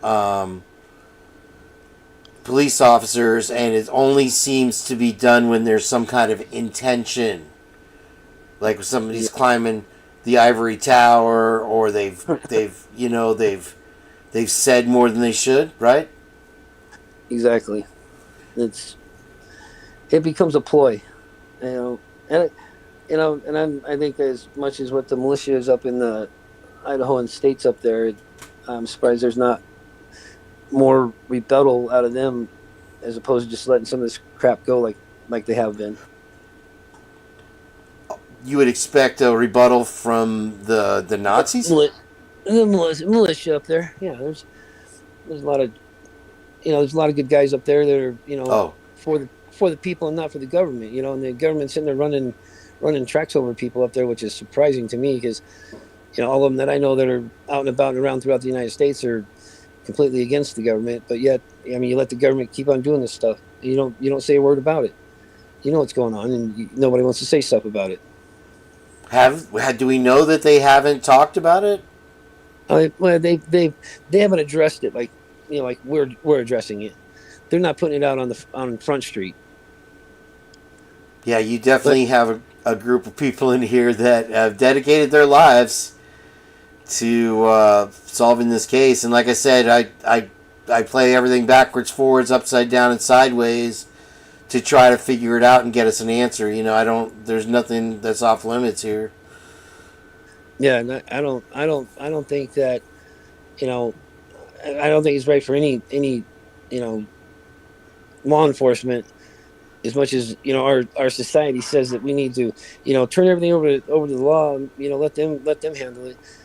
But what do they handle when they're lying against you? You can't just call them and say, hey, this guy's threatening me. Big deal. All of a sudden you end up dead. What do? Oh, now we got to go investigate what happened. Yeah, it never goes on. Shaggy's talking about the militias, I guess, more the strong right wing groups that are across the country and that have an anti-government stance. Did you see the picture or the video? And I have it in my history. It can't be that far back. Let me switch over to it real quick, if you don't mind, Doug. Here, and it's wild. It's on Joe Rogan. Here it is over here. Hang on.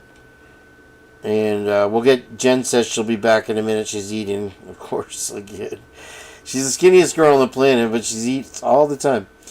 We can still hear you, though, Doug. I believe. Let's turn this off. Yes. And then let me go to my history real quick. Hopefully there's no porn on there. Let's see. It shouldn't be too far back. Let's see. I played Asteroids. There's the Doctor Strange clip I was talking about. I could probably play that. Hold on. What was it called? Okay, I know how to search it, actually. It'd probably be faster. Sorry, guys. Hang on. Welcome to the Purge. Here we go. Joe Rogan. What was that? January 6th. Let's see what we got here. So here, let me put something over it. I'll put a cover on it, and we'll do it backwards. Where is that cover? There it is. Move it up. So you're at work right now, huh, Doug? Yeah, I'll be happy to go here pretty soon. I got to go to a meeting. Okay. Well, I appreciate you coming up, man. It's nice to put a voice to the voice, I guess. In the face. Yeah, we see your face. Let me turn that on. And I'm going to put some Douglas Outlaw music on in the background. I had one pulled up. Where'd it go?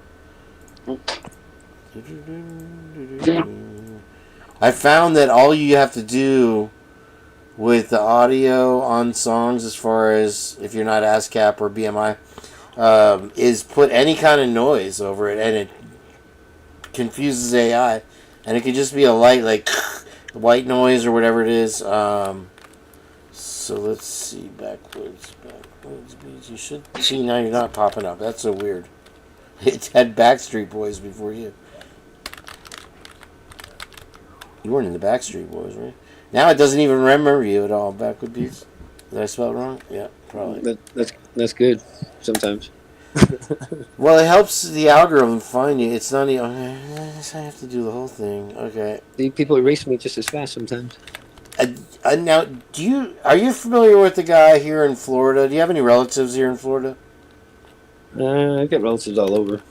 Because there's a guy here that's very famous, actually, named Jerry Outlaw, that plays guitar, and he plays with a engineer friend of mine. Not relation, that you know? No. He's an awesome guitar player, man. I'll have to look him up. Is that just a coincidence? That's funny. I thought right out the gate you'd be like, yeah, that's him. I'm always an outlaw by life, so. You can't help it. It follows you everywhere. Say that one more time, sorry. What's that? Somebody's whispering in my ear. What did you say on that? Oh, I was saying it follows you everywhere. Your name. Yeah, it does. No, I don't know. I'm kind of a big deal, Shaggy, but I'm not that famous yet. Okay, so I'm gonna put this at a low volume with the Joe Rogan thing, just in case. Okay, so there we go. All right, hold on. I gotta, what the heck? Wait. Somewhere here. I say it all the time, but I don't feel that Lana's giving you enough credit for the song. This is a freaking killer song dedicated to her, and we can't hear you right now, Doug. Doug, did we lose Doug? No, anyway. I should know. Oh, there you go. Okay. We might not be able to hear you, but I'm going to play the Joe Rogan clip real quick. I want to see what you think if you're watching on your monitor, your high-resolution monitor. Here, hold on. Stand there. Everything you need to turn $1 into an epic win is in your hand. Bet it, parlay it, boost it. Bet anytime you got a feeling. From wherever you are to the moon. Hard Rock Bet. Roll with us. Win your first bet or try again on us. The January 6th thing is bad, but also the intelligence agencies were involved in provoking people to go into the Capitol building. That's a fact. I think every other person who was involved in January 6th, who was involved in coordinating a break-in into the Capitol and in instigating people breaking, they were all arrested. This guy wasn't. I can hear you, yeah. Did you have to go?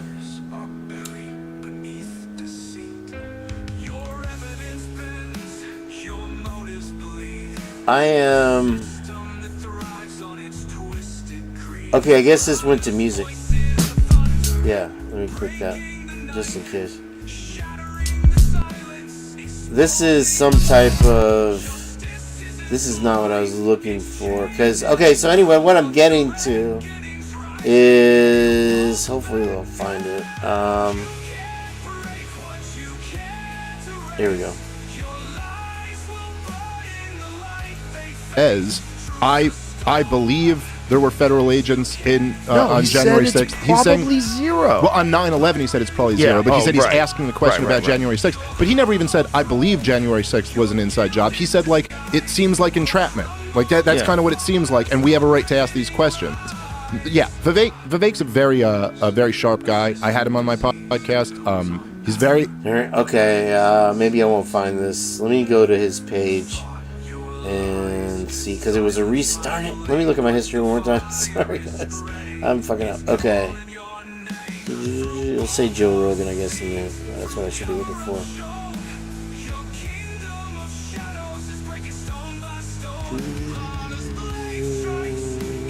We can still hear you, Doug, by the way. So you know. Let's see, Jaws. It should be right before that. Joe Rogan. Military. There's it. This is it. Okay, I found it. Walking down the street with their masks on, all dressed in black, all holding the same size American flag. And then eventually they all jumped into the back of a U-Haul and were carted off at the end of this stupid march. Was this supposed to be some like right-wing QAnon hate group? Exactly. Thing? And they call themselves the Patriot something or another. Patriot Front. Patriot Front. Look at these guys. Where's the...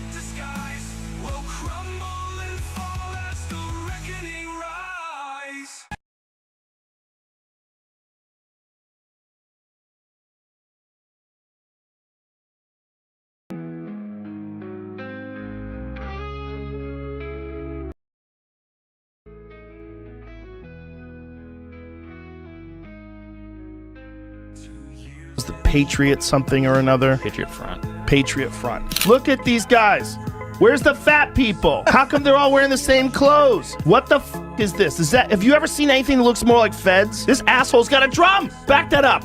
Look at the fucking drum. Bitch, are you Paul Revere? What the f are you doing with that drum? Walking down the street with their masks on, all dressed in black, all holding the same size American flag. And then eventually they all jumped into the back of a U-Haul and were carted off at the end of this stupid march. Was this supposed to be some like right-wing QAnon hate group? Exactly. Thing? And they call themselves the Patriot something or another. Patriot Front. Patriot Front. Look at these guys. Where's the fat people? How come they're all wearing the same clothes? They're all wearing the same boots too, right? Doug, you still there? Cool. it's wild. I don't know how you think. What do you think about that?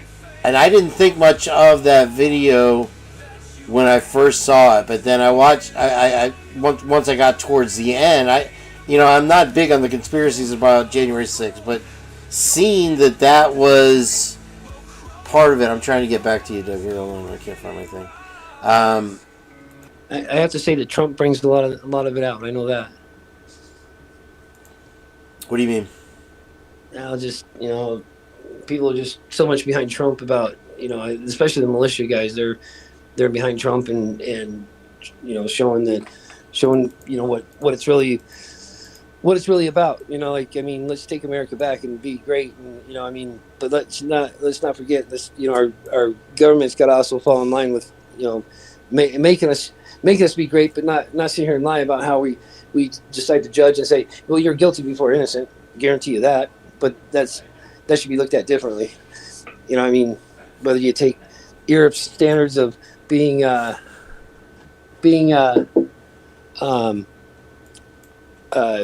truly proven guilty, before they really do anything to you.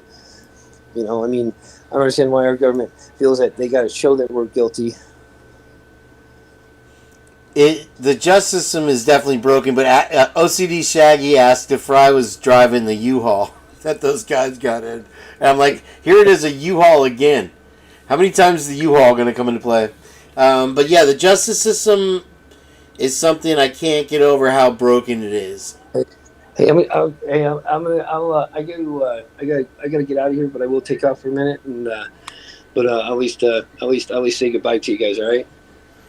Cool, man. Thanks for being on. I appreciate it, bro. And I'd love to have you on in the future. All right. Bye. Have a great meeting, man. Goodbye. All right, talk to you later. All right, we had Douglas Outlaw there. One person came up, and Jenn, shove that hot dog down your fucking throat. Get in here. There's the link for you again. Let's see. I'm sorry, I'm getting called Rat Daddy now. Let's see what we got here. Let's see, I did it wrong, of course. What did I do? Stop. What did I do? Okay. Here we go. Yes. Alright, and then go back. Alright. Really? Really? Hold on. The computer doesn't like to do more than one thing at once. Oh, it's not... Okay, I'm on the wrong thing. There we go. Boom. Here we go. Let's see what this is. This is from June 2022. I call the 20s now. I'm like 2001, 2020, 2002. Get a 5-minute listen on this instead of me having to read it. That'll give Jenn time to wolf down her beefaroni. Police arrested 31 members of a white nationalist group known as the Patriot Front yesterday in Coeur d'Alene, Idaho. The charge, conspiracy to riot. They were believed to be headed to a pride event. The arrest capped what had been months of false rumors, growing tensions, and rising concern that the event could turn violent. NPR's domestic extremism correspondent Odette Youssef is in Coeur d'Alene and joins us now. Good morning. Good morning. Odette, let's start with the arrests. So first, who are the Patriot Front, and what do we know about what they were planning? Patriot Front is considered a hate group by the Southern Poverty Law Center. Their interest is the establishment of a white ethno-state. Yesterday, police stopped them a very short distance from a city park that was hosting an event called Pride in the Park. The department chief said they had been alerted by a concerned citizen who'd seen the men load into a truck wearing masks, carrying shields, and that they, quote, looked like a small army. And inside the truck, Aisha, police found shields, shin guards, and other riot gear, including at least one smoke grenade. Additionally, Police Chief Lee White said they found paperwork appearing to show an operational plan to riot both at the Pride event and along the main commercial strip of downtown Coeur d'Alene. So how significant was this? Well, the only charge so far, conspiracy to riot, is a misdemeanor charge. So we'll see if legally speaking, this amounts to much. But it was notable as a large-scale arrest of a far-right group under the charge of conspiracy to riot. And it's possible that if they hadn't been arrested, Aisha, things might have really gotten out of hand yesterday. The whole day leading up to these arrests was incredibly tense. People affiliated with the Pride event had for weeks been at the receiving end of an intense pressure campaign to cancel it. An anti-LGBTQ group was assembling nearby and encouraging its members to bring guns. And there were many other people unaffiliated with that group just, walking around and through the gathering, openly carrying long rifles and handguns, which is legal in Idaho. But with the recent mass shootings, this was unnerving to some people at the Pride event, even if they were pro-gun Idahoans. Here's Chanel Huggins. I was just walking up to watch and listen to the speaker, and someone came walking through with a AR with a long barrel, and it smacked me on the shoulder, and I just had a panic attack, but thankfully they had mental health professionals that helped me do a breathing exercise. So Aisha, given the high emotions around LGBTQ issues and the amount of guns that were in the vicinity, yesterday was a success for Coeur d'Alene that nothing went wrong. So what you saw in northern Idaho, this anti, LGBTQ rhetoric, it's showing up in other places around the country, right? It is, yeah. The rhetoric was very representative of mis and disinformation that's really, taken hold on the right recently. Also, the groups and the movements that were protesting the event yesterday really showed how opposition to LGBTQ people has become a strongly unifying cause in this moment on the far right. Aisha, aside from Patriot Front, there were self-identified Christian nationalists, people affiliated with the white nationalist America First movement, and more. But there also was something going on that's really particular to North Idaho. This region has for a long time captured the imagination of the far right, who associate it with ideals of freedom, conservatism, and depending on who you talk to, whiteness and Christianity. And increasingly, people are moving here for that reason. One of them identified himself to me as Ben. He said he refused to share his last name with a national news outlet.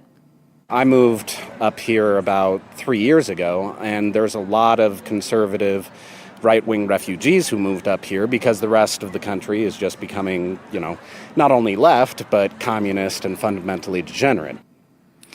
So, Aisha, yesterday, much of the tensions playing out in open air were quite literally about who should be allowed to physically and publicly exist in North Idaho. That's NPR's domestic extremism correspondent, Odette Youssef. Odette, thank you. Sure thing. Live from NPR News, I'm Lakshmi Singh. The White House is defending the deportations of 261 people despite a federal court order against the transfers over the weekend. Press Secretary Caroline Leavitt says the deportations were... Anyway, so one way or the other, we're going to have Jenn in here in a minute. Why would you get booted? Thank you, James. You're going overboard today. I appreciate it, man. Thank you very much. What am I saying? We'll have Jenn in here. So, the thing that I find with these militia groups, as Doug was referring to when he was on here, is they tend to be white supremacist groups, whether you want to call them Nazis or not. They are, without a doubt, in that vein, That would be, however you want to look at it. Let me see what Jenn's got to say here. Hold on. Robert, if you're watching, you could click the link also. Here, I'll put it one more time for you. If anybody wants to click the link and join in, go ahead. It's not going to bite you. We won't track you on it. Just jump on in camera or not. Let me go back and see if anybody has tried to click the link and is in there waiting. Let's see, nobody yet. Okay, that's fine.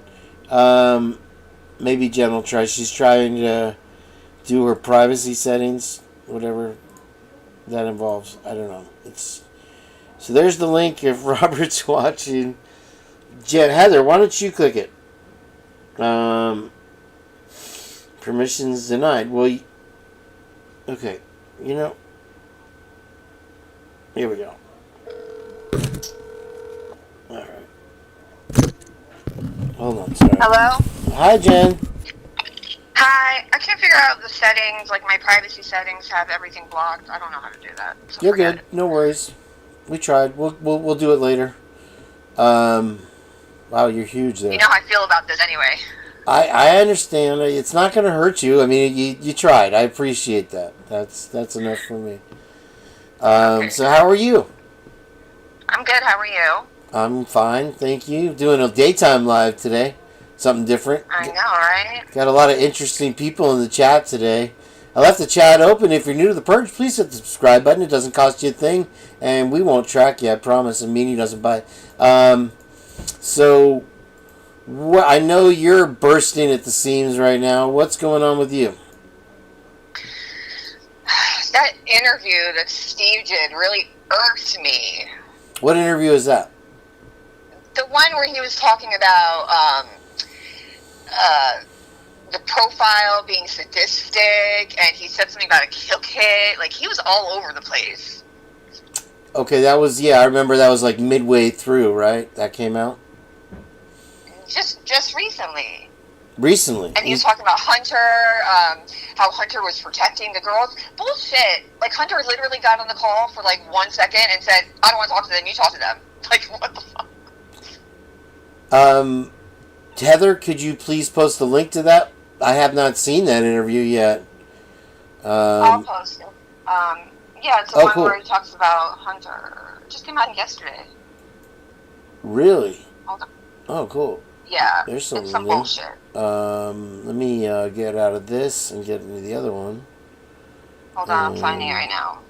Here we go. Wait, not that one. Darn it. Yeah, like, he really aggravated me. Wow. Okay, I gotta play the Douglas Outlaw song over it and do all the things because... that who was on the phone? He's always in our chat? What was on the phone? I was just on the phone before. What? The person that was just on before me. How do you not know Douglas Outlaw? I don't know. It didn't. He's been doing the theme song for the show for months. And you're like... I didn't even realize I know. I'm slow today. Give me a break. No, it's great. I keep telling everybody that Heather and you and I and Bubbly and everybody else come up to our own conclusions, and somehow a lot of times we wind up in the same parachute. It's funny. Sometimes I'm the smartest dumb person. I'm the dumbest smart person I know. The dumbest smart guy in the room. Oh, here we go. I found it. Okay. Hold on. All right, I'll start Doug's thing here. Steve is in rare form in this. Like, he really. How long is it? Like, triggered me in this one. How long is this one? Hold on. I just posted it. It's not long. It's like. I just want to time the song to it. Is all. Oh, the one you're watching now. No. The one that we're about to watch. I'll just put it on. Or 4 Don't worry minutes about or something. 4 minutes. 5 minutes. I don't know, something Okay, like hold that. on. Oh, yeah. I'm going to do all the things to it. Hold on. YouTube drives me crazy. Okay, let's... Okay, let's see. I'm going to get rid of you. Sorry. Alright, I'm going to mute you. No, don't. You can stay on. I'm getting rid of you on the picture here. Oh, okay. Where is it? There's one. There's two. No, I need that one. Hold on. Darn it. There's that and that. Okay, now I got it. Okay. All right, let's make this big. Oh, wait. Real quick with the January 6th stuff you guys are talking about. Yeah.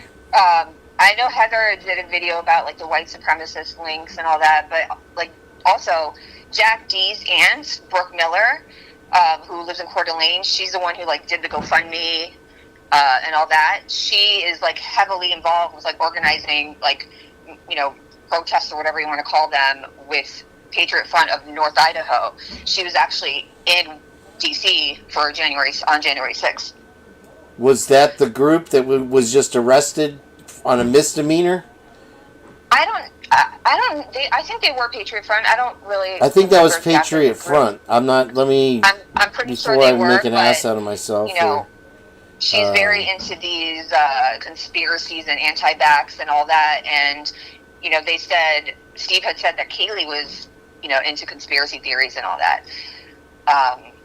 So it did cross my mind if there's a link somewhere because of that, you know.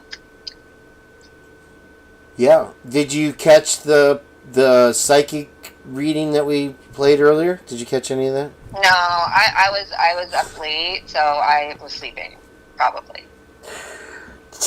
Jen's a huge part of the show. Her channel is Criminal Confidential. You know I have to be fashionably late. We played like 2 hours of this lady, and she had some really excellent descriptions of a dream she had with Kaylee. So anyway, let's play this video from Jenn. Thank you, Jenn. It's not from me, it's from News Nation. Okay, you ready? Do you really have to correct me? $1 for car insurance. That's how much what I I'm was here paying.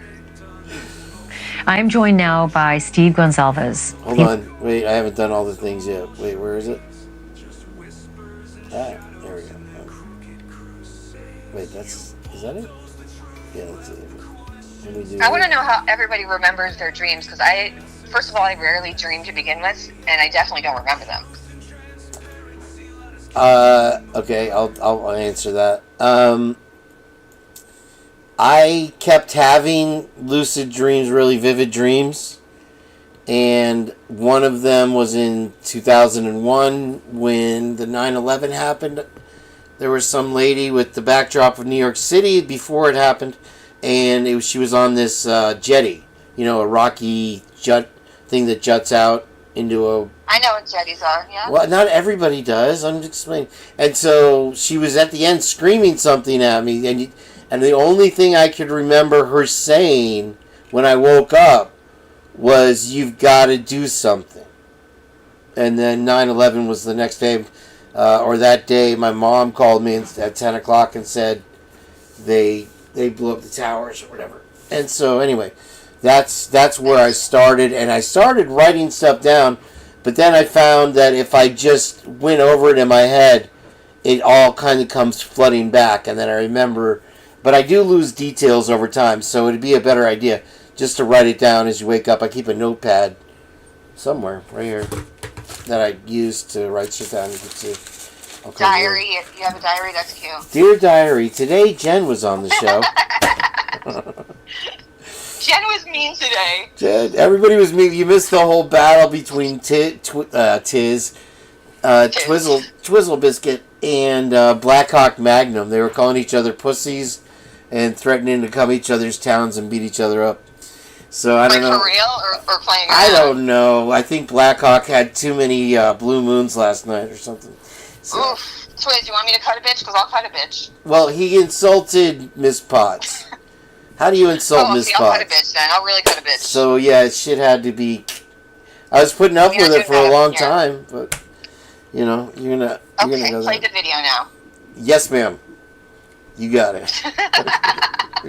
Thank you for allowing me to do that. All right, let's see if I can find it. Jenn is in charge. Did I reverse it? I did. And I'm already aggravated at the anticipation of this video. He lost his daughter, Kaylee, that tragic morning.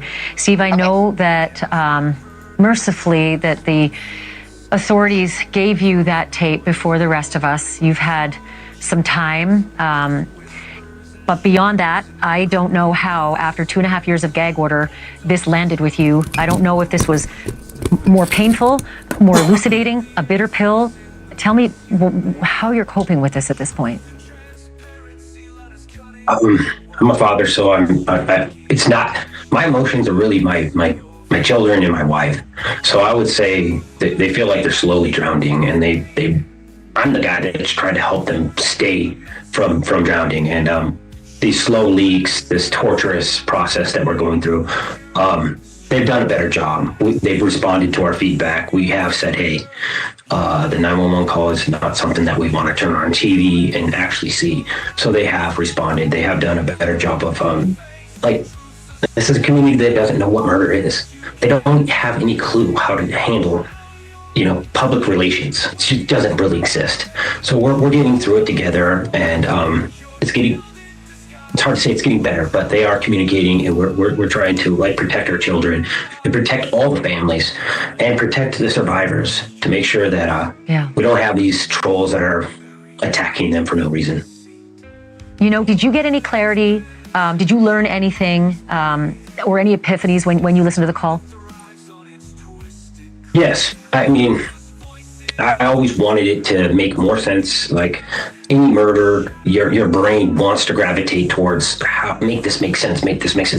But the truth is, murder never makes sense. This is a psychopathic person who does something that breaks the norm of all of our consciousness. All of our minds are just struggling with the fact that this has happened. So we can logically try to make it make sense, but it's not really going to make sense. It's not Hollywood, where they try to make it all fit together. In real life, you're just sitting there dumbfounded, like, why can somebody be killed in their bedroom? How does that make sense? You mentioned in a statement today that you think Hunter Johnson protected those girls. Listen, I don't know what happened, but I'm trying to piece this together like a puzzle, and it sure feels like he knew something and he protected Bethany from knowing. Do you think that he went up to the third floor and may have seen what happened to Kaylee and Maddie and therefore said, get out, get out, get out, but did not tell Bethany and did not tell Dylan? I talked to Hunter directly, and it sucks. He had a broken soul. This is a man who's seen his best friend dead, dying, like gone. So we exchanged a moment, and I talked to him, and he was trying to protect everyone in that house to not go through what was overwhelming him at the moment. So I don't know about the details of upstairs, downstairs, door open, door not, but in the bigger picture, it doesn't really matter. He was literally just responding to what he probably thought was a prank, thinking his friend, his best buddy, had these girls rolling, and he showed up there, and he seen the opposite of our prank, and I seen it in his eyes. He was broken. He was very broken from what he had seen. Well, did Hunter tell you that he was able to open the door to Xana's room and witness Xana and Ethan in there? He told me that he went to the door, and he was trying to go through that door, and he was trying to figure out what was going on in there. It's kind of like what you're hearing with that audio. He announced himself. He said, hey, I'm here. What's going on? But they didn't respond. And he went in there, he seen something, and I think around 2:15 you hear when somebody truly sees something. Thanks for watching. Go to join. Jen, you still there? Yeah, I'm here. Okay, pause it for a second because I have things to say. Hold on, because he didn't say shit about a kill cat. Hold on, you're not on the air. Hold on. I gotta switch over. Oh, yeah, that might be a different video. I'm sorry, because there was 3 clips they did.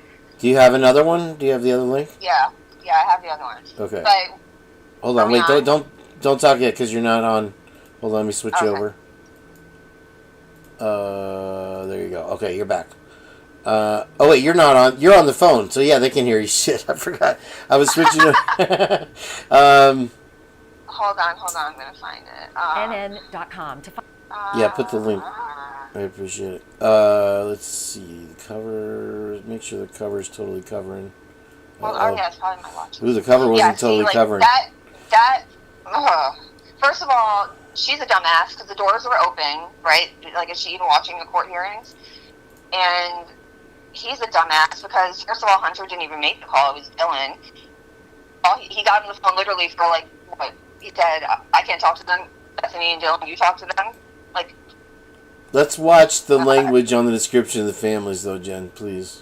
Just for my channel's sake. Okay, I'm sorry. Thank you. I was calling Ashley Banfield a dummy, but I called him a dummy, too. I'm sorry. That's okay. I'm triggered. I understand. You're fired. I knew you'd be fired up. That's why I had to get you on today. And I appreciate everybody being here watching. You got Jenn at Criminal Confidential with us today. So All right, see if you can find that link for us. I appreciate it, and I'll play Doug's song here. Yeah, like I have no time for feelings. Like 4 people were killed. There was an interesting thing. I don't know. I'm interested to hear the thing about the kill kit. Is what I'm kind of waiting for here. Hold on. Hurry up. Hold on. Wait, can I mute you for a second? Because I gotta find it. Yeah, please do. Okay, hold on. So yeah, what do you got? I'm sorry, I haven't been reading. The link is in chat. I thought I heard somebody pop in. Anybody who wants to come up is welcome to come up and do a panel with me, or whatever. You can be the star, and join me and Jenn right now. Click on that link. Let me know when you did. Just say I'm in the back rooms or whatever. While she does that, I suppose I can play this video again. Might as well. I didn't have the cover totally over it, so I might be in trouble. Yeah, I downloaded a clip of it, so I'm just trying to find it so I can like search for that, title. Please, yeah, thanks. Whatever it takes, Jenn. By Steve Gonzalez. He lost his daughter Kaylee that tragic morning. Steve, I know that mercifully that the authorities somehow it morphed into something about school shootings. I think this is when he did an interview a couple weeks ago or something like that about the firing squad. Did you ever see that one? No. He was like, I don't watch the news, I make it, or something like that. What? Yeah. Hold on, I'm He, meeting him. he does seem pretty angry. Okay, let's play this. gave you that tape before the rest of us. You've had some time. But beyond that, I don't know how, after 2.5 years of gag order, this landed with you. I don't know if this was more painful, more elucidating, a bitter pill. Tell me how you're coping with this at this point. I'm a father, so it's not, my emotions are really my children and my wife. So I would say they feel like they're slowly drowning, and I'm the guy that's trying to help them stay from drowning. And these slow leaks, this torturous process that we're going through, they've done a better job. They've responded to our feedback. We have said, hey, the 911 call is not something that we want to turn. So now he's saying they've done a better job. I mean, it's just an interesting contrast. On TV and actually see. So they have responded. They have done a better job of, this is a community that doesn't know what murder is. They don't have any clue how to handle, public relations. It just doesn't. So it's compliment before you criticize, because he's tearing them apart there. I don't see what relevance the 911 call plays with Koberger, though. So I'm interested to hear this kill kit thing. Doesn't really exist.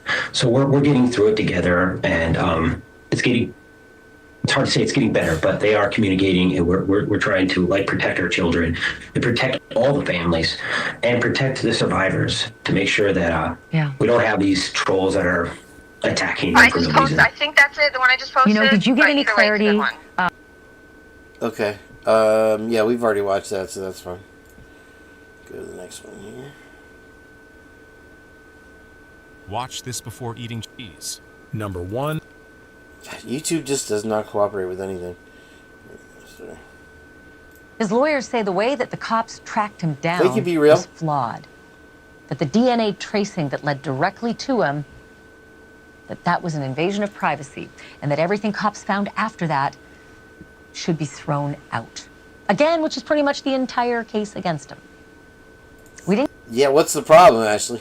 I mean, if it's bullshit, throw it away. Didn't get a ruling on that today. The arguments are set to resume tomorrow. And in the meantime, I want to welcome to the show Steve Gonzalez, a longtime friend of the program. He lost his beloved daughter, Kaylee, in the King Road massacre, and he is following every minute of this case. Steve, it's good to see you again. Thank you for being here. And I'm going to say Happy New Year because I'm hoping it will be a happier New Year for you. In the meantime, what do you make of this argument that his defense lawyers are putting forth in court right now? I mean, it's a sign of desperation. They're definitely throwing everything out and trying to get, some chance of being able to, that is her job.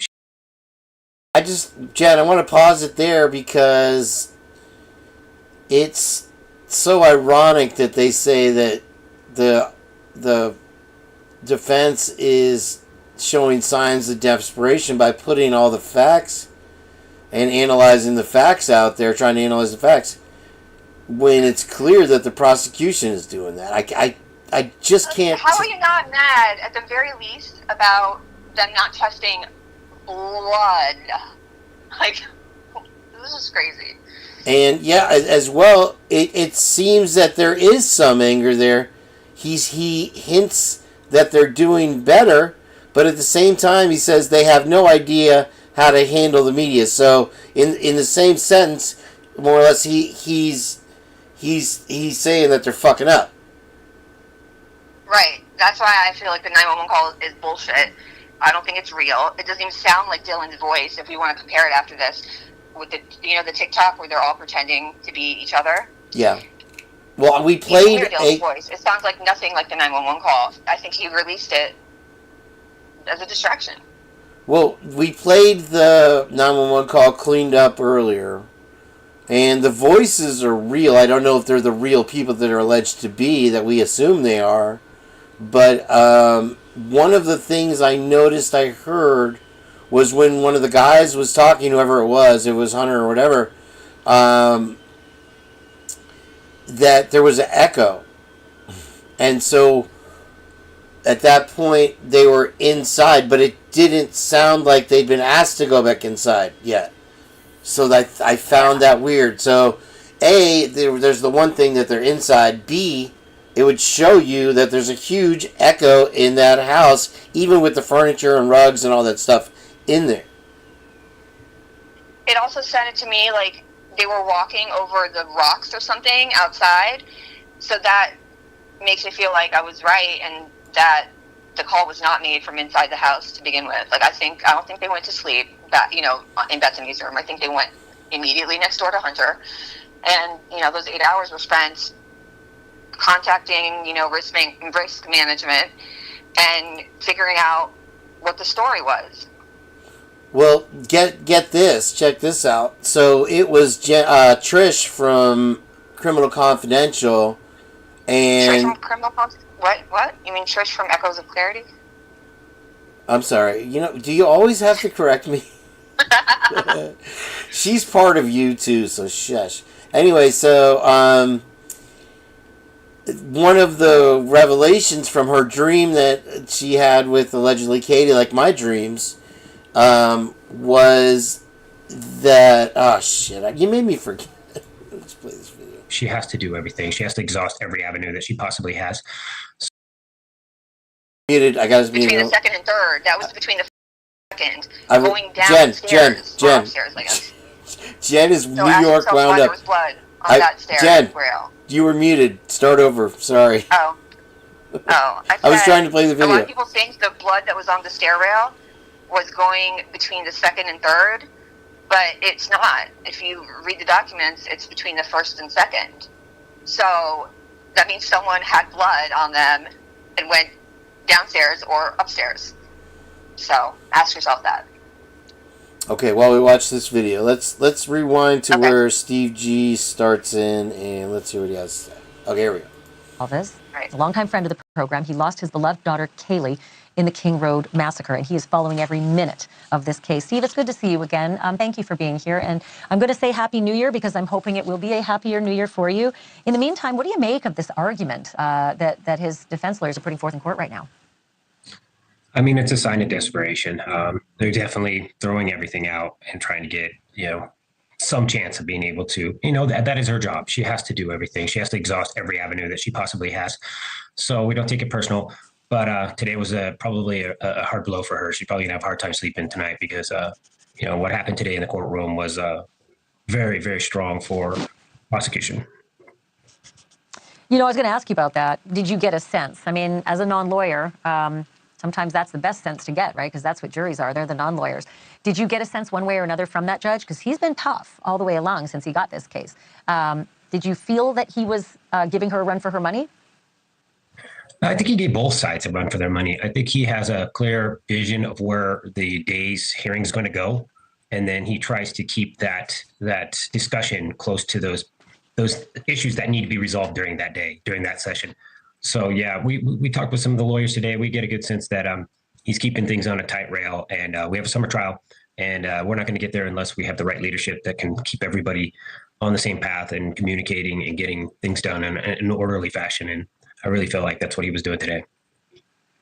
You have a very kind and compassionate personal lawyer that's sort of giving you the guidance as you move through this process, Shannon Gray. We've talked with him a bunch of times on this program as well. He's very knowledgeable about Idaho law, and I'm wondering if he has sort of helped you to look at all the other things in the case against Bryan Kohberger. If, for any reason, the judge, and I don't think this is going to happen, but if the judge decides that everything after the DNA discovery that led to Bryan Kohberger has to be thrown out, they've still got the white Elantra, right?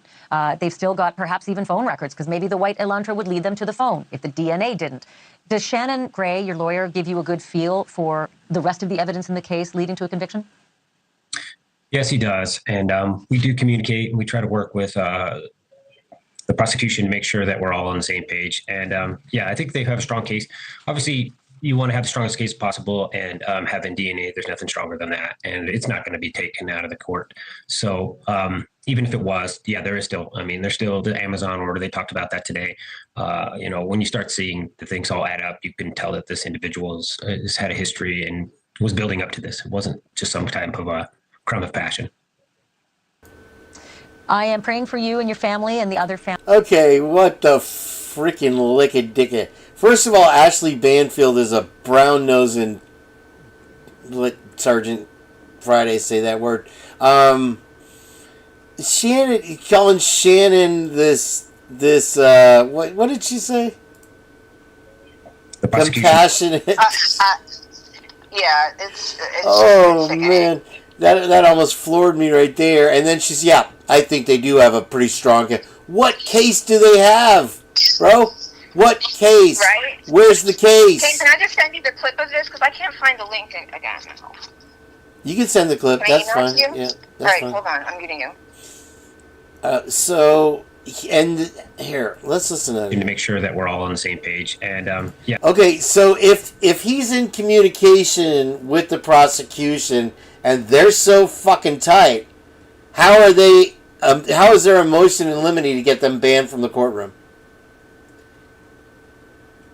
This was before that, so something, I keep saying it, something must have happened. Damn, my back.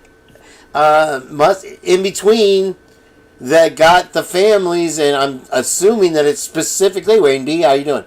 That it's the families, that it's this particular family that is banned from the courtroom for some activity, some result of whatever.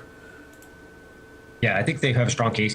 Obviously, you want to have the strongest case possible, and having DNA, there's nothing stronger than that, and it's not going to be taken out of it.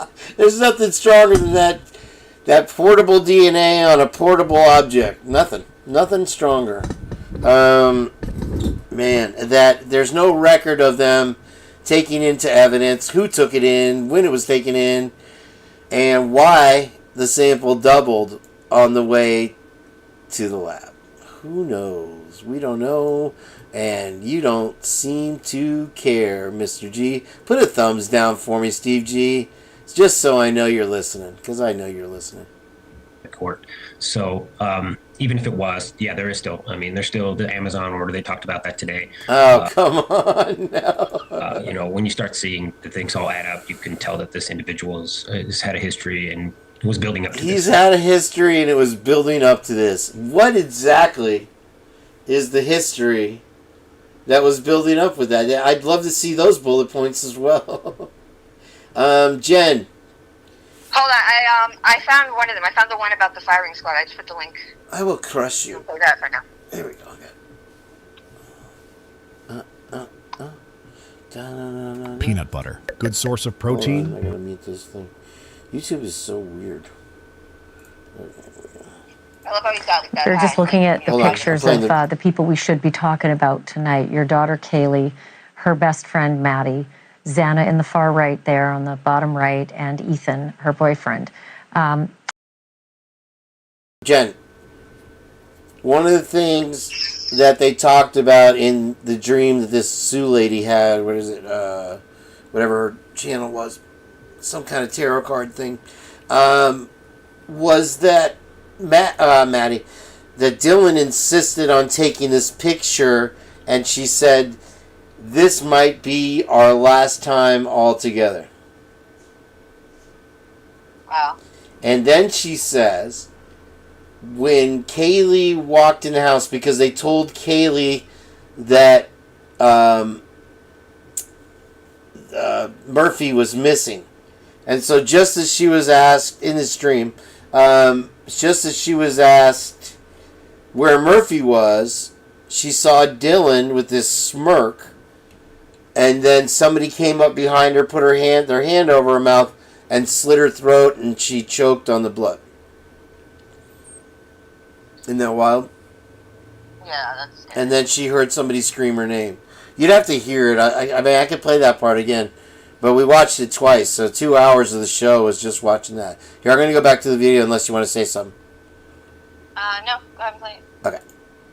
You know, maybe it's not coincidental, Steve, that all of this flurry of activity recently in the Idaho House overwhelmingly passed legislation that would make the firing squad the first method of execution, not the backup method, not the choice, but the first method of execution, which I think would send shivers down the spine of Brian Kohberger tonight, knowing that his case is so much harder to win. Do you follow the news of the firing squad and the plans for Idaho? I don't follow it. I help make it. I'm talking to some of these individuals in the state of Idaho. Weird. Jenn, you nailed it. Crazy, right? Like, come on. I don't follow it. I help make it.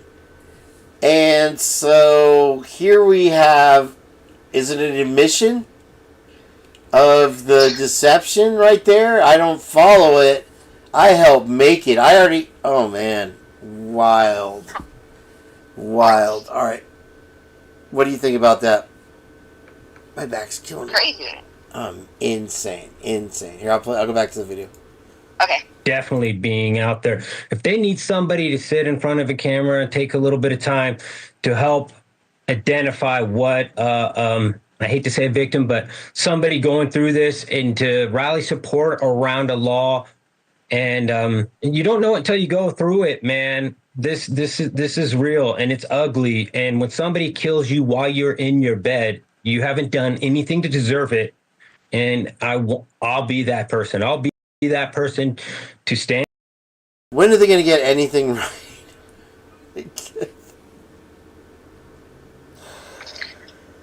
Oh, shit, dude. This is pissing me off bad, Jen. I told you. Now you see why I'm triggered. Just wait. It gets better. Okay, here we go. In front of the camera and drum up some support. And yes, Bruce is the main guy behind the last Bill 37 here in Idaho. So yeah, I've reached out to him. I've spoken with him. I've spoken with even others before and after. And it doesn't even just end in Idaho. I mean, there's other things in the works where maybe some of these individuals don't even stay in the state. Maybe he can keep being a drifter and we can drift him right on to El Salvador or one of these other locations where they can host these monsters and they can be around the people that they look up to.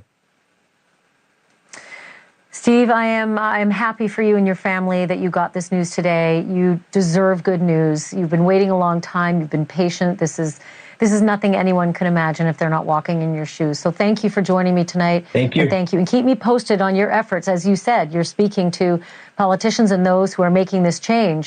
Keep us posted on your efforts. Appreciate this. Thank you. Thank you, ma'am. Jen, do you have the one with the kill kit one? Did you find that? I haven't found it yet. I have so much. You can just email it to me. I can open it in VLC or whatever. Okay. If you want to. But do you hear this shit? Like, what the hell is he even talking about? He is clearly a part of the fantasy that they're spinning.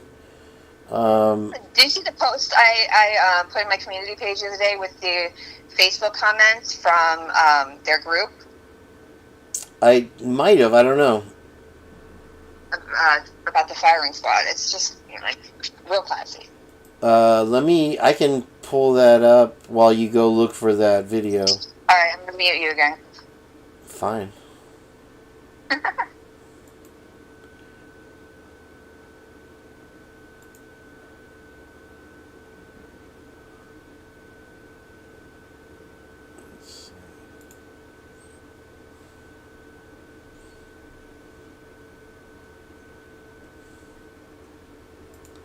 Here it is.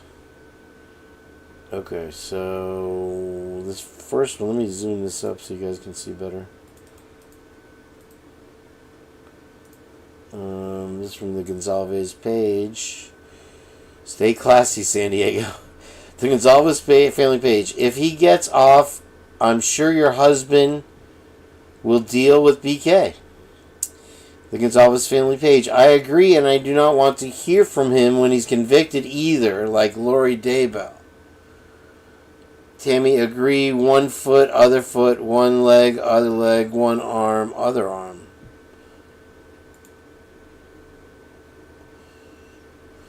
Firing squad is too humane for him. The Gonzalez page. Sarah Elizabeth Glickman. So true, however, he doesn't deserve to live and rot in a cell. He needs to be sent to hell. Gonzalez page. Donna Timmons. It's where he came from. He's a sick bastard.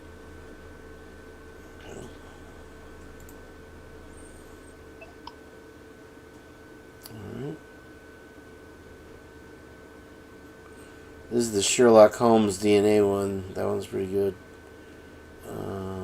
Chick bait. This is from the channel. I've never seen this. Oh, this is, if you guys missed it, one creator had a timestamp for when that picture was taken from a video or something, Jen. Wait, what? Say it again? I'm talking about the timestamp on the picture. And it's interesting because it's 8 o'clock in the morning on the day of the football game there. The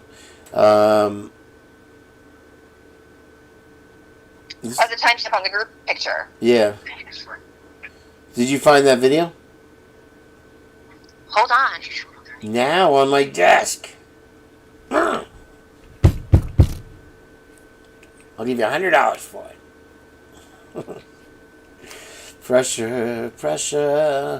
That town was under a lot of pressure, and they got the wrong dude, apparently, or something, and they're just pushing it.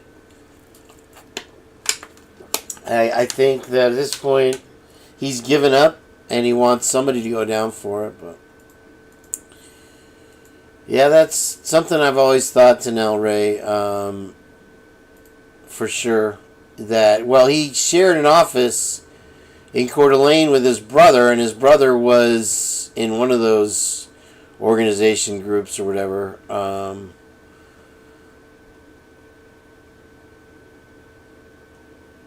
Oh. Okay, my bad. Thanks, Heather, for reprimanding me on my own show. On our show. It's our show. Heather belongs to me, by the way, you guys. So anyway, Can I hang up and call you back because I'm trying to find it on my phone, but I'm trying to play them and you're talking and it's not working. Just say it's annoying. Just say it. It's annoying. Do whichever you got to do. All right. All right, I'll play something. I have other stuff. It's not just about you, Jen. Jeez. All right, I'll call you right back. Yeah. Meow, meow, meow. All right, so we'll listen for the phone to ring. In the meantime, hi, Happy Hounds. Nice to see you, Soul Child. Very nice to have you folks with us. I'm going to hide this from you since Trish doesn't have a heart attack, as usual. And let's see here. What was I doing? Oh, email. I'm going to my email. Why am I going to my email? Oh, I have other stuff to show you here. Wait. We saw that. We saw... Oh, this was... Wait, let me see if I have something else. Let's see. Let's take a little break from the action here. Hold on. We saw that one. And let's click on this. And let me see if this brings it back up. Thank you for being here at the Purge, everybody. It's your first time at the Purge. Please hit that subscribe button and let us know you're here. I appreciate it. Here we go. And hit that like button if you like. Here we go. Look at how glassy that is.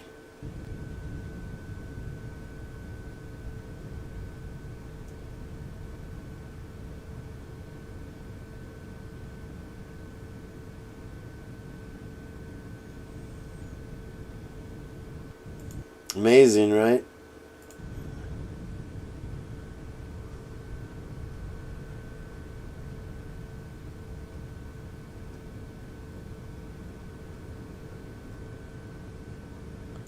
It's like a video game. It's crazy.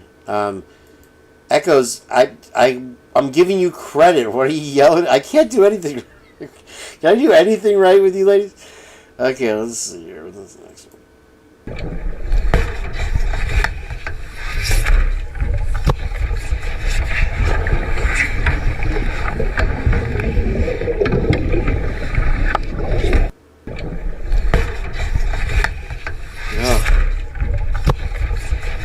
How close that shark want to be. The shark is bleeding himself to get in there. He almost kills himself to get at this diver. Why? I never understood why these makers of these cages leave that big open gap. It's like, dude, that is the difference between life and death. Put one bar there or something so they can't stick their head in like this. This guy's... he's nuts for going in there like that. Anyway, so here's one of the things that Jenn brought to my attention other than the other stuff that we're looking at. And we've had many times on the show, and I'll just read it to you instead of flipping it back forward, a discussion with J.J. Vance at the Operation GCD podcast. And I guess now the... I don't know if Jen's listening, but the Occult Rejects have invited Jenn and I to be on the show. So that's a tremendous honor. I'm looking forward to that. Hopefully Jenn will be able to join me that night with the Occult Rejects. That'll be awesome. And so this is New Manson Cult Butchered Idaho Co-eds. And it's the Globe. They had Bat Boy or whatever back in the day. But here you can see it's like in Men in Black. You know, the real truth comes out through the Inquirer and the Globe. Believe it or not. So anyway, that was early on in 2022, I remember. Let's look at another one. So Idaho Bloodbath Tide, and this is from the Globe article. Let me read this. And it says, a sick cult of brutal killers hell-bent on recreating the evil Manson family reign of terror butchered 4 University of Idaho students while they slept and left gruesome notes scrawled in their victims' blood, crime experts tell the Globe. In a bombshell exclusive, investigators reveal the gory November 13th deaths of Ethan, Xana, Maddie, and Kaylee were inspired by the Manson gang's 2-night kill spree that claimed actor Sharon Tate and 6 others in August 16, 1969. Law enforcement insiders believe the co-ed murders in Moscow, Idaho, were part of a bloody ritual by a new helter-skelter cult devoted to sowing fear and chaos in America, just like convicted California killer Charles Manson's plans to use butchered bodies to spark a race war. And investigators say the Idaho slaughter came on the eve of the 5th anniversary of Manson... 5th? Maybe 50th. Anniversary of the November 19th, 2017 prison death, which suggests the bloodbath was a twisted tribute to the neo-Nazi psycho. Top private detective Paul Hubel tells Globe, these brutal murders have a very familiar ring to them. They are crazy mirror images of the Southern California murders by the Charles Manson cult some 53 years ago, which were equally as depraved and gruesome. It appears the murders, and I believe there were several, are part of a demonic cult aping the Manson murders. the police and FBI need to be looking at. There is more to the article here. Manson took...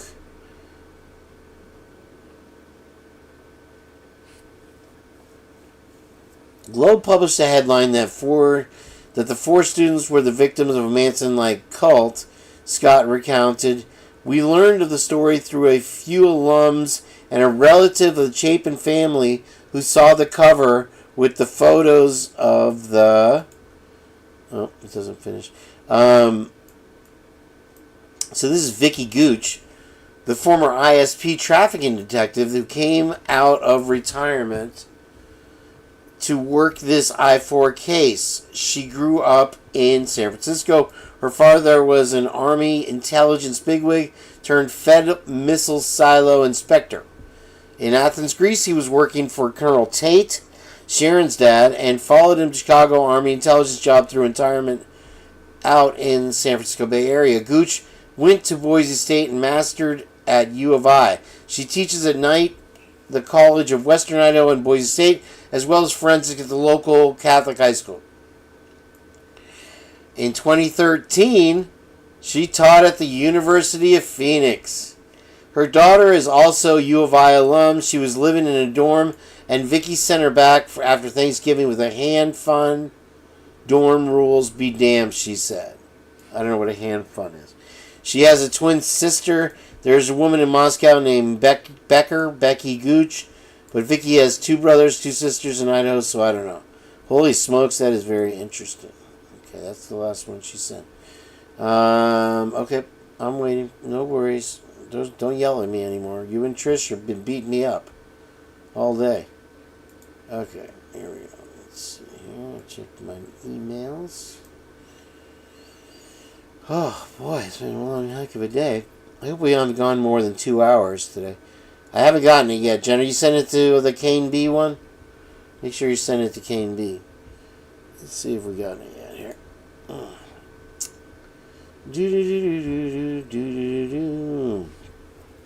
It's like we got another song here from Doug Outlaw. I got 30% off right now at Michael's. It's too big for email. All right. We're doing well. We're at 5 hours here on the Purge. It's typical. I try to put in a good 8-hour day now every day. That I'm not doing the work thing for a week. And I'm waiting, Jen. That's fine. Just don't yell. I'm right here. You don't have to shout. Let's take a look at something else while we wait for Jen to get her shit together. I'm just kidding. Let's see here. Let's see what's going on the tubes of you here on the streets. Let's see what's going on. I wanted to play a Bubbly Waters video, and I haven't yet. That's 7 months ago. I wanted to play this one from Mod Trick. I haven't watched it yet, though. So I don't know if there's anything interesting on there. Let's see who's live. If anybody's live. Let's jump in. Who is that? Candace Owens. Ryan Reynolds. Excuse me. I need to go to the store here soon so I can make a snack. I've been waiting to hear from Rockford all day. His son's supposed to start working on my car, and I haven't heard from them yet. It'd be nice. I was trying to get him on the show last night. I called him, and I have not heard back, so I'm a little worried, actually, about him. I'll text him here in a minute once Jen, focus. Get out of the chat. Let's go. Doesn't seem to be a whole lot happening, so let's go to the Bubbly Waters page. And we'll check that out real quick. She's had some interesting things lately. Oh my gosh, I'm glad I didn't go to work today. Whether I'm fired or not, or I don't know. I don't care. So this is lots of Murphy Barks interview with reporter Sean 3 days ago. That's interesting. Let's see what this is. Who monitored 112 King Road? Who watched and documented? That's interesting. Let's see this one here. Let's check this out.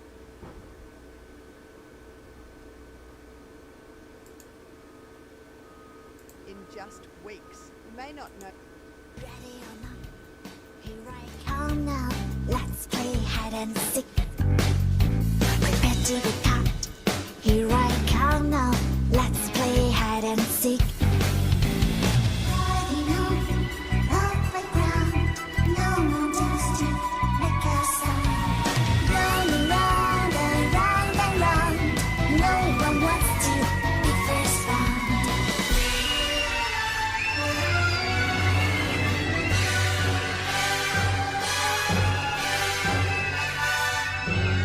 Wadebird, no, post that link in here. I'll play it. I haven't seen that. I'm sorry. I missed it. Okay. So I told you in the beginning of one of the videos I uploaded that I want you to listen for who's with Sean Cohen here. Because I believe there's definitely somebody with him. And he actually says there's somebody with him at this point. But I want you to hear. But first of all, I want to tell you about the two officers showed up at that when the wife of Leonard got beat up by him, right? And it was like Waters and some other officer. But that's not who wrote up the actual report. The report was written up by none other than Nathaniel Rosendahl, which is the same officer that was on Banfield and at the Identity Apartments, the same guy. So I find that very strange that he'd be writing up the reports, but he wasn't, he just not the one that showed up on scene to, the first responders or whatever. I find that very strange. He seems to insert himself in things, which is making me wonder more about the church, because he's born and bred in the church. I mean, he went to grade school, he went to Logo School, he went to New St. Andrew College.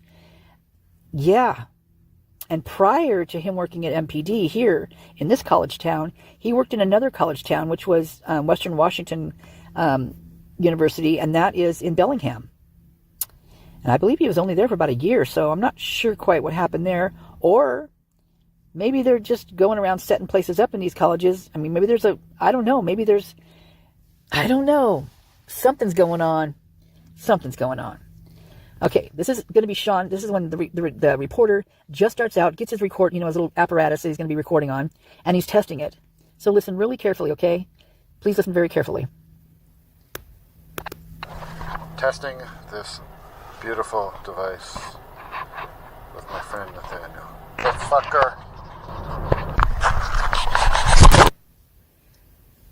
Gus. Testing this beautiful device with my friend Nathaniel. The fucker. Gus. Testing this beautiful device with my friend Nathaniel. The fucker. First of all, who is he calling a fucker? I mean, did someone drive by and do something? Maybe it was that Adam Kirk guy or something. He gets around. He's not very nice in town. The guy with all the flags on his truck. But, I mean, to put that in here is very strange. But did you hear what he said with his friend, Nathaniel? You heard it. That's what he said.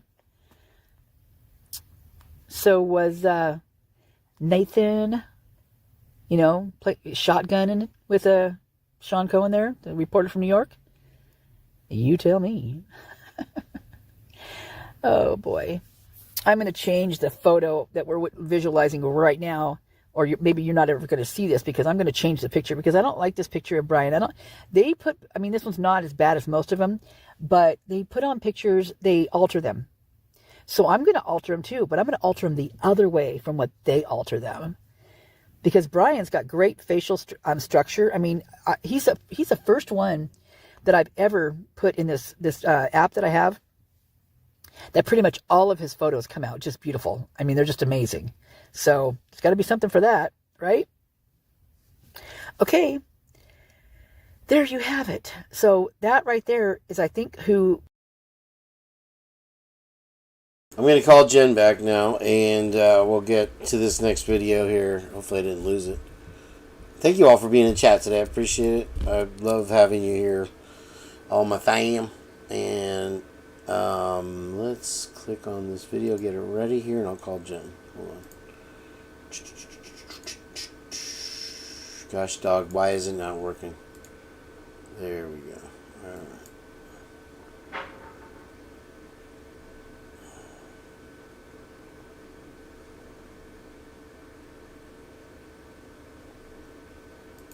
Brian Koberger can cry. Okay, let me call Jenn. People have had trouble calling me lately. I don't know what's going on with that. I got a new number anyway.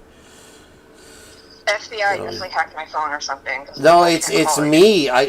Rockford hasn't been able to call me a few times when we were live, so it's not just you. I'm wondering what the heck is going on. I have a new phone number. It could very well be this phone. I don't know. Sometimes it works. It's not even ringing on my end. It's weird because the only calls I get from are like telemarketing shit and all that. They get through somehow, right? Hey, there's my man. What's happening? JJ Vance, not the vice president. He's joined us in our 5-hour. This is going to be a 6-hour stint here, JJ. We played a really interesting dream from a tarot card reader that, of course, Jenn missed. But do you want to set this clip up for us, Jenn, at all? Just use a rare form. Like, I'm sorry. This is where he talks about a kill kit. Like, just watch. Okay, here we go. Okay. It's a lot. Prepare yourselves. This is from yesterday, apparently, right? I can't find it now. I don't know if I'm just not looking hard enough or what, but I'm so glad I saved it because I was editing. I was going to put it in video. Okay, so. I'm glad you did too. Okay, we're going to watch the video now. Okay. So shut up. No, I'm just kidding. Here we Shush. Here we go. Okay. Let me make me smaller. Because we got to have more me, right? At all times? Alright, here we go. And I'll cover up Ashley. Who cares about Ashley? She needs to cover up anyway. Pry into his defense attorney's shoulders and ask, what's next? What do we do? What happens? On your side of the ledger, it's the prosecutors. Effectively, they're your lawyers. Do they talk to you? Do they get you through this? Do they help you with the patience factor as you wait all of these months for these decisions?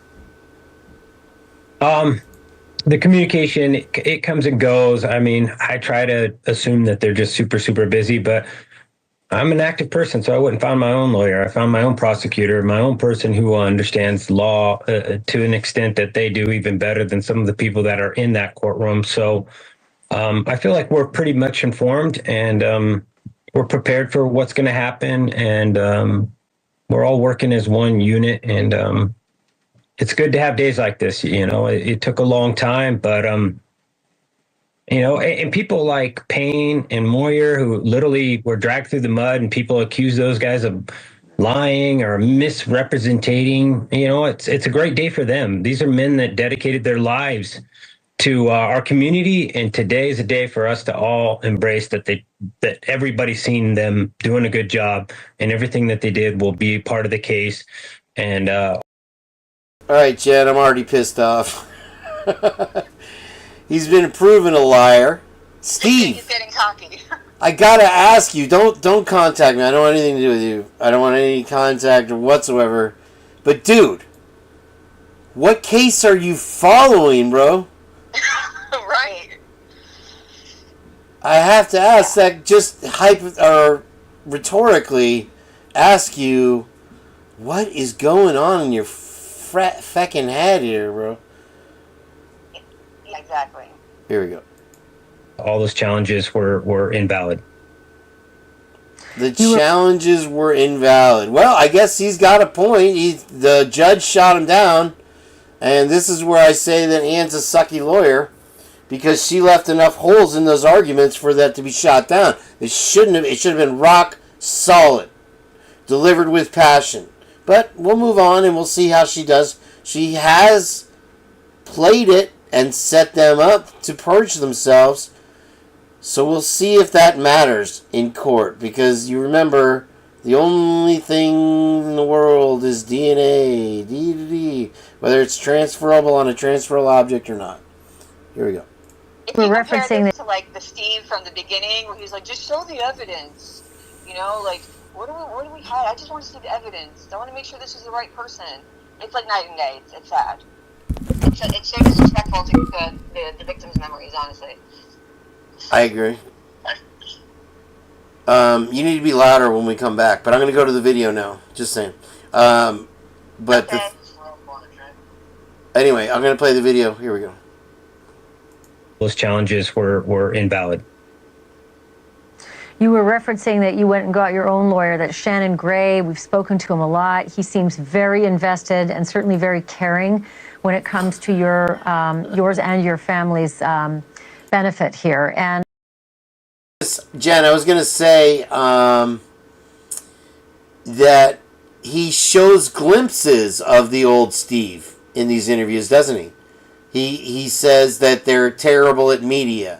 But in this case, it's almost like he's defending them, isn't it? It's like, oh, they just trip themselves or they make themselves look bad, but the case is solid, and these guys are 100% dedicated to the truth, you know? It's like, okay, yeah, right. It's crazy. It's so crazy.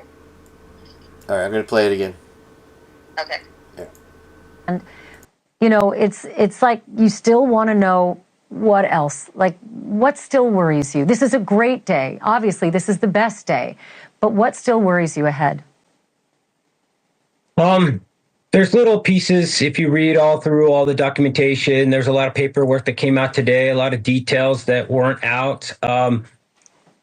We look forward to that because there's details that we've had to hide, the things that we've had to keep to our chest. And the more that once they say it, then we can say it. You know, we can bring more details out. And we said, a kill kit, you're going to read those documentations. You're going to find out that this individual left that house and people spotted, you know, these things that were going out with him.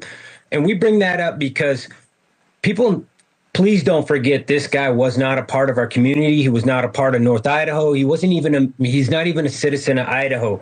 This person came here with a plan, premeditated, full-blooded murder.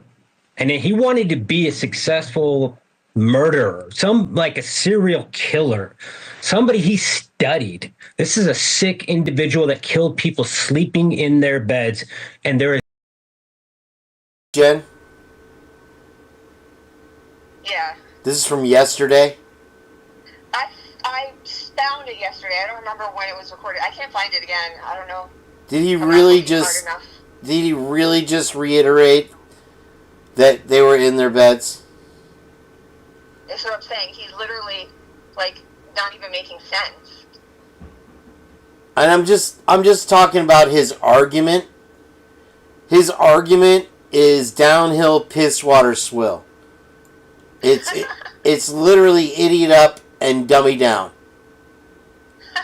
You know, at this point, we know you're following the case. We know you're watching this show. Put the thumbs down for me, Steve, so I know you're there. You got to be kidding me with this shit.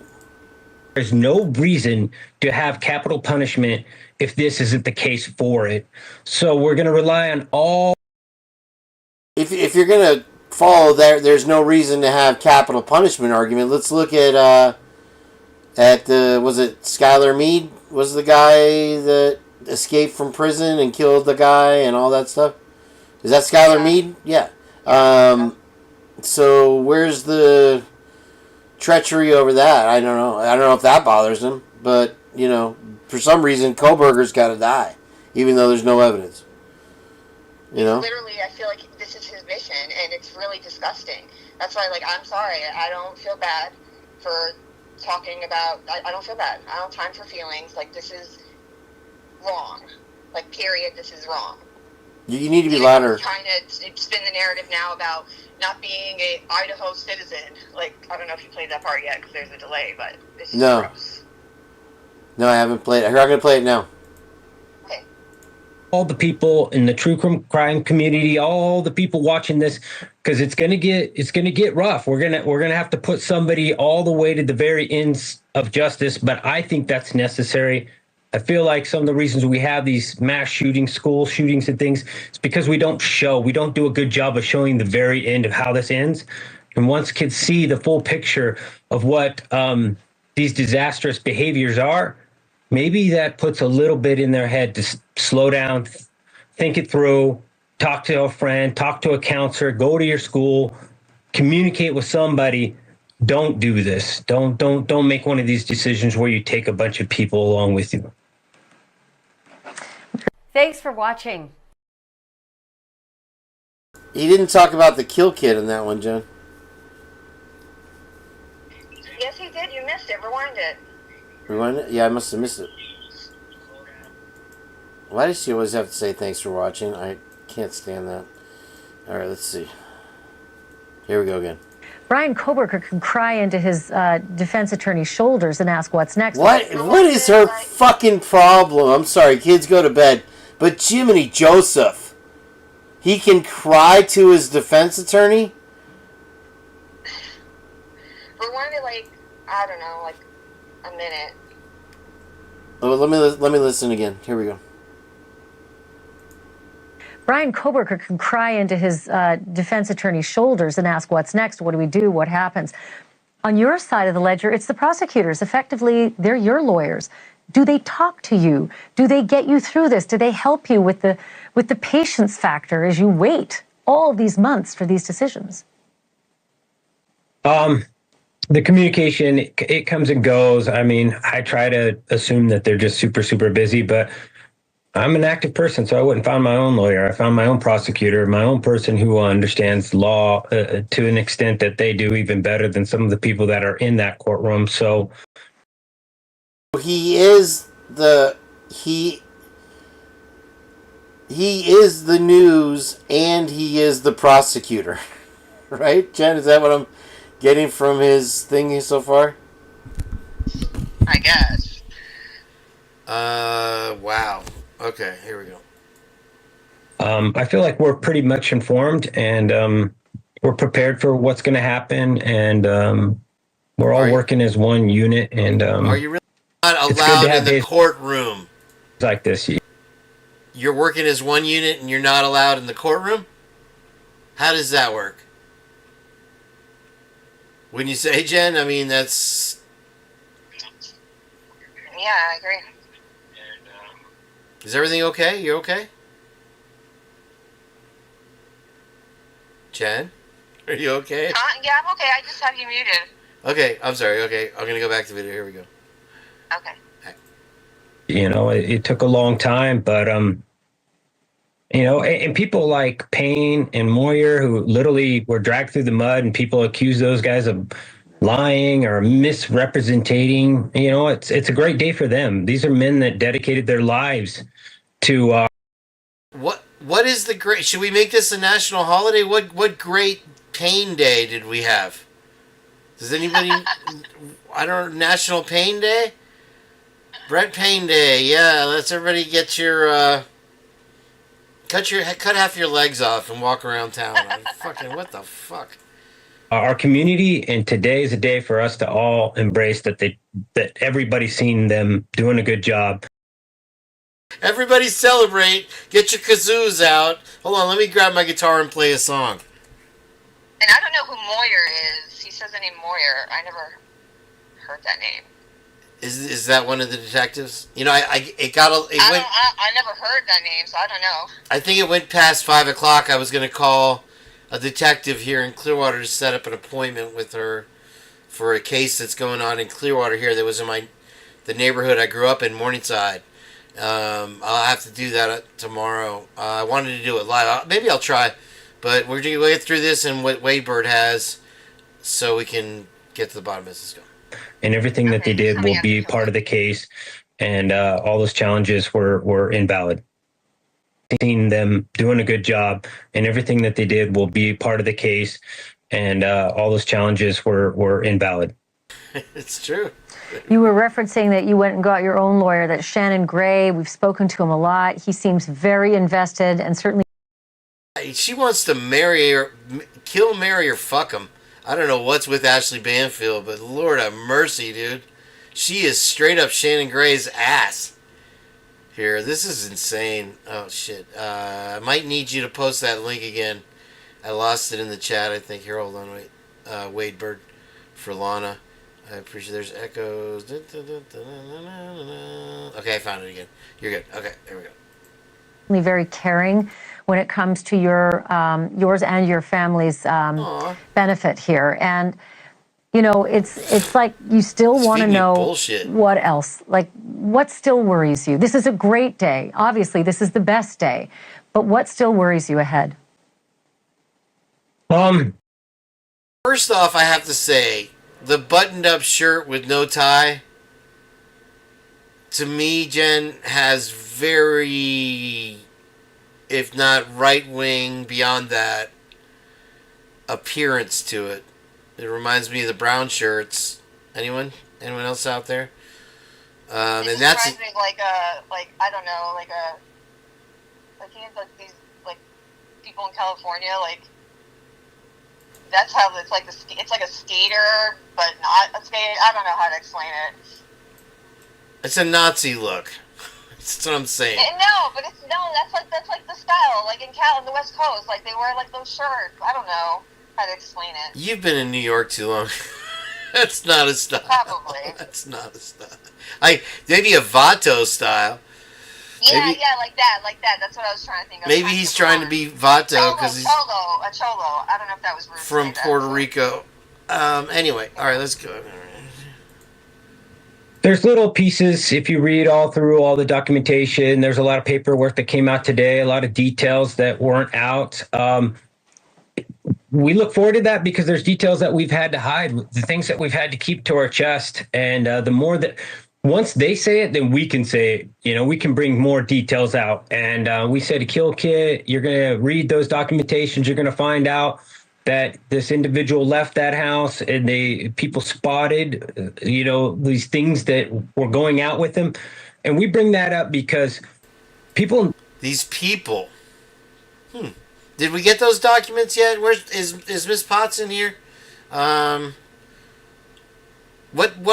are these people that spotted him with the kill kit, Jen? Are you aware? I'm not aware. Those documents have yet to be seen by these eyes. Well, I guess because he has a better lawyer who knows the law better than everyone. So.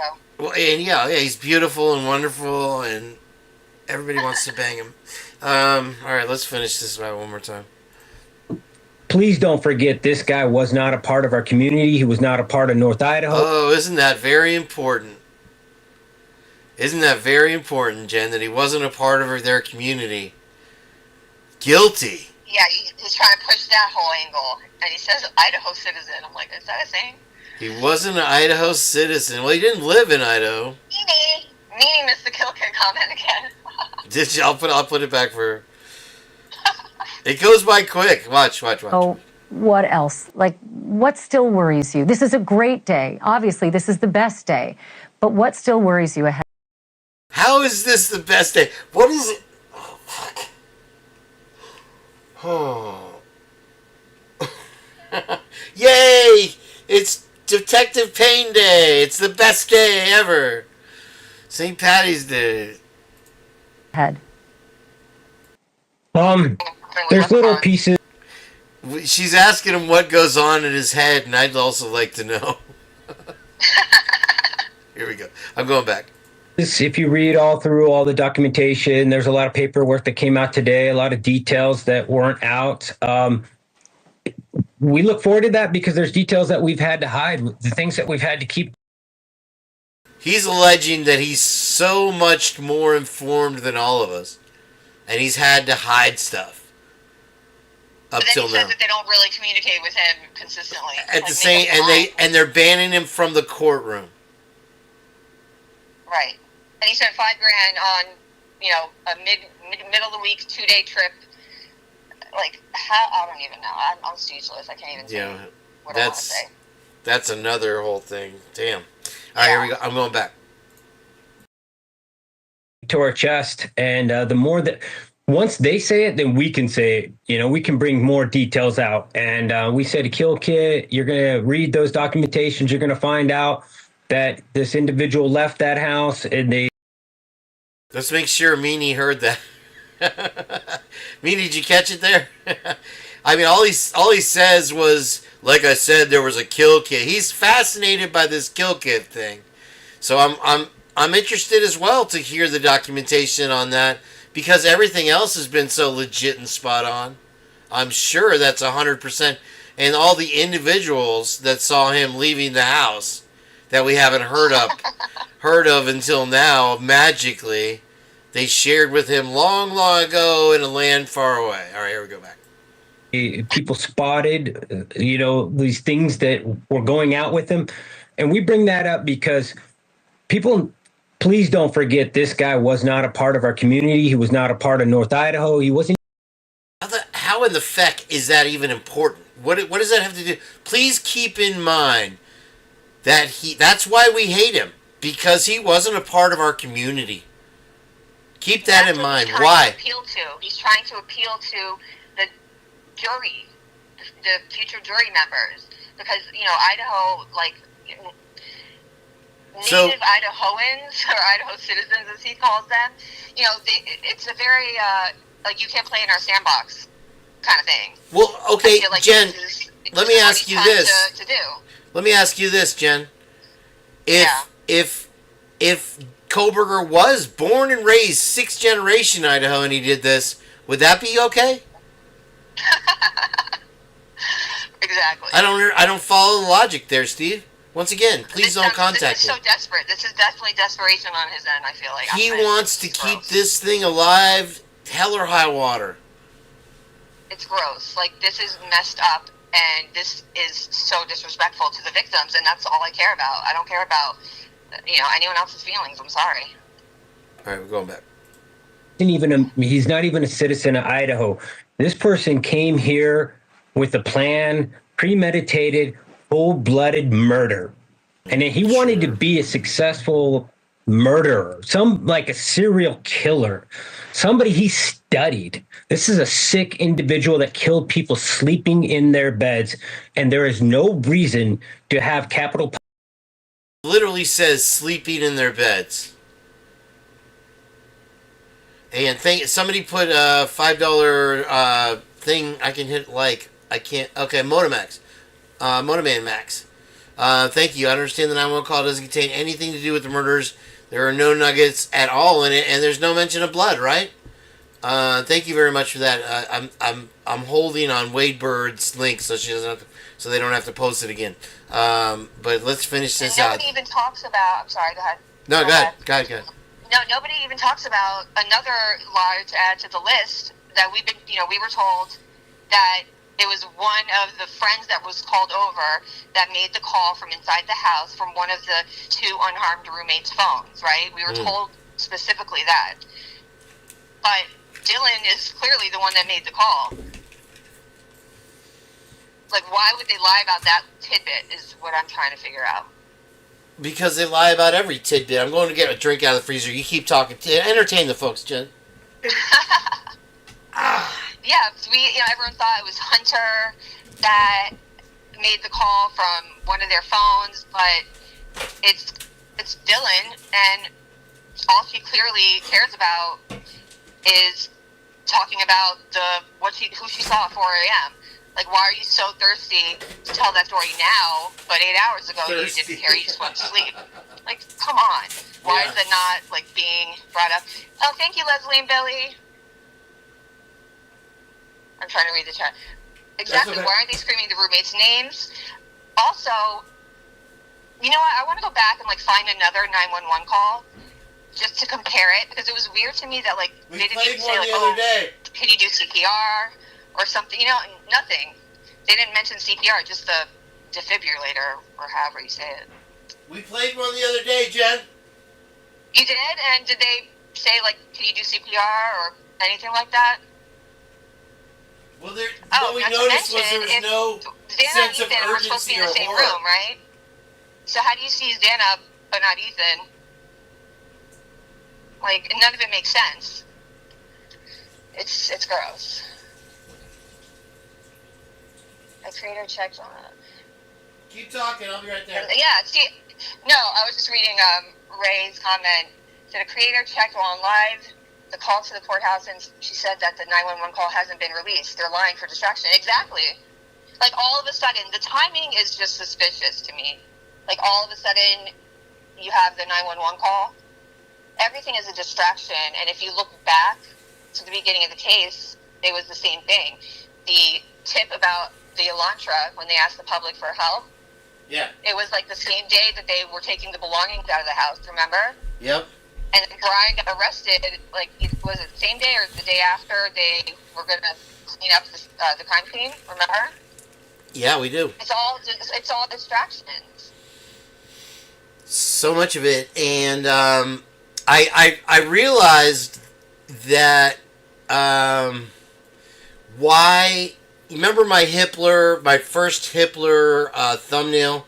I don't know if you guys remember it or not. I think it's in my slideshow here. Let me see if I can pull that up for you, because all my thumbnails are fantastic, aren't they? And I'll tell you when it comes up.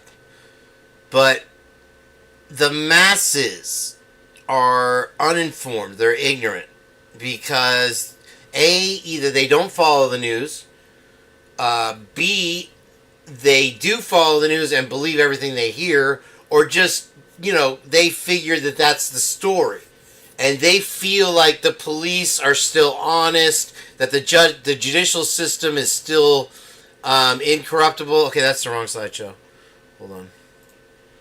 I got another one. This one. I think. I gotta push it up more. Hold on. I think a lot of people just don't have the free time that a lot of us do to spend looking into every little detail. And also, just a lot of people, for some reason, don't realize that, kids unalive their parents, parents unalive their kids, sisters and brothers unalive each other. Bad shit happens in this world. So, nothing is off limits. You have to look into every little thing. You can't have the truth if there's still questions. And there's way too many questions. Way too many. So, anyway, I was getting back to there's 350 million Americans.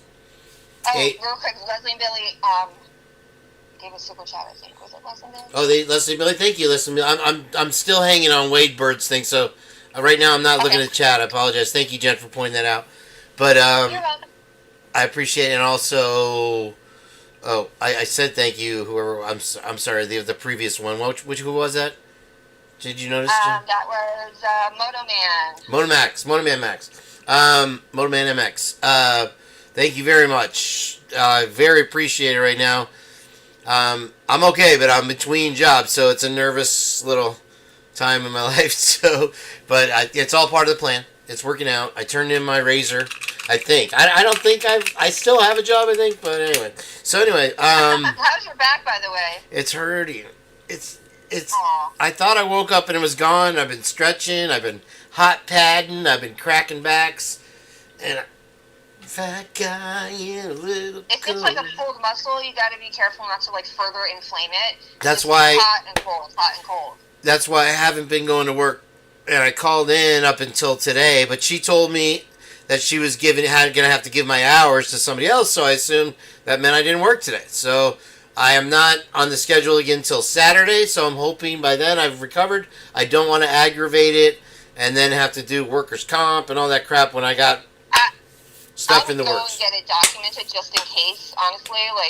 I need to go to a chiropractor anyway, so I'm sure... You need to go to a regular doctor first, probably. I don't trust regular doctors. They will want to do surgery and cut me up, and that's not happening. So anyway, don't be dramatic. That's my stance, and I'm sticking to it. No, okay. So can I make my point now, Jen? Yeah, go ahead.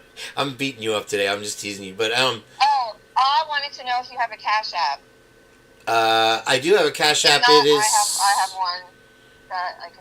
Yeah, send it to Jen's Cash App. I have Cash App. It's on my main. Jen. What is it? It's on my main page. If you want to post the link to it. Hold on. Thank you. Anyway, what was I saying? You have to click more. There's a more button, and then it comes down or whatever. It's like Kane Blanford Cash App or whatever it is. Thank you for that. If you are going to send a cash app, I appreciate that very much. Anyway, so there's 350 million Americans, and I always say that 349 of them, that was one of them. And I say 349 million are completely uninformed as to what's going on in this country. And I think a good million, and it makes us feel strong in the groups that we have in the United thing. But in reality, the majority still believes the police, at least, if not the press, whatever the police say. And so my allusion to Tommy Boy was when Chris Farley quotes his dad saying, "Yes, I could stick my hand up a bull's ass to see how good a steak is, but I'd rather take the butcher's word for it." Applies very strongly in this case when you've seen people that I've interviewed here in Florida, in Clearwater, Florida, in Largo, Florida, that are, oh yeah, I heard he was a PhD and he was stalking them. And this is recently. This isn't, because there's no update to them. There's what they heard, that's it, they're going with that, they don't know anything different. Now in the West Coast, in the Pacific Northwest, you might have a little bit of a different variation with people keeping up with both sides. But it does not seem, if you step outside of the YouTube world, that there is any motivation to delve into what's going on in the justice. And none of us, not one single person in this damn chat was interested in learning about all the different kinds of DNA and all the different snaps and STRs and all that stuff, or could care less about cell phone data records or anything coming into this. We've had to learn because we want the right answer. That's how far we've gone. We've gone to psychics. We played stuff backwards, forward, sideways, put pictures upside down, zoomed in, and every single one of you has been with us every single day, and I'm going to be here every single day that I'm off on this time that I'm off, that I have time off to be with you, because I feel the answers are finally coming out. And I have not seen the picture yet that I was looking for. But anyway, yeah, I thought that was a good analogy of how the masses feel. I could stick my hand up a bull's ass to see how good the steak is, but I'll take the butcher's word for it. The butcher in this case is the justice system. And JJ Vance of Operation GCD Podcast was saying that... I forgot what he's saying. What was I saying, Jen? Okay, we're going to go on this Wade Bird thing here, guys. Thank you for staying with us and tuning in. That video's almost done. If you want to just play I don't know, did you play all of it? I've played all of it. I'll play it again. I'll finish it up. No, you don't have to play it again. You just play Wade Bird. No. Play it in reverse. Yeah. What? Did you say play it in reverse? That's my kind of talk. No. I didn't know you played it all. One thing I just want to say real quick about that. If you go back and look at the timing of everything, it's very suspicious. Also, I feel like from day one, they were very vague on purpose because they hadn't, come up with a story yet. You know, the same reason, they didn't release a video of the white Elantra. They released a stock photo. I don't think they ever had it to begin with. Well, they don't. They have the wrong year Elantra in that video from 1112. Right. And how did they even, when they came out with the map? Even Twizzlestick posted a picture, and he, I love it when everybody, our little group, comes up with the same answer at about the same time. And he did it right after I did my Photoshop live. And it always blows my mind because it's so obvious. And so, when you say Jen, when you say they were vague, I am still trying to wrap my head around Sunday and twice or thrice how in the actual feck did they come up with the story that that they posted originally about Dylan's testimony? I don't know. It is so off. It's such a... They just twisted it. They didn't give us all of the details. They made it sound a certain way, that it was one person that did this, even though in her thing, she doesn't know. She's completely wasted. They don't mention that. They didn't tell the grand jury that. They didn't tell Meghan Markle that. And so it's one thing after the other, and it's like what I was talking about earlier with the Delphi, where they distorted the video that they had released for 5 years of the bridge guy, and it had all this static over it. And then we get the real video, and it's as clear as crystal clear as day. Well, think about this, right? Remember I mentioned how the Facebook group, the case discussion, whatever, the one that Papa Rogers was posting in, they're also the same ones that released the, what did you say, the ad video. Yeah. Corner Club still. Listen, Jen. They talked to one of Brian's coworkers, allegedly, who said he had hit somebody in the parking lot and got mad. Some weird story. Right. Yeah. Oh, yeah. It's all strategic. Right. It's all strategic. Paid actors, for sure. Bad actors, if nothing.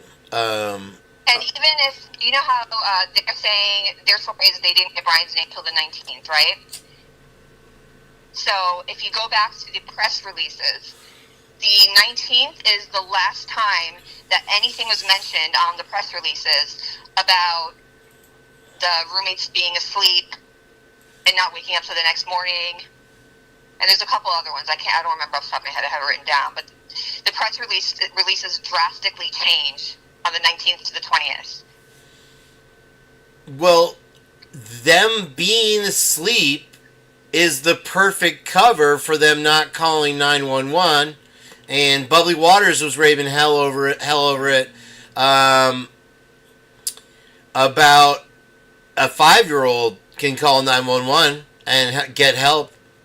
And she's like, well, she was referring to the paper that they signed to alert the foundation of the fraternity or sorority before they call the police. But we did figure out that it does say if there's injuries, call 911 first. But you get the vibe of that document that they are the go-to first. And it seems, in my opinion, that is the narrative, the direction, to get Star Trek into this, the directive for them to follow, and it seems that it was followed to the letter in this case.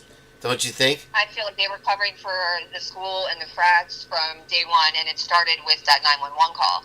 I mean, think about it. They flip-flopped on every basic detail.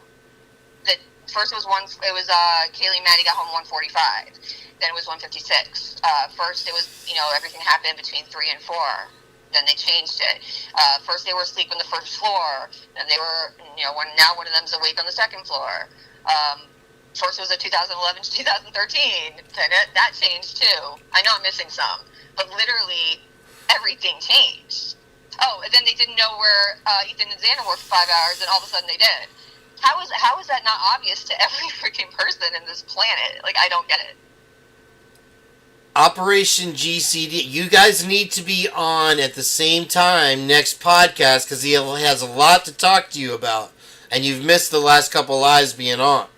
I want you to click that link, darn it. But anyway, so let's finish out this video so we can play Wade Birds. It's been an hour that I've been trying to get to it, so let me get to it here. Punishment if this isn't the case for it.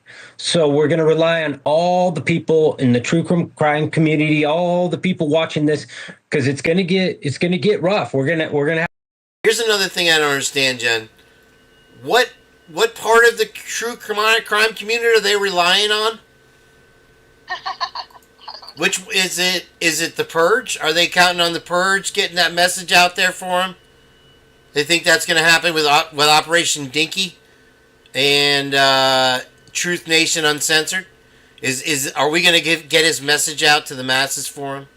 Is that who he's talking to? Who the fuck's he talking to? He's talking to drunk chickens and JLR. Exactly. Anybody related to Paramount in any way seems to have jumped on this money wagon. You know, cash in on your 15 minutes of fame, kids. They have like 10 different, GoFundMe's and Give Send Goes, etc. Venmos. It's gross. It's just disgusting, and I gave them a little bit of the benefit of the doubt in the beginning, but it's all gone. I have no respect for any of this. And one thing I just thought about it. Didn't Gray Hughes come out and say that he's the one that got that 911 call? But Steve, earlier we played the video where he said that he released it. Steve did say that. Yeah. I actually, Translucent had a video that we played here, and once I saw Gray Hughes, I clicked away. The first report I saw of it, maybe it was that or JLR. No, actually it was the Drunk Turkeys that said they had it, and they had an inside source. So, what's Drunk Turkey's inside source? I don't know. What's Drunk Turkey's inside source? Steve G. So, anyway. Exactly. All right, let's finish up this video. Here we go. Have to put somebody all the way to the very ends of justice, but I think that's necessary. I feel like some of the reasons we have these mass shootings, school shootings and things, it's because we don't do a good job of showing the very end of how this ends. And once kids see the full picture of what these disastrous behaviors are, maybe that puts a little bit in their head to slow down, think it through, talk to a friend, talk to a counselor, go to your... Just as a sidebar on this, thanks for your great input as far as national security goes to CG. But the answer to the school shootings, Rockford had it easy. They've had all these plans. Oh, hire veterans as security guards and blah, blah, blah. Put metal detectors in every schools, and then you have no... And, a lot of schools are open. I think that's been the problem. So you're going to have to fence in your school, and then you're going to have cameras on those fences with some kind of detector to monitor, but have like you do in the inner city schools, the metal detector, and that's where we are. But that's the answer. What else can you say? Bingo. Clear backpacks and metal detectors. Yeah, we used to have clear backpacks when I worked at Cracker Barrel, and it was no big deal. At Cracker Barrel? I worked at Cracker Barrel, yeah. I heard them in retail stores, but not at Cracker Barrel. What are you trying to get a steal? Like a biscuit? They have a store. They have a retail store as part of Cracker Barrel. Oh, yeah.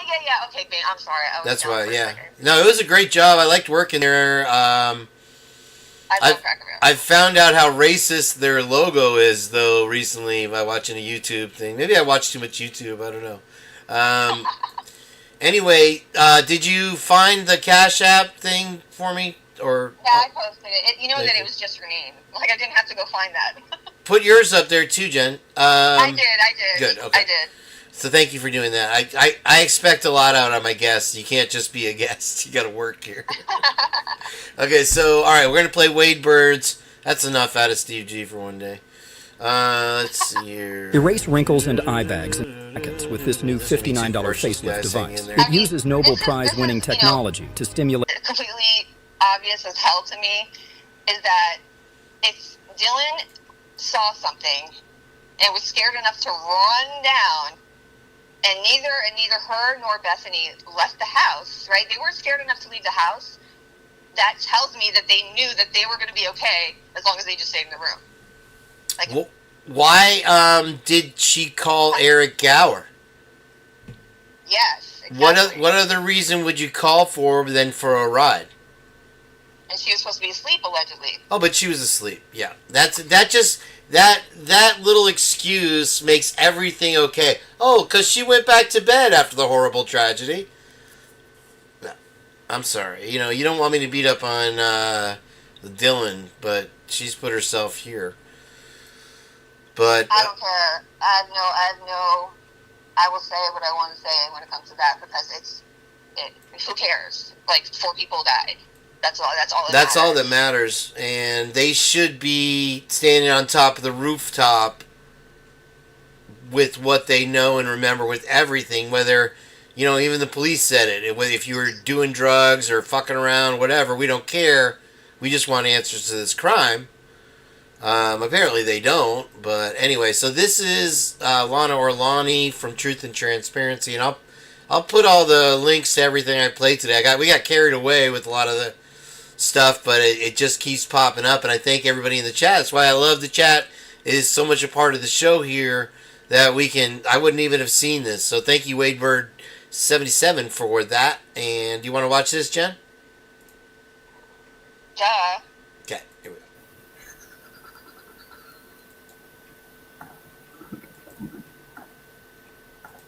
This is call number 1. Oh wait, Jen, before I forget, remind me. Oh, this is fire. I want to do the text messages read backwards because somebody else in the chat last time was saying the only way it makes sense, and I think we were talking about, is if you read the text backwards. So if you can find a link in the meantime, more work for you, to the text messages, I would appreciate that. Like the document? You want the document? Yes, please. With cherries. Okay, I'm going to play the video. Okay. I'm going to get non-emergency number. Try to get Okay. reach out to me. This is really important. He says it right here off the bat. He is trying to reach non-emergency. I need you guys to understand this because what I'm about to show you guys is going to blow your mind. Okay? So, this is the first call. Police and fire dispatch. Oh, this is fire dispatch. I'm trying to get non-emergency number. Try to get reach out to me. Okay. Oh, okay. Yeah, this is Alex Terrell. I want an officer to reach out to me. I have a Google Doc with hyperlinks and just format and stuff. I want the school. I don't know. I wanted to talk. The county told me I called the crisis center first. County County. They said, "Oh, you're not going to talk about the professor of the school." They weren't going to listen to him. They weren't going to let him talk about this professor. Okay? Now, we'll continue. I call Clinton County and they say, "Where's the crime occurred?" And so I say, "All right, okay, well, you guys have a citation, suspicious person report." Tell me exactly. You guys have a citation for a suspicious person report. We're looking into that. Exactly what you're reporting, so I can get that information to the officer. I just need a brief description for him. Hold on. Yeah. I have. Hold on. Let me load up the Google Doc. Okay. An officer gave me this information. I think it's like a ticket number, a report. You know, it ain't even. This is all. So is this something that you have already reported? No, I'm scrolling. It's 150 because I'm scrolling as fast as I can. It's 24-02117. My name is Alex Terrell. Actually with the University of Idaho. Okay, now hold on. Student teacher content. Now, as you can see, I want you guys to take a look at my screen. And as you guys can see, this incident number is 24M07956. Okay, so there's a different one, 02117. So we're working on getting that. Fire and rescue is the same as it's dispatch. It's non-emergency. That's how they do it. Because it's hard to hear, that's why I'm stopping it and I'm trying to then tell you guys what's being said. 117. My name is Alex Terrell. Actually with the University of Idaho. Student teacher confident. Student teacher confident. You guys hear that?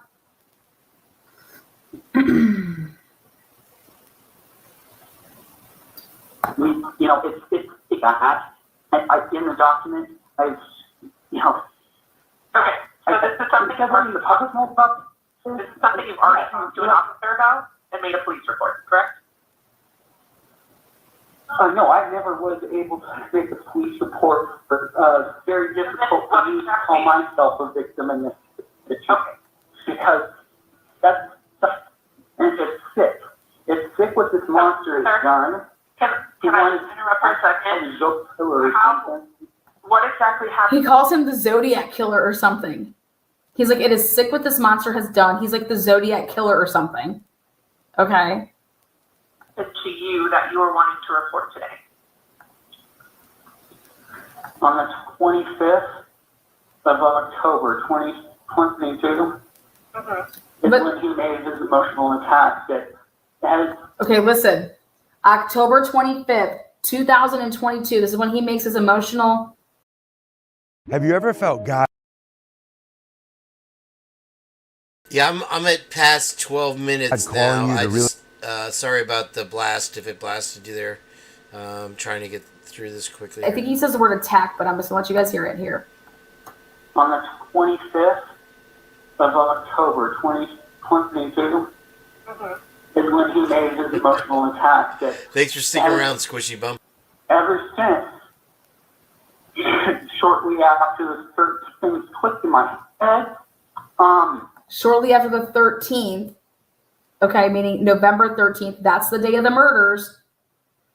So October 25th, he's saying that this professor emotionally, I don't fucking know what, but something happened on the 25th of October. Then the murders obviously happened on the 13th of November, and so this is where he's at now. Well, in fact, things clicked in my head at about 5:30 when he elected. He was the one that said that there were 4 homicides. At 5:30, he said that there were 4 homicides at 5:30. Okay? And I'm assuming he's talking about 11:13 at 5:30. I mean, I'm guessing PM, but is he talking about AM? I mean, I don't fucking know. But 5:30 PM, he's talking about the homicides. Okay, I don't know what this police report is in regard to. I don't know what you're talking about. So, is there something that specifically happened to you right now that you want to report? I believe it is categorized under Kane. It sounds silly because when I think of cheating, I think of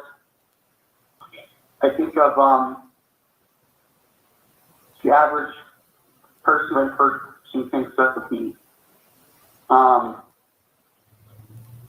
Okay. So what happened? This person greatly hurt me, and any dad and mom. Okay, so how did the person hurt you? I rally a strong amount of support. Okay, how did the person hurt you? So, I have the timestamp and everything. But he said, I sent your email. I sent your exam. And he's talking directly to me. 15 seconds later, I don't want to try to use what later. And his pitch and voice matches. So when he talks to the class in his lecture, but when he deviates and he says things like, "What's what happened?" Hearing that from me right I need your first opinion so I can give it to an officer. I was Mr. Sorrell. I was Mr. Sorrell. And those were the first 2 tips. Yeah, one of the tips in that Moscow case those 2 things were it. 2 things. Yeah, I was Mr. Sorrell. He did. He literally did. Your last name Sorrell, starting with an S as in Sam? Yeah. He's saying he gave 2 tips. The first 2 tips he gave was after the 11:13. How many times is she gonna ask him what his name is? SERRELL. Okay, and what's your phone number? It's redacted. Is it? I don't think it's considered a memory of the new one. Is that the one showing on the color ID? Let me check. Yeah, so I will get this information over to an officer and I will have him call you, okay? I love their helping because it's no longer me trying to make the school look like shit, even though the school does look like shit. This is no longer about me trying to make the school look like shit. The school is shit. The school looks like shit. Amen. That's what he just said. It's not about me, no longer about me trying to make the school look like shit. The school is shit. The school looks like shit. Whatever. All the way I'm around. going to get it over to the officer. I'm going to have them call you, okay? This is a tape, Shags, that we've watched a couple times now, and it's this crazy guy, whatever, that... Well, just listen, try to listen in here. I had it on fast before. Sorry, Shags. Okay. Bye-bye. Okay, so then there's going to be another call here because he calls back. All right, now again, this is really, really important to understand, guys, because then I'm going to show you guys a police report. And I'm going to show you guys the history that has happened with this young man in the month of October of 2024. So let me play you the next call.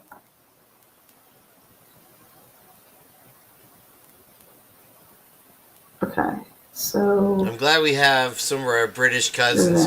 That's why I was happy to go does live early with this. Second call. Because I missed out on so many of the British people in the chat. And so it's good to have you here, Scott. Nice to see you. Sandra, nice to see you also. It's a talk with an officer of Moscow, Lake County. I am a resident. I tried All right, he says, I need to talk to an officer in Moscow. I am a resident of Kootenai County. Okay, but I need to talk to an officer in Moscow. I'm just calling you guys because the question of a crime that occurred has to come up. And yes, if you go into that, because that's a dicey topic, I told you. Did the officer contact you? The officer, you guys told me to go public. I called the FBI. I called the FBI. He called the FBI. He told me to go public. I called the FBI. Can you hear me? Yeah. So. Hello? Yes. Hi. Did an officer contact you earlier when you called in? Yeah. Okay. Did you want to talk to them again? I called. Yes. Okay. I'll reopen your case. I'll have someone give you a phone call, okay? Reopen it. Please do. Please do. Okay, thank you. Important police are above the school. Okay, she cuts it off. They cut it off there. Listen to what they say there then. The police think that they are above the school. Something like, listen to this end right here. They cut it off. Okay, thank you. Important police are above the school. The police. He's calling the police. Now, check this out. Okay, hold on. Now, we looked up Alex because I wanted to see if he wanted to come on the show. Why wouldn't I? And so, let's see. Alex. Okay.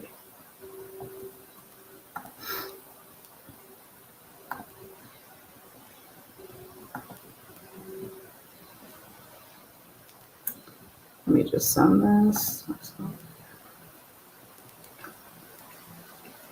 I'll get the fuck up out of here.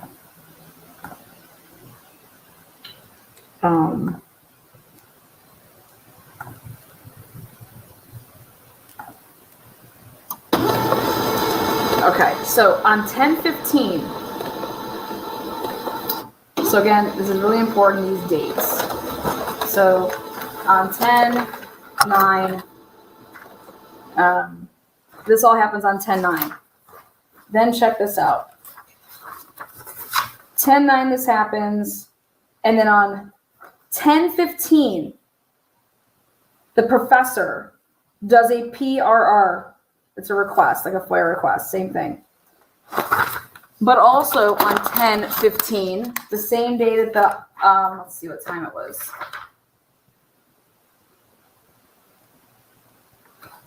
Fuckers. I'm gonna have to request what time that was at. So on 10/15, at some point, two things happen. And this is wild. I'm going to go over here to Hector so you guys can see it.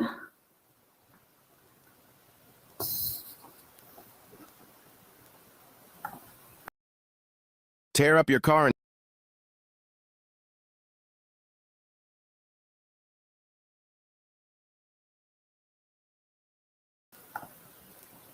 Come on out here, Hector. What do you got for me?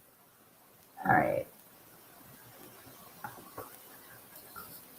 Now, look at this date.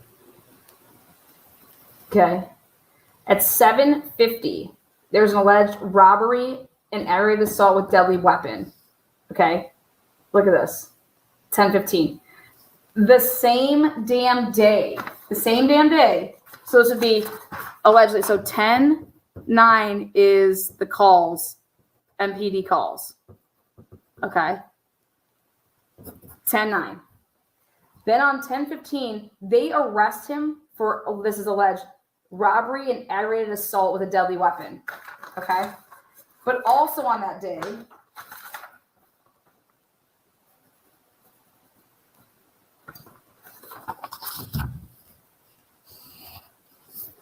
the professor does a FOIA request and asks for this report that I have right now.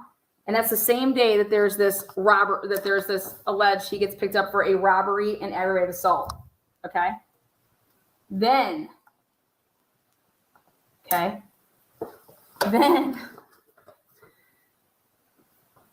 fucking A.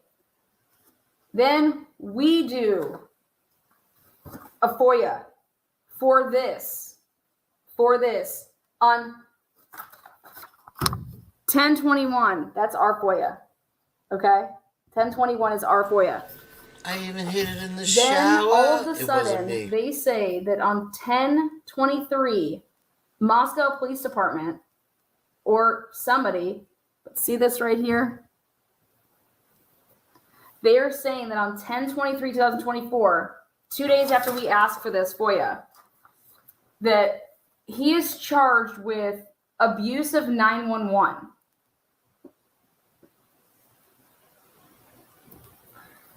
$20,000 bond for that, $100,000 bond for this shit. Okay. How would the professor know to even get a FOIA? Exactly. But on the same day that he gets that FOIA, he's picked up for robbery and aggravated assault in Kootenai County. Arresting agency, Kootenai County Sheriff's. Now, don't know when this could have been. This is just the arrest date, but it could have happened, that's just the arrest date. Okay. Look at that. But the MPD calls were on 10/9/2024.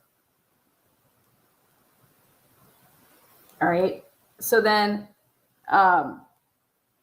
10/9, and then this professor puts in on 10/15, he puts in a FOIA for this to get this. The same day that the professor puts in the FOIA request is the same day that Alex Sorrell is arrested for robbery and aggravated assault with a deadly weapon. Then I said to myself, well, what the fuck? Who posted his bond, bail, something? Because, or you're just adding like arresting. Then Kootenai County Sheriff's Office, arresting agencies, arrest date, 10/23. So he gets out. And then they, 2 days after we do the FOIA,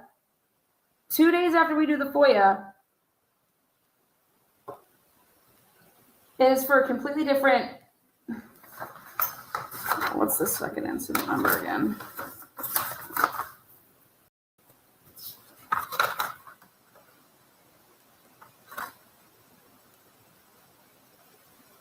Totally different number. Abuse of 911. Now, we're working on getting all of this, but bottom line is that he wasn't trying to call 911. He straight up said that he was calling and asking for the non-emergency line. So I really want to hear this abuse of the 911 call. Okay. But this is the Cooney County Sheriff's Office that did this arrest and that also did this arrest. And I just think it's very, and then this, where the arrest happened, you guys, he was arrested at home. That's where he lives. Hardy Creek Road, that's where he lives with his parents. So this whole robbery and an aggravated assault with a deadly weapon, it wasn't like he was caught in the act unless he was robbing and his parents. Okay, unless his parents. But we're looking at this whole thing. But look at this time. See that? Now you want to hear something crazy? 11:03. Guess what time this all shit fucking happened? I'm a soul child. Dun, dun, dun, dun, dun. It wasn't me. 11:02 and 57 seconds. When this guy finished his report, this was 10:09. But when this guy put his report in, it was 11:02 p.m. He was arrested at 11:03 p.m. on 10:15. So think about this. Just saying. I bet you this FOIA request went in way before 11 p.m. by the professor. And on the same day that he puts in a FOIA request that the professor does, this kid gets picked up for robbery and aggravated assault. Then they arrest him on the 23rd for abuse of 911.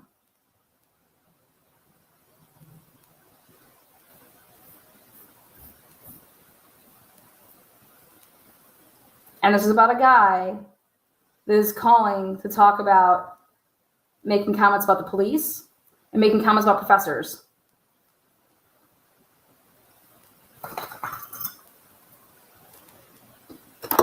And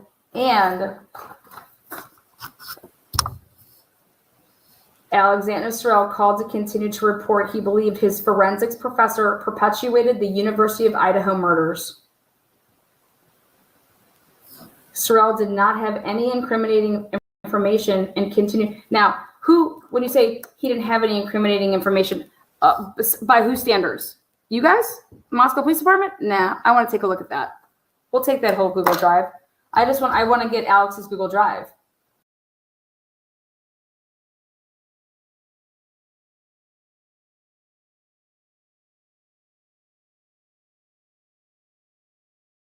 I'm interested in what you have. Let's take a look at this. Okay. Again, I have a couple questions, which is how did the professor know to get that FOIA? Okay. And on the same day that he asked for that FOIA, that same day he's arrested at his parents' home. Okay, I thought you meant pick this guy. The picture of the professor is the thumbnail. And I have no problem with public information. And how I was able to put 2 and 2 together on who the fucking person was. My sacrum just cracked like you wouldn't believe. Is because the guy put his name down, Francis 1 Klaus. If you type in that name, he's a professor at the University of Idaho. That's how I did it.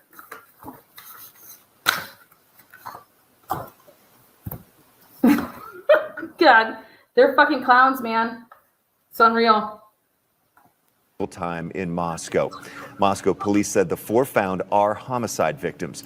The University of Idaho has canceled classes today out of respect for the students. We understand the public's frustration about not being provided a lot of information. We are working to the best of our ability to actually provide as much as possible. We intend to come out and solicit information from the public if they are within certain areas that we believe are of interest for this investigation. Why you believe they are targeted killings, and do you know who, if any, of the victims were the actual targets of the killings? We understand the public's frustration about not being provided a lot of information. We are working to All right. And to close out tonight's episode, we are going to take a look at, and there's no way that we cannot not look at it, is a gruesome murder in Kootenai County. Let's go like this.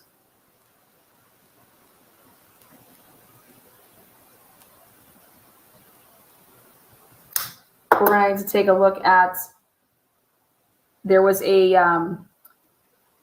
man that was, what people thought he was attacked by a bear. And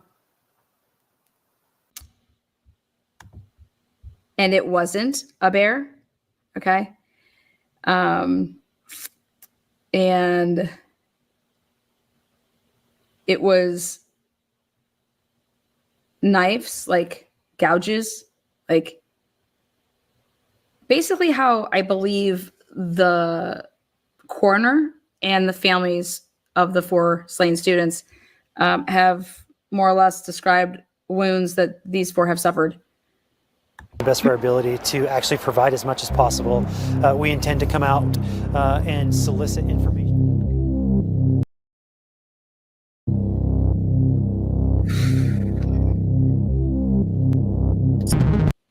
What are the odds of that white car being there? It's the trial. What happened at 1122 Kane? I don't know. Hopefully the truth comes out, whatever did happen, because that's how we make sure that nothing continues. But let's talk about this, and I will close it out. Here we go. Welcome to all the new members. Thank you for being here, everybody. I'm glad that sorry, I have my headphones on. Tip, you've missed a lot today. I will say that, typically unique.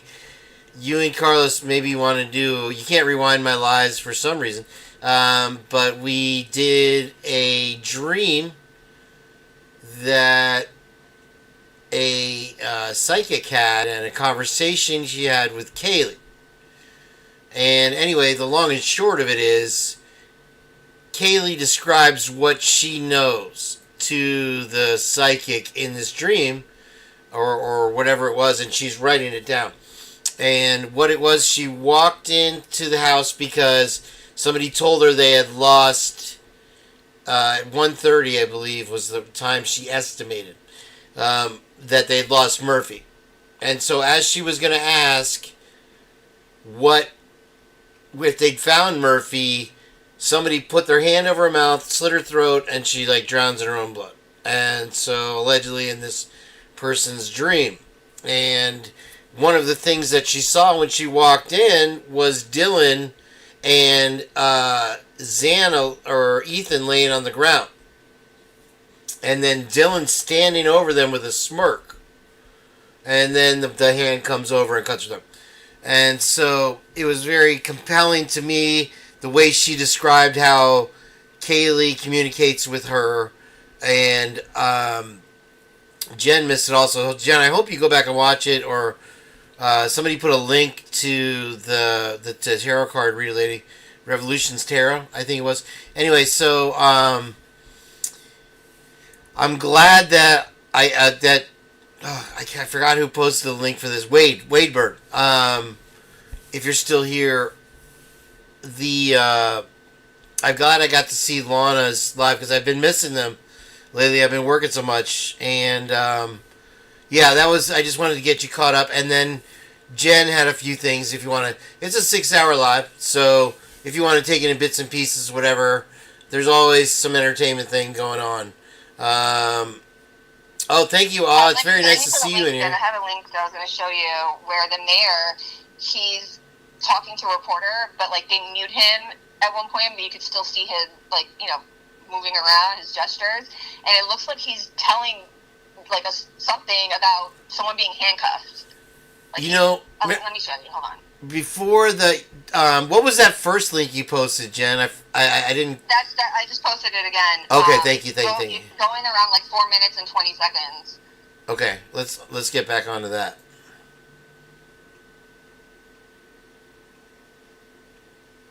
All right, so listen up. Shaggy, thank you. You guys are out of control. Hey, Swifferfly. I've been trying to tune into you guys. Every time I catch you guys live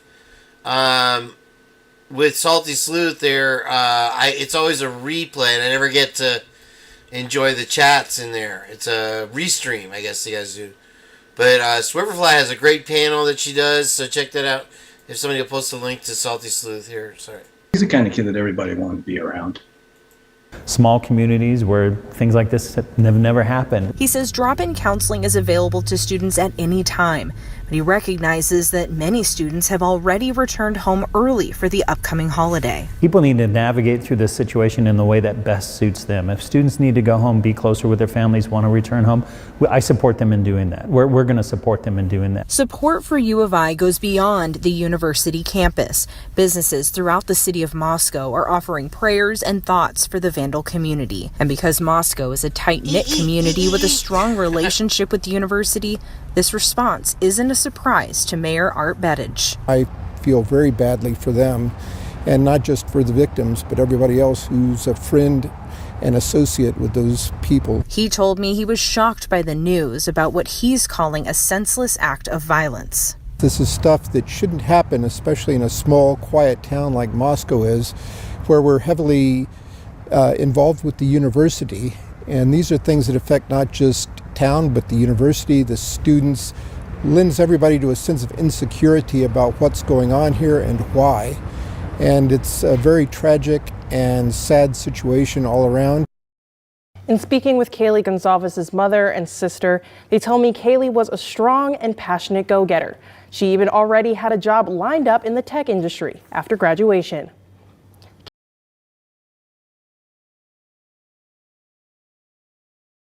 Jen asked me if I saw it, and I was looking at the chat. Sorry about that. Let me rewind that real quick here. Kaylee was one. Else who's a friend and associate with those people. He told me he was shocked by the news about what he's calling a... Hold on. I don't know why they do that in the news. A lot of times somebody will be saying, it's in the interest of time usually, but here we're more suspect of it, aren't we? Yeah. But he kept talking after when they cut it. I'd love to find a link to this entire interview, Jen. That would be very interesting. But this is the mayor of Moscow, who we feel revealed a lot of the stuff and got shut the fuck up. Kids go to bed. Right. You just paused it at the part. Yep. Okay, here. Senseless act of... Oh, yeah, you see, he's talking about being bound, maybe.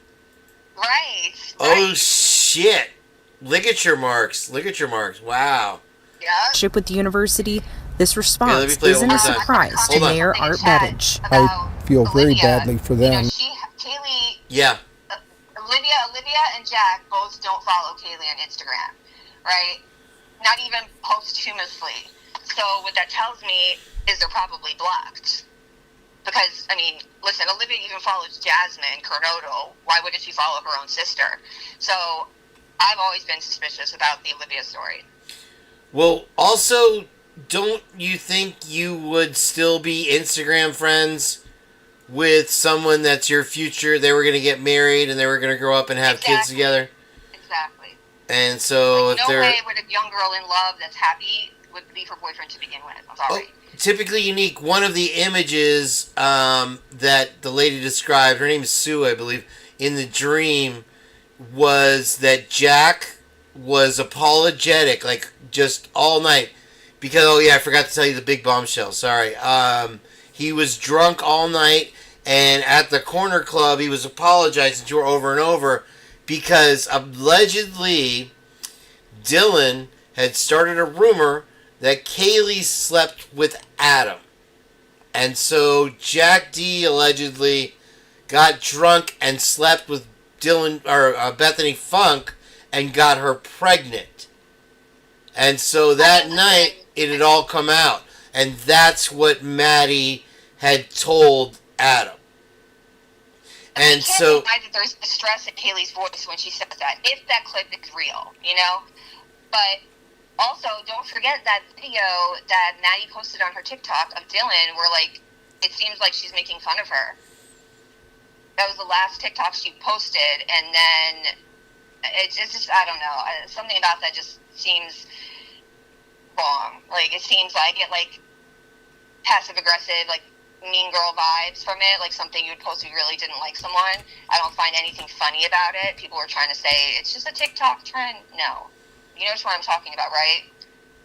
We do. Yeah, we played that several times. It's the one where I hate you or whatever, and yeah, you effing asshole, whatever. And she is in, it was a TikTok trend, and she's in that weird Halloween outfit, making herself look as an outcast, this whole thing.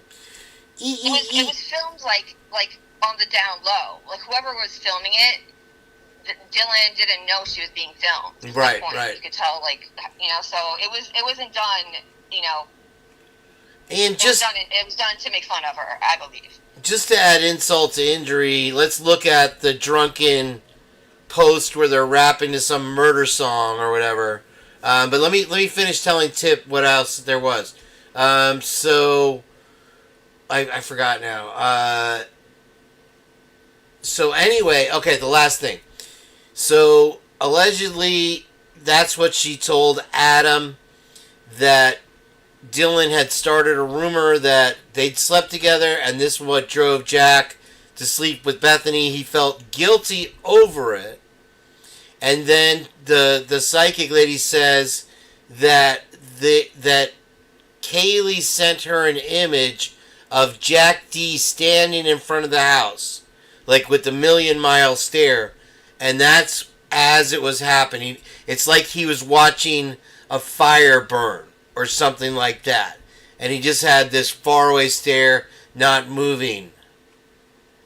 And then, allegedly we got the whole thing where she's told that Murphy's missing, walks into the house, sees Dylan smirking, standing over Xana, wondering why nobody's freaking out, yelling for help, and then gets taken out herself with a hand over her mouth. And then when she says it's like somebody shut the power off, she hears somebody whispering her name or screaming her name, and she doesn't know if it's Xana or Maddie, but she sees Maddie running by right before the lights go out. She sees the blonde hair running from something. So they're not in this dream anyway, they're not asleep in their beds. Thank you for being here, Shag. I love having you, man. And the reason I played it originally is Echoes posted it for Jen and I to watch. Is that it had such strong correlation to the many, many, many dreams that Kaylee has, and I discuss it while we're watching. If you do end up going back and watching it, you'll see what I'm talking about. But very, like, a number of, just the overall vibe of the entire thing was very similar, which is why I played it. It's an hour long. And we played it twice. So, if you feel like delving back into that, I started about a half hour in. So, about an hour in, I play it in slow and really discuss it. So, if you want to go back and look, thank you. And then welcome all the new mods, welcome all the new members. Everybody, thank you so much for the Cash App, and everybody else that has bought memberships, Trish, Shaggy, and what was Too Fast in here at some point. I thought I saw his name. Hello, Tina. Hello. Very nice to see you. M. Hawkins, welcome in. And I've made everybody mods because I want YouTube to be more interactive. And so if you have something of relevance or a picture of your cat or a video or something you want me to share, feel free, and I'll trust you guys. Just as long as it's less than 55 terabytes of dick pics, it's fine. Anything over 55 is not allowed. So, James also, very much thank you. And, gosh, the list goes on today. My goodness, I appreciate it. We do appreciate it. So, all right. So let's watch this one more time. Right here at the end, he says, and not just for the victims, but everybody else who's a friend and associate with those people. He told me he was shocked by the news about what he's calling a senseless act of violence. This is stuff that shouldn't happen, especially in a small, quiet town like Moscow. So right there, Jen, right? You see him, and he grabs his wrist, and you wonder, because so many people have reported that they were bound, or we've heard that over. And one thing that was, I think, another thing that Jack D's aunt slipped out in the Facebook of the Gonzalez's was it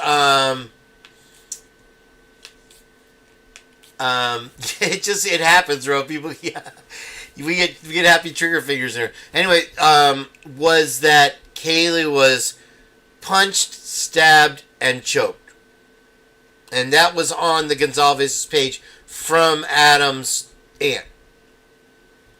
Whether it was, I never saw that. Huh? I never saw that. Well, we played it on a show you were on. You have seen it. Really? You just don't remember. Yeah. I have a lot of info. That was way back when we first started, so I can understand it passing. But that was a big deal for a while there. So okay, you haven't been on the show for a while, Jen, at Criminal Confidential. What else has been stewing in that brain of yours? Just the blatant propaganda that is being pushed about Brian. Like, when you go back to the stuff about the beginning, the whole narrative about him wanting to be the smartest person in the room, right? If you go back and listen to some of these interviews that they did of his, quote unquote friends, it's like the same thing is said out of multiple mouths. Do you know what I'm trying to say? Like, it's like they were told that they're paid actors, like 100%.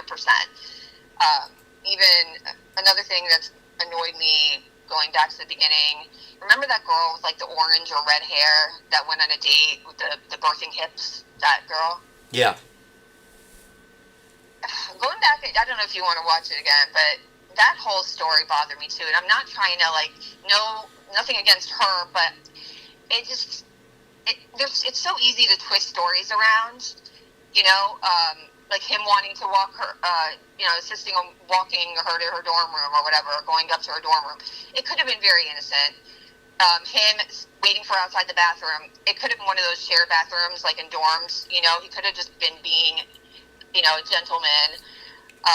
It could have been so much. Even the narrative from the bar that said that they banned him or something because he was making creepy comments, remember? Him asking, they tried to make it seem like he was asking women who they were with and where they lived, right? But think about it. Every woman has been in a bar and been hit on and had a guy say, oh, where are you from? Which is different than where do you live? You know what I'm saying? Who are you here with? Could be, hey, I want to make sure you're not here with, a date so I can hit on you. They just twist things around, and it's really disgusting. When you say paid actors, let me embellish on that a little bit. I'm going to say, and also be real, as donated like crazy today. I cannot thank you enough. Thank you. I think it's more pressured actors. There's just, and with that video clip that you played, Jen, when you have Steve G emphasizing the unimportant fact that he's not from Idaho. Right. It leaves a really bad taste in your mouth. You know what I mean? That why is that even relevant? It's okay. So I had a few things, and Jen, stay on the phone because this is you, and I'm going to hide the email so Trish doesn't have a heart attack here. She has a lot of heart attacks. The things here, I did the Vicky Gooch thing, I think. Oh, I haven't done the Vicky Gooch. Let's see. I have another one from you, and this is. One thing, real quick, before I forget. Sure. I might have already forgot. Did you? I was reading one of the docs. I have to go back and find out which one. But apparently, what's his name? Not Payne, but the other Mallory. Blanker, maybe? It was Blanker or the other one, whatever, one of them. Mallory. It was like maybe the first or second day, and I think it was the first day, and he had asked Dylan what color the intruder's eyebrows were. Like, why are you asking her that on the first day? That's been a question I've had all along. What color were the guy's eyebrows, these bushy eyebrows? Were they gray? Were they blonde? Were they brown? Were they black? But why? Like, why is he suggesting that? Is my point. Like, he suggested it. Like, it's like I feel like. Do you get what I'm saying? Well, it would be an important detail considering how few details we have. But okay, so let's digress. How did he know that? Why would he ask that before she even brought it up? Is what I'm trying to say. Right. Mallory, maybe. Mallory, yeah. I was saying Mallory, but you didn't hear me. That's okay. Okay, so this is a throwback for us here at the Purge. And hopefully you can see it here. Let me pull it up. And let me take the lips off. Let me take my lips off. Let's see here. And I'll take Jen off. Okay. And make me smaller. Yay. I'm small. Okay, so this is throwback to what Steve is referring to, allegedly. In my opinion. Alright, I don't know why it won't show. It says freshman hide in gully while softs post edits. And edits. It says edits later in the article, but here it is. It's spelled correctly, edicts. And so what is an edict, Jen? Like a bulletin, I believe. Very similar to a sticker on a pole. Yeah, like a flyer. And so this is back in the 20s, and so I was describing it earlier, and gosh, so much of this is so important now that we were just kind of like, oh, notice this fact, and notice that when you started coming up with all the fresh sophomores and all that shit. Now, it seems so important, doesn't it? And we're the only channel that's even touched on it other than Bubbly Waters. You can't even, unless somebody's ridden our coattails on it. And so this is something that used to occur up till like 1924, I think, Jen, 1928. Is literally. I think it does still occur, but it's just being hidden. It's just not being publicly, And we were discussing it when I had JJ Vance from Operation GCD Cup podcast on the other night. I was trying to reference this, and I couldn't find the article at that time, and for some reason you sent it to me again. Maybe you were watching that, but anyway. So this, at that time, around the turn of the century, Moscow was founded in like 1854, and from 1854 on, a tradition was this riot. You have to understand, it was described in the, what's the name of it?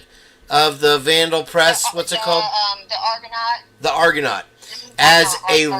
It's described as a riot between the freshman class and the sophomore class.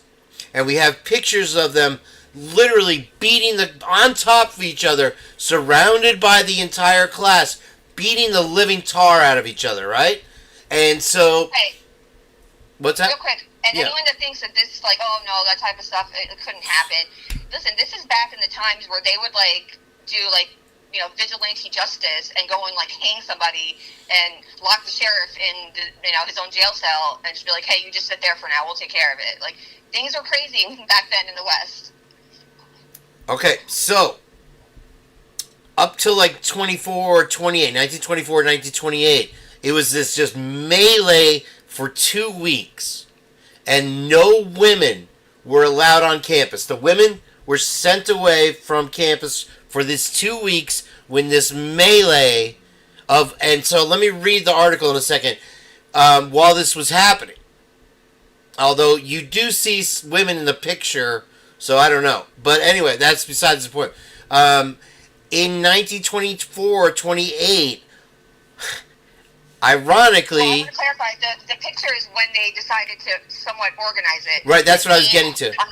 Homie, he was a history teacher. Yes. And he started to say, okay, listen, things are getting too crazy. People are getting hurt, seriously hurt. Yes. Let's try to organize this into like some sort of like event, like a Spirit Day type shit. Well, they literally say 48 casualties in one of the articles. They don't say whether that means they died or they were just beat up or whatever. But there was 48 casualties, and that's the important thing, Jen, that it was a history professor that took over the rioting festivities of whatever it was. And so what they would do is, you'll see in this article, is they would post up an edict and that's one of the traditions, with the Moscow sticker on the pole. This edict was to declare, this is our turf, this gully is our turf, and then all of a sudden a pickup truck full of sophomores would come and beat the crap out of them. So let me read the article, but I say that it's relevant because this crazy guy in the Lawn Alive was talking about the history professor, right? And what was the one, Jen, what was the one? It was the history professor, Schofield. What was the one that the TikToker who got all in trouble saying that there was another professor involved? What was that professor's job? History. That's what I think she got it wrong. I think the TikTok psychic got it wrong. It was history professor related, but not the current history professor. Just the wrong history professor, possibly. All right, so let me read this article, Jen, unless you want to read it.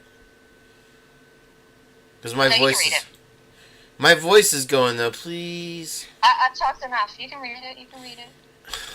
I can't. You can.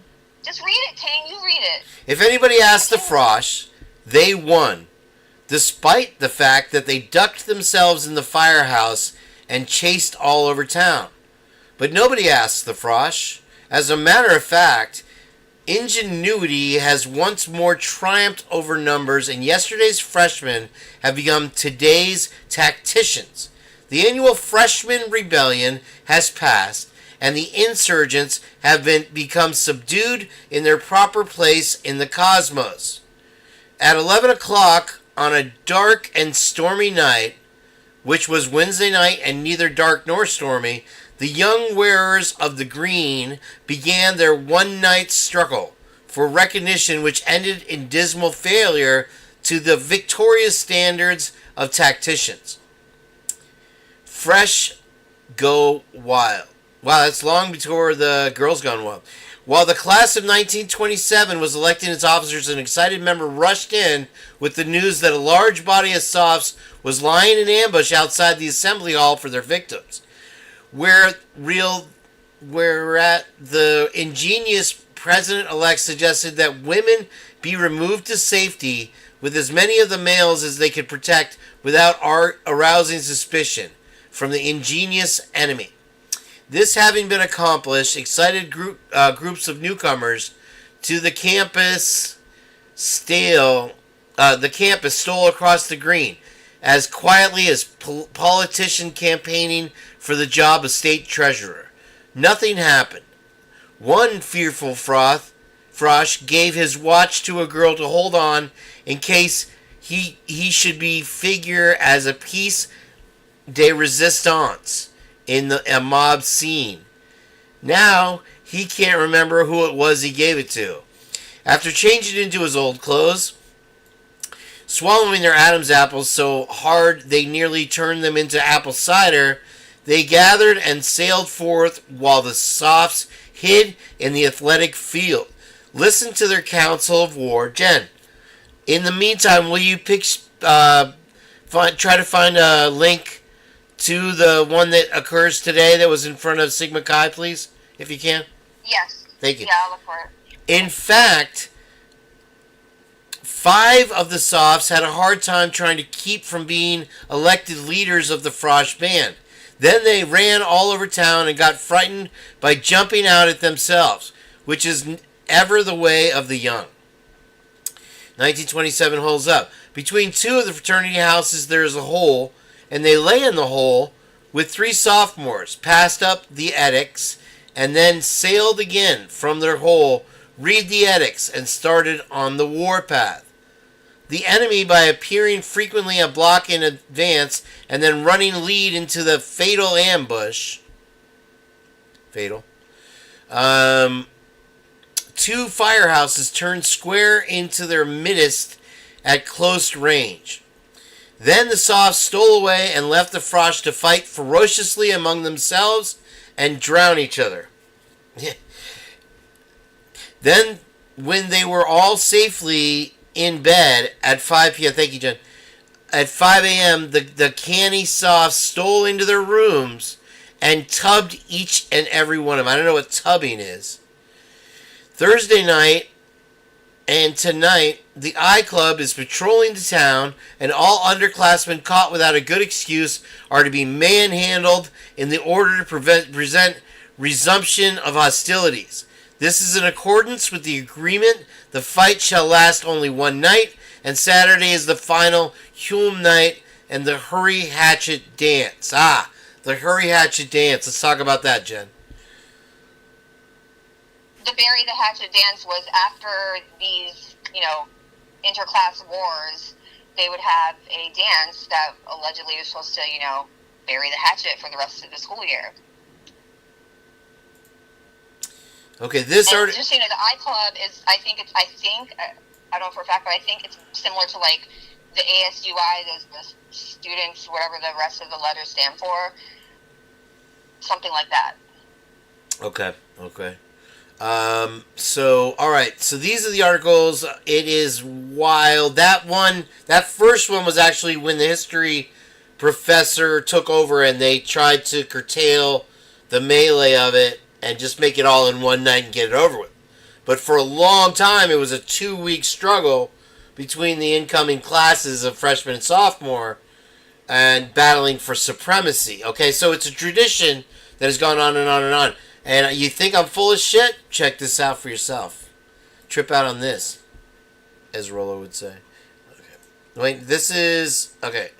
There probably is music. Yeah, this is the Sigma Chi video. Yeah.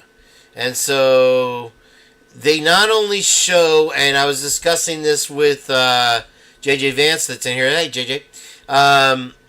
They not only show the Fight Club boxing thing outside of Sigma Chi, which is a national international event where recently someone in Vegas died as a result of it.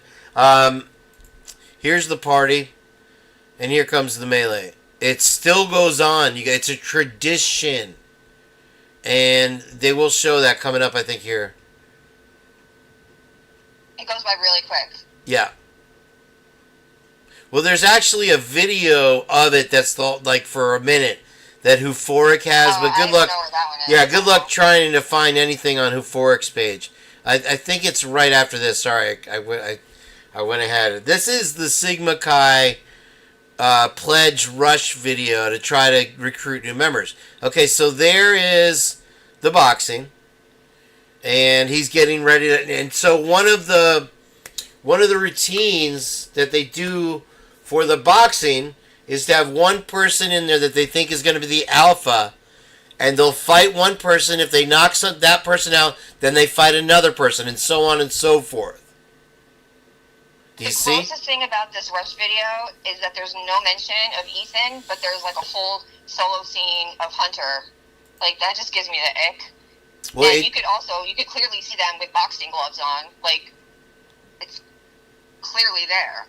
Yeah, it's a fight club, exactly right. And so here is the fight, just as a take, just to give you a quick over glance of it, and then watch. Here comes the melee. If you think I'm full of it, see for yourself.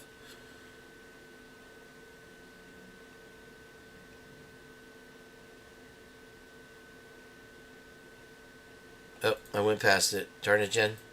Okay, another thing we noticed, I photoshopped this picture, or I blew it up, or something, and it's one of the. Can you see my mouse? Yeah, it's one of the dorm rooms, I believe, in the Sigma Chi chapter here, and it is. We found out it's an iconic picture of Muhammad Ali. So I don't know if that's a common room, or if that is just somebody's dorm room, or whatever, but apparently boxing is a very important part of being a member of Sigma Chi.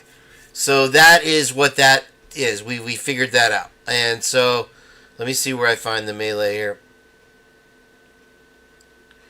And also I hate to say it, but there's a lot of what do you call that when they're gay, Jen, for each other? There is in the hazing, they make them drink. Yeah, and they make them do disgusting things, S&Ds, all kinds of really wild shit. That is part of the rush of this group. Them making them watch like gay porno. Right, yeah. And if they got a hard on, they got beat the shit out of. Yeah. Zizzing. Good one, James. Okay, good. I got a good answer.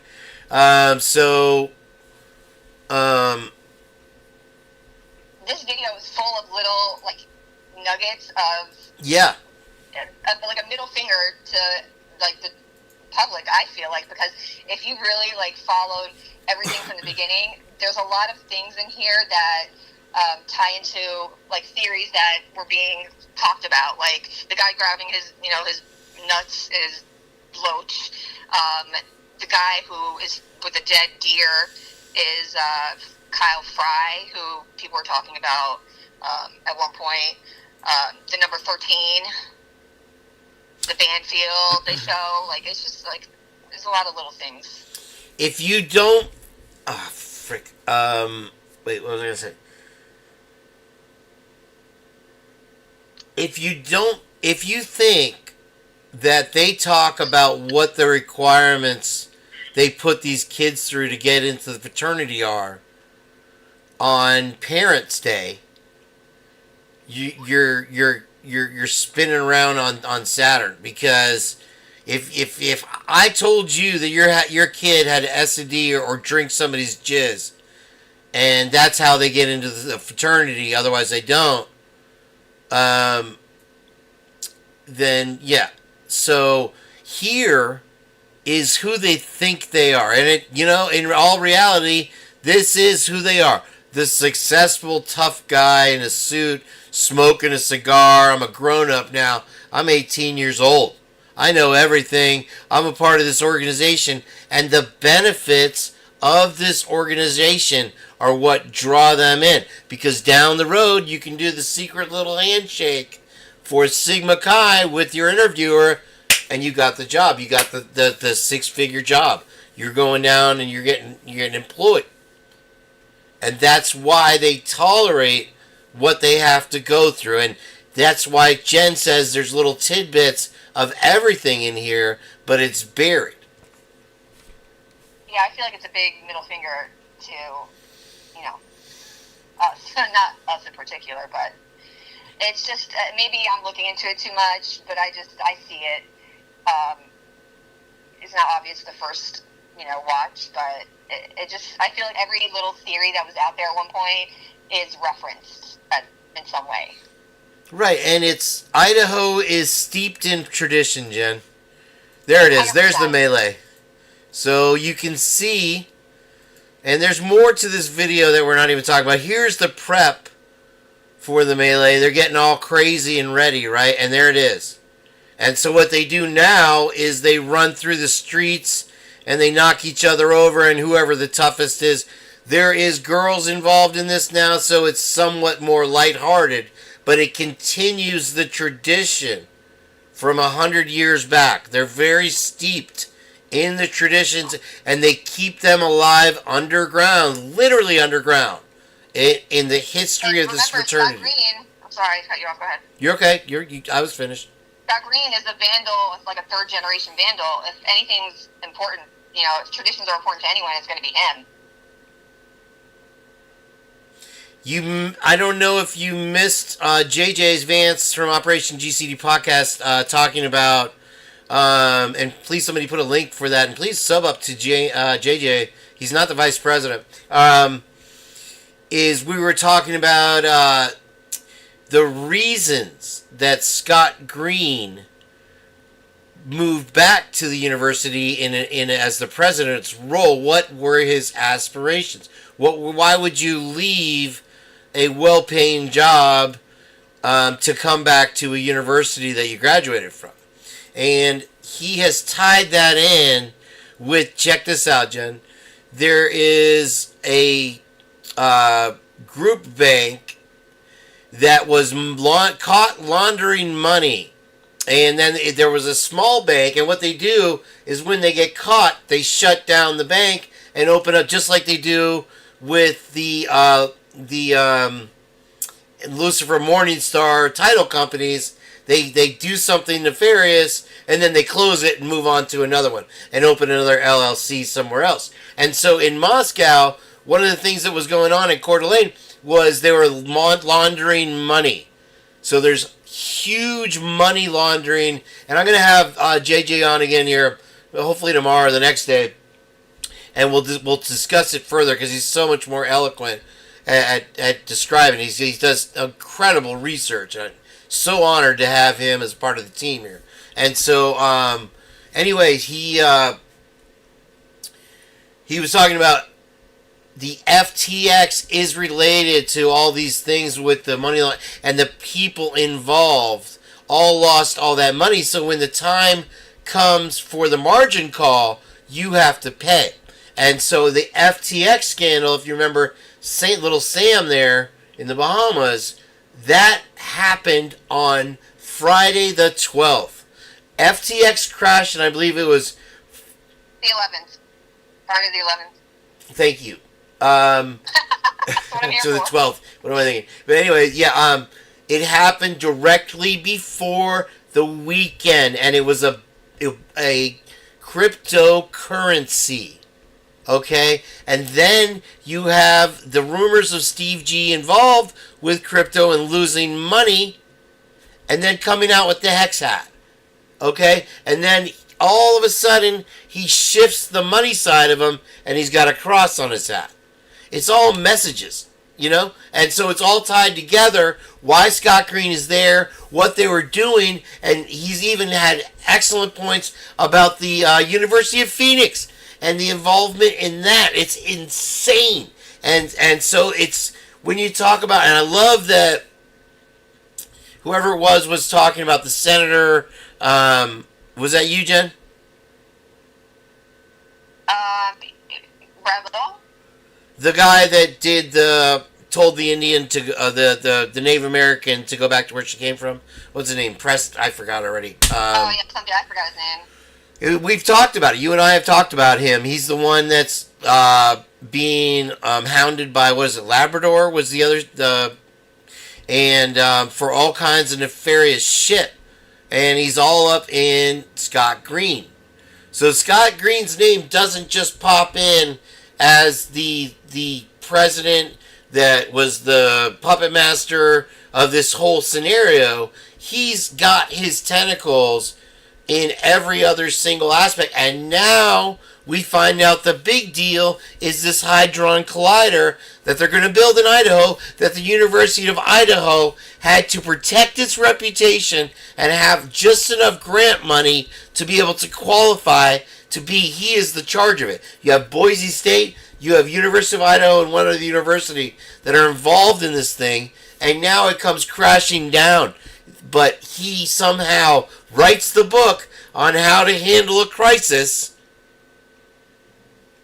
and goes on to buy Phoenix University, which is in itself his whole thing. And we'll go over that again with JJ. I work JJ so hard, you know. You see, I put my time in though, JJ. I'm not just demanding it from you. I demand it from every single guest I have, because we want to know the truth. Well, remember, I don't know. I mean, we've talked about it before, but the whole connection with like Ethan's birthday and Sigma Chi. Remember that with Constantine? Yes. So I'll just do like a quick overview, I guess, because I don't think we've talked about it with JJ. But okay, Ethan's birthday. It's crazy how I feel like it's gotten scrubbed because I have a lot of screenshots where it's the 28th, but I can only find It's hard to find now. A lot of them say the 29th, but either day, 28th or 29th, in like, I don't know, 301 AD or something, I don't know, one of those long time dates, was when Constantine converted to Christianity. He did the Battle of Milvian Bridge, and he saw like the something in the sky. He saw a sign, and then he painted the crosses over everyone's shield. Blah blah blah. So that's what Sigma Chi is founded on. Like Constantine is like who they like worship. Right, For right. lack of a better word. And don't forget the black dinner. Don't forget the black dinner to be introduced. Right. They literally like chant Constantine. Like it's what it's like the main thing.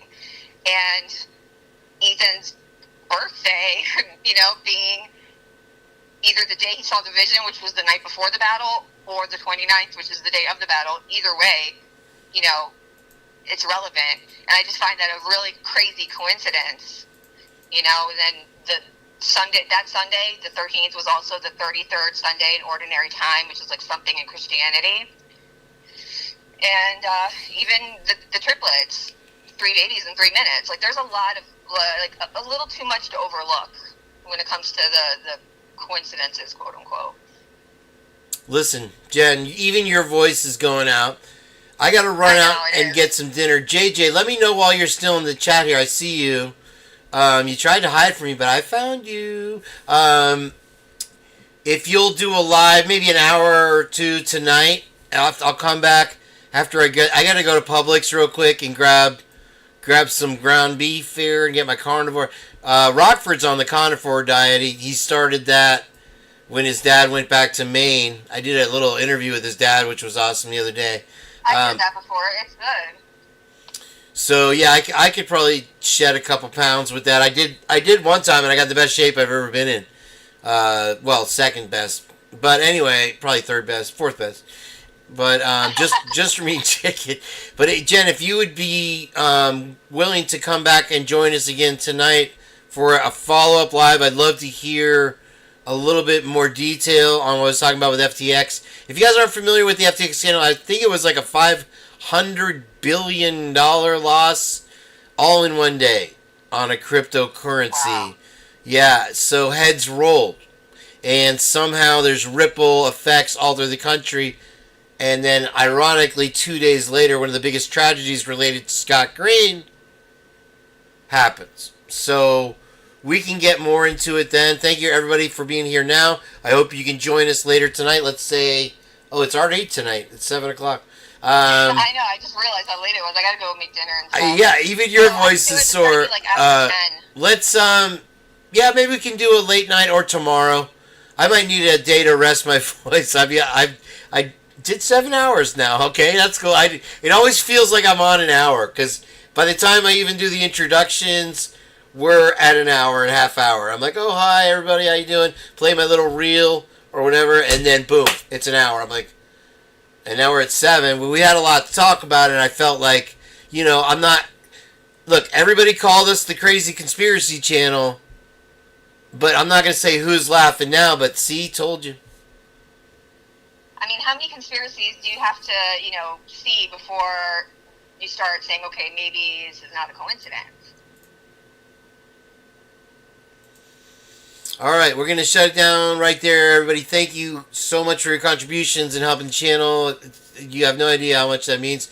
And your dedication on this case. Every single one of you has worked super hard and put a lot of time. And maybe just by osmosis, you picked up all the facts or done research yourself. Look at Heather. And, don't look at Heather. Too long. But anyway, So, thank you for all your work and being here. A lot of you have been here since I started. And I'm glad we got some of our British friends in here tonight. I wish we would see Dinky pop his head up. That would be nice. But anyway, so we'll pick it up tomorrow. Let's do tomorrow. I'm over the hill right now, over the top. So I'm going to run to Publix. Jen? Happy birthday to my daddy. It's my daddy's birthday today. Oh, happy birthday to your dad. Okay, that's great. And are you guys celebrating a little bit? Yeah, that's why I said after 10 I'll be around. That's awesome. Okay, well, you have a great time. Thank you for being on, Jen, and I appreciate the Cash App and everything there. Yeah, Yes, thank you. And everybody that's done memberships and all that stuff, it means the world. So, all right, peace out, everybody. Thank you for being here. I love each and every one of you, and I hope you enjoyed the show and learned something. And let's pick it up tomorrow with JJ Vance. I'll email him and confirm that, but I'll do my whole reel and we'll start at scratch. So happy birthday to Jen's dad. I'm gonna get my shoes on, so I'll leave the chat running for a little bit, and you can say goodbyes. And y'all have a great evening.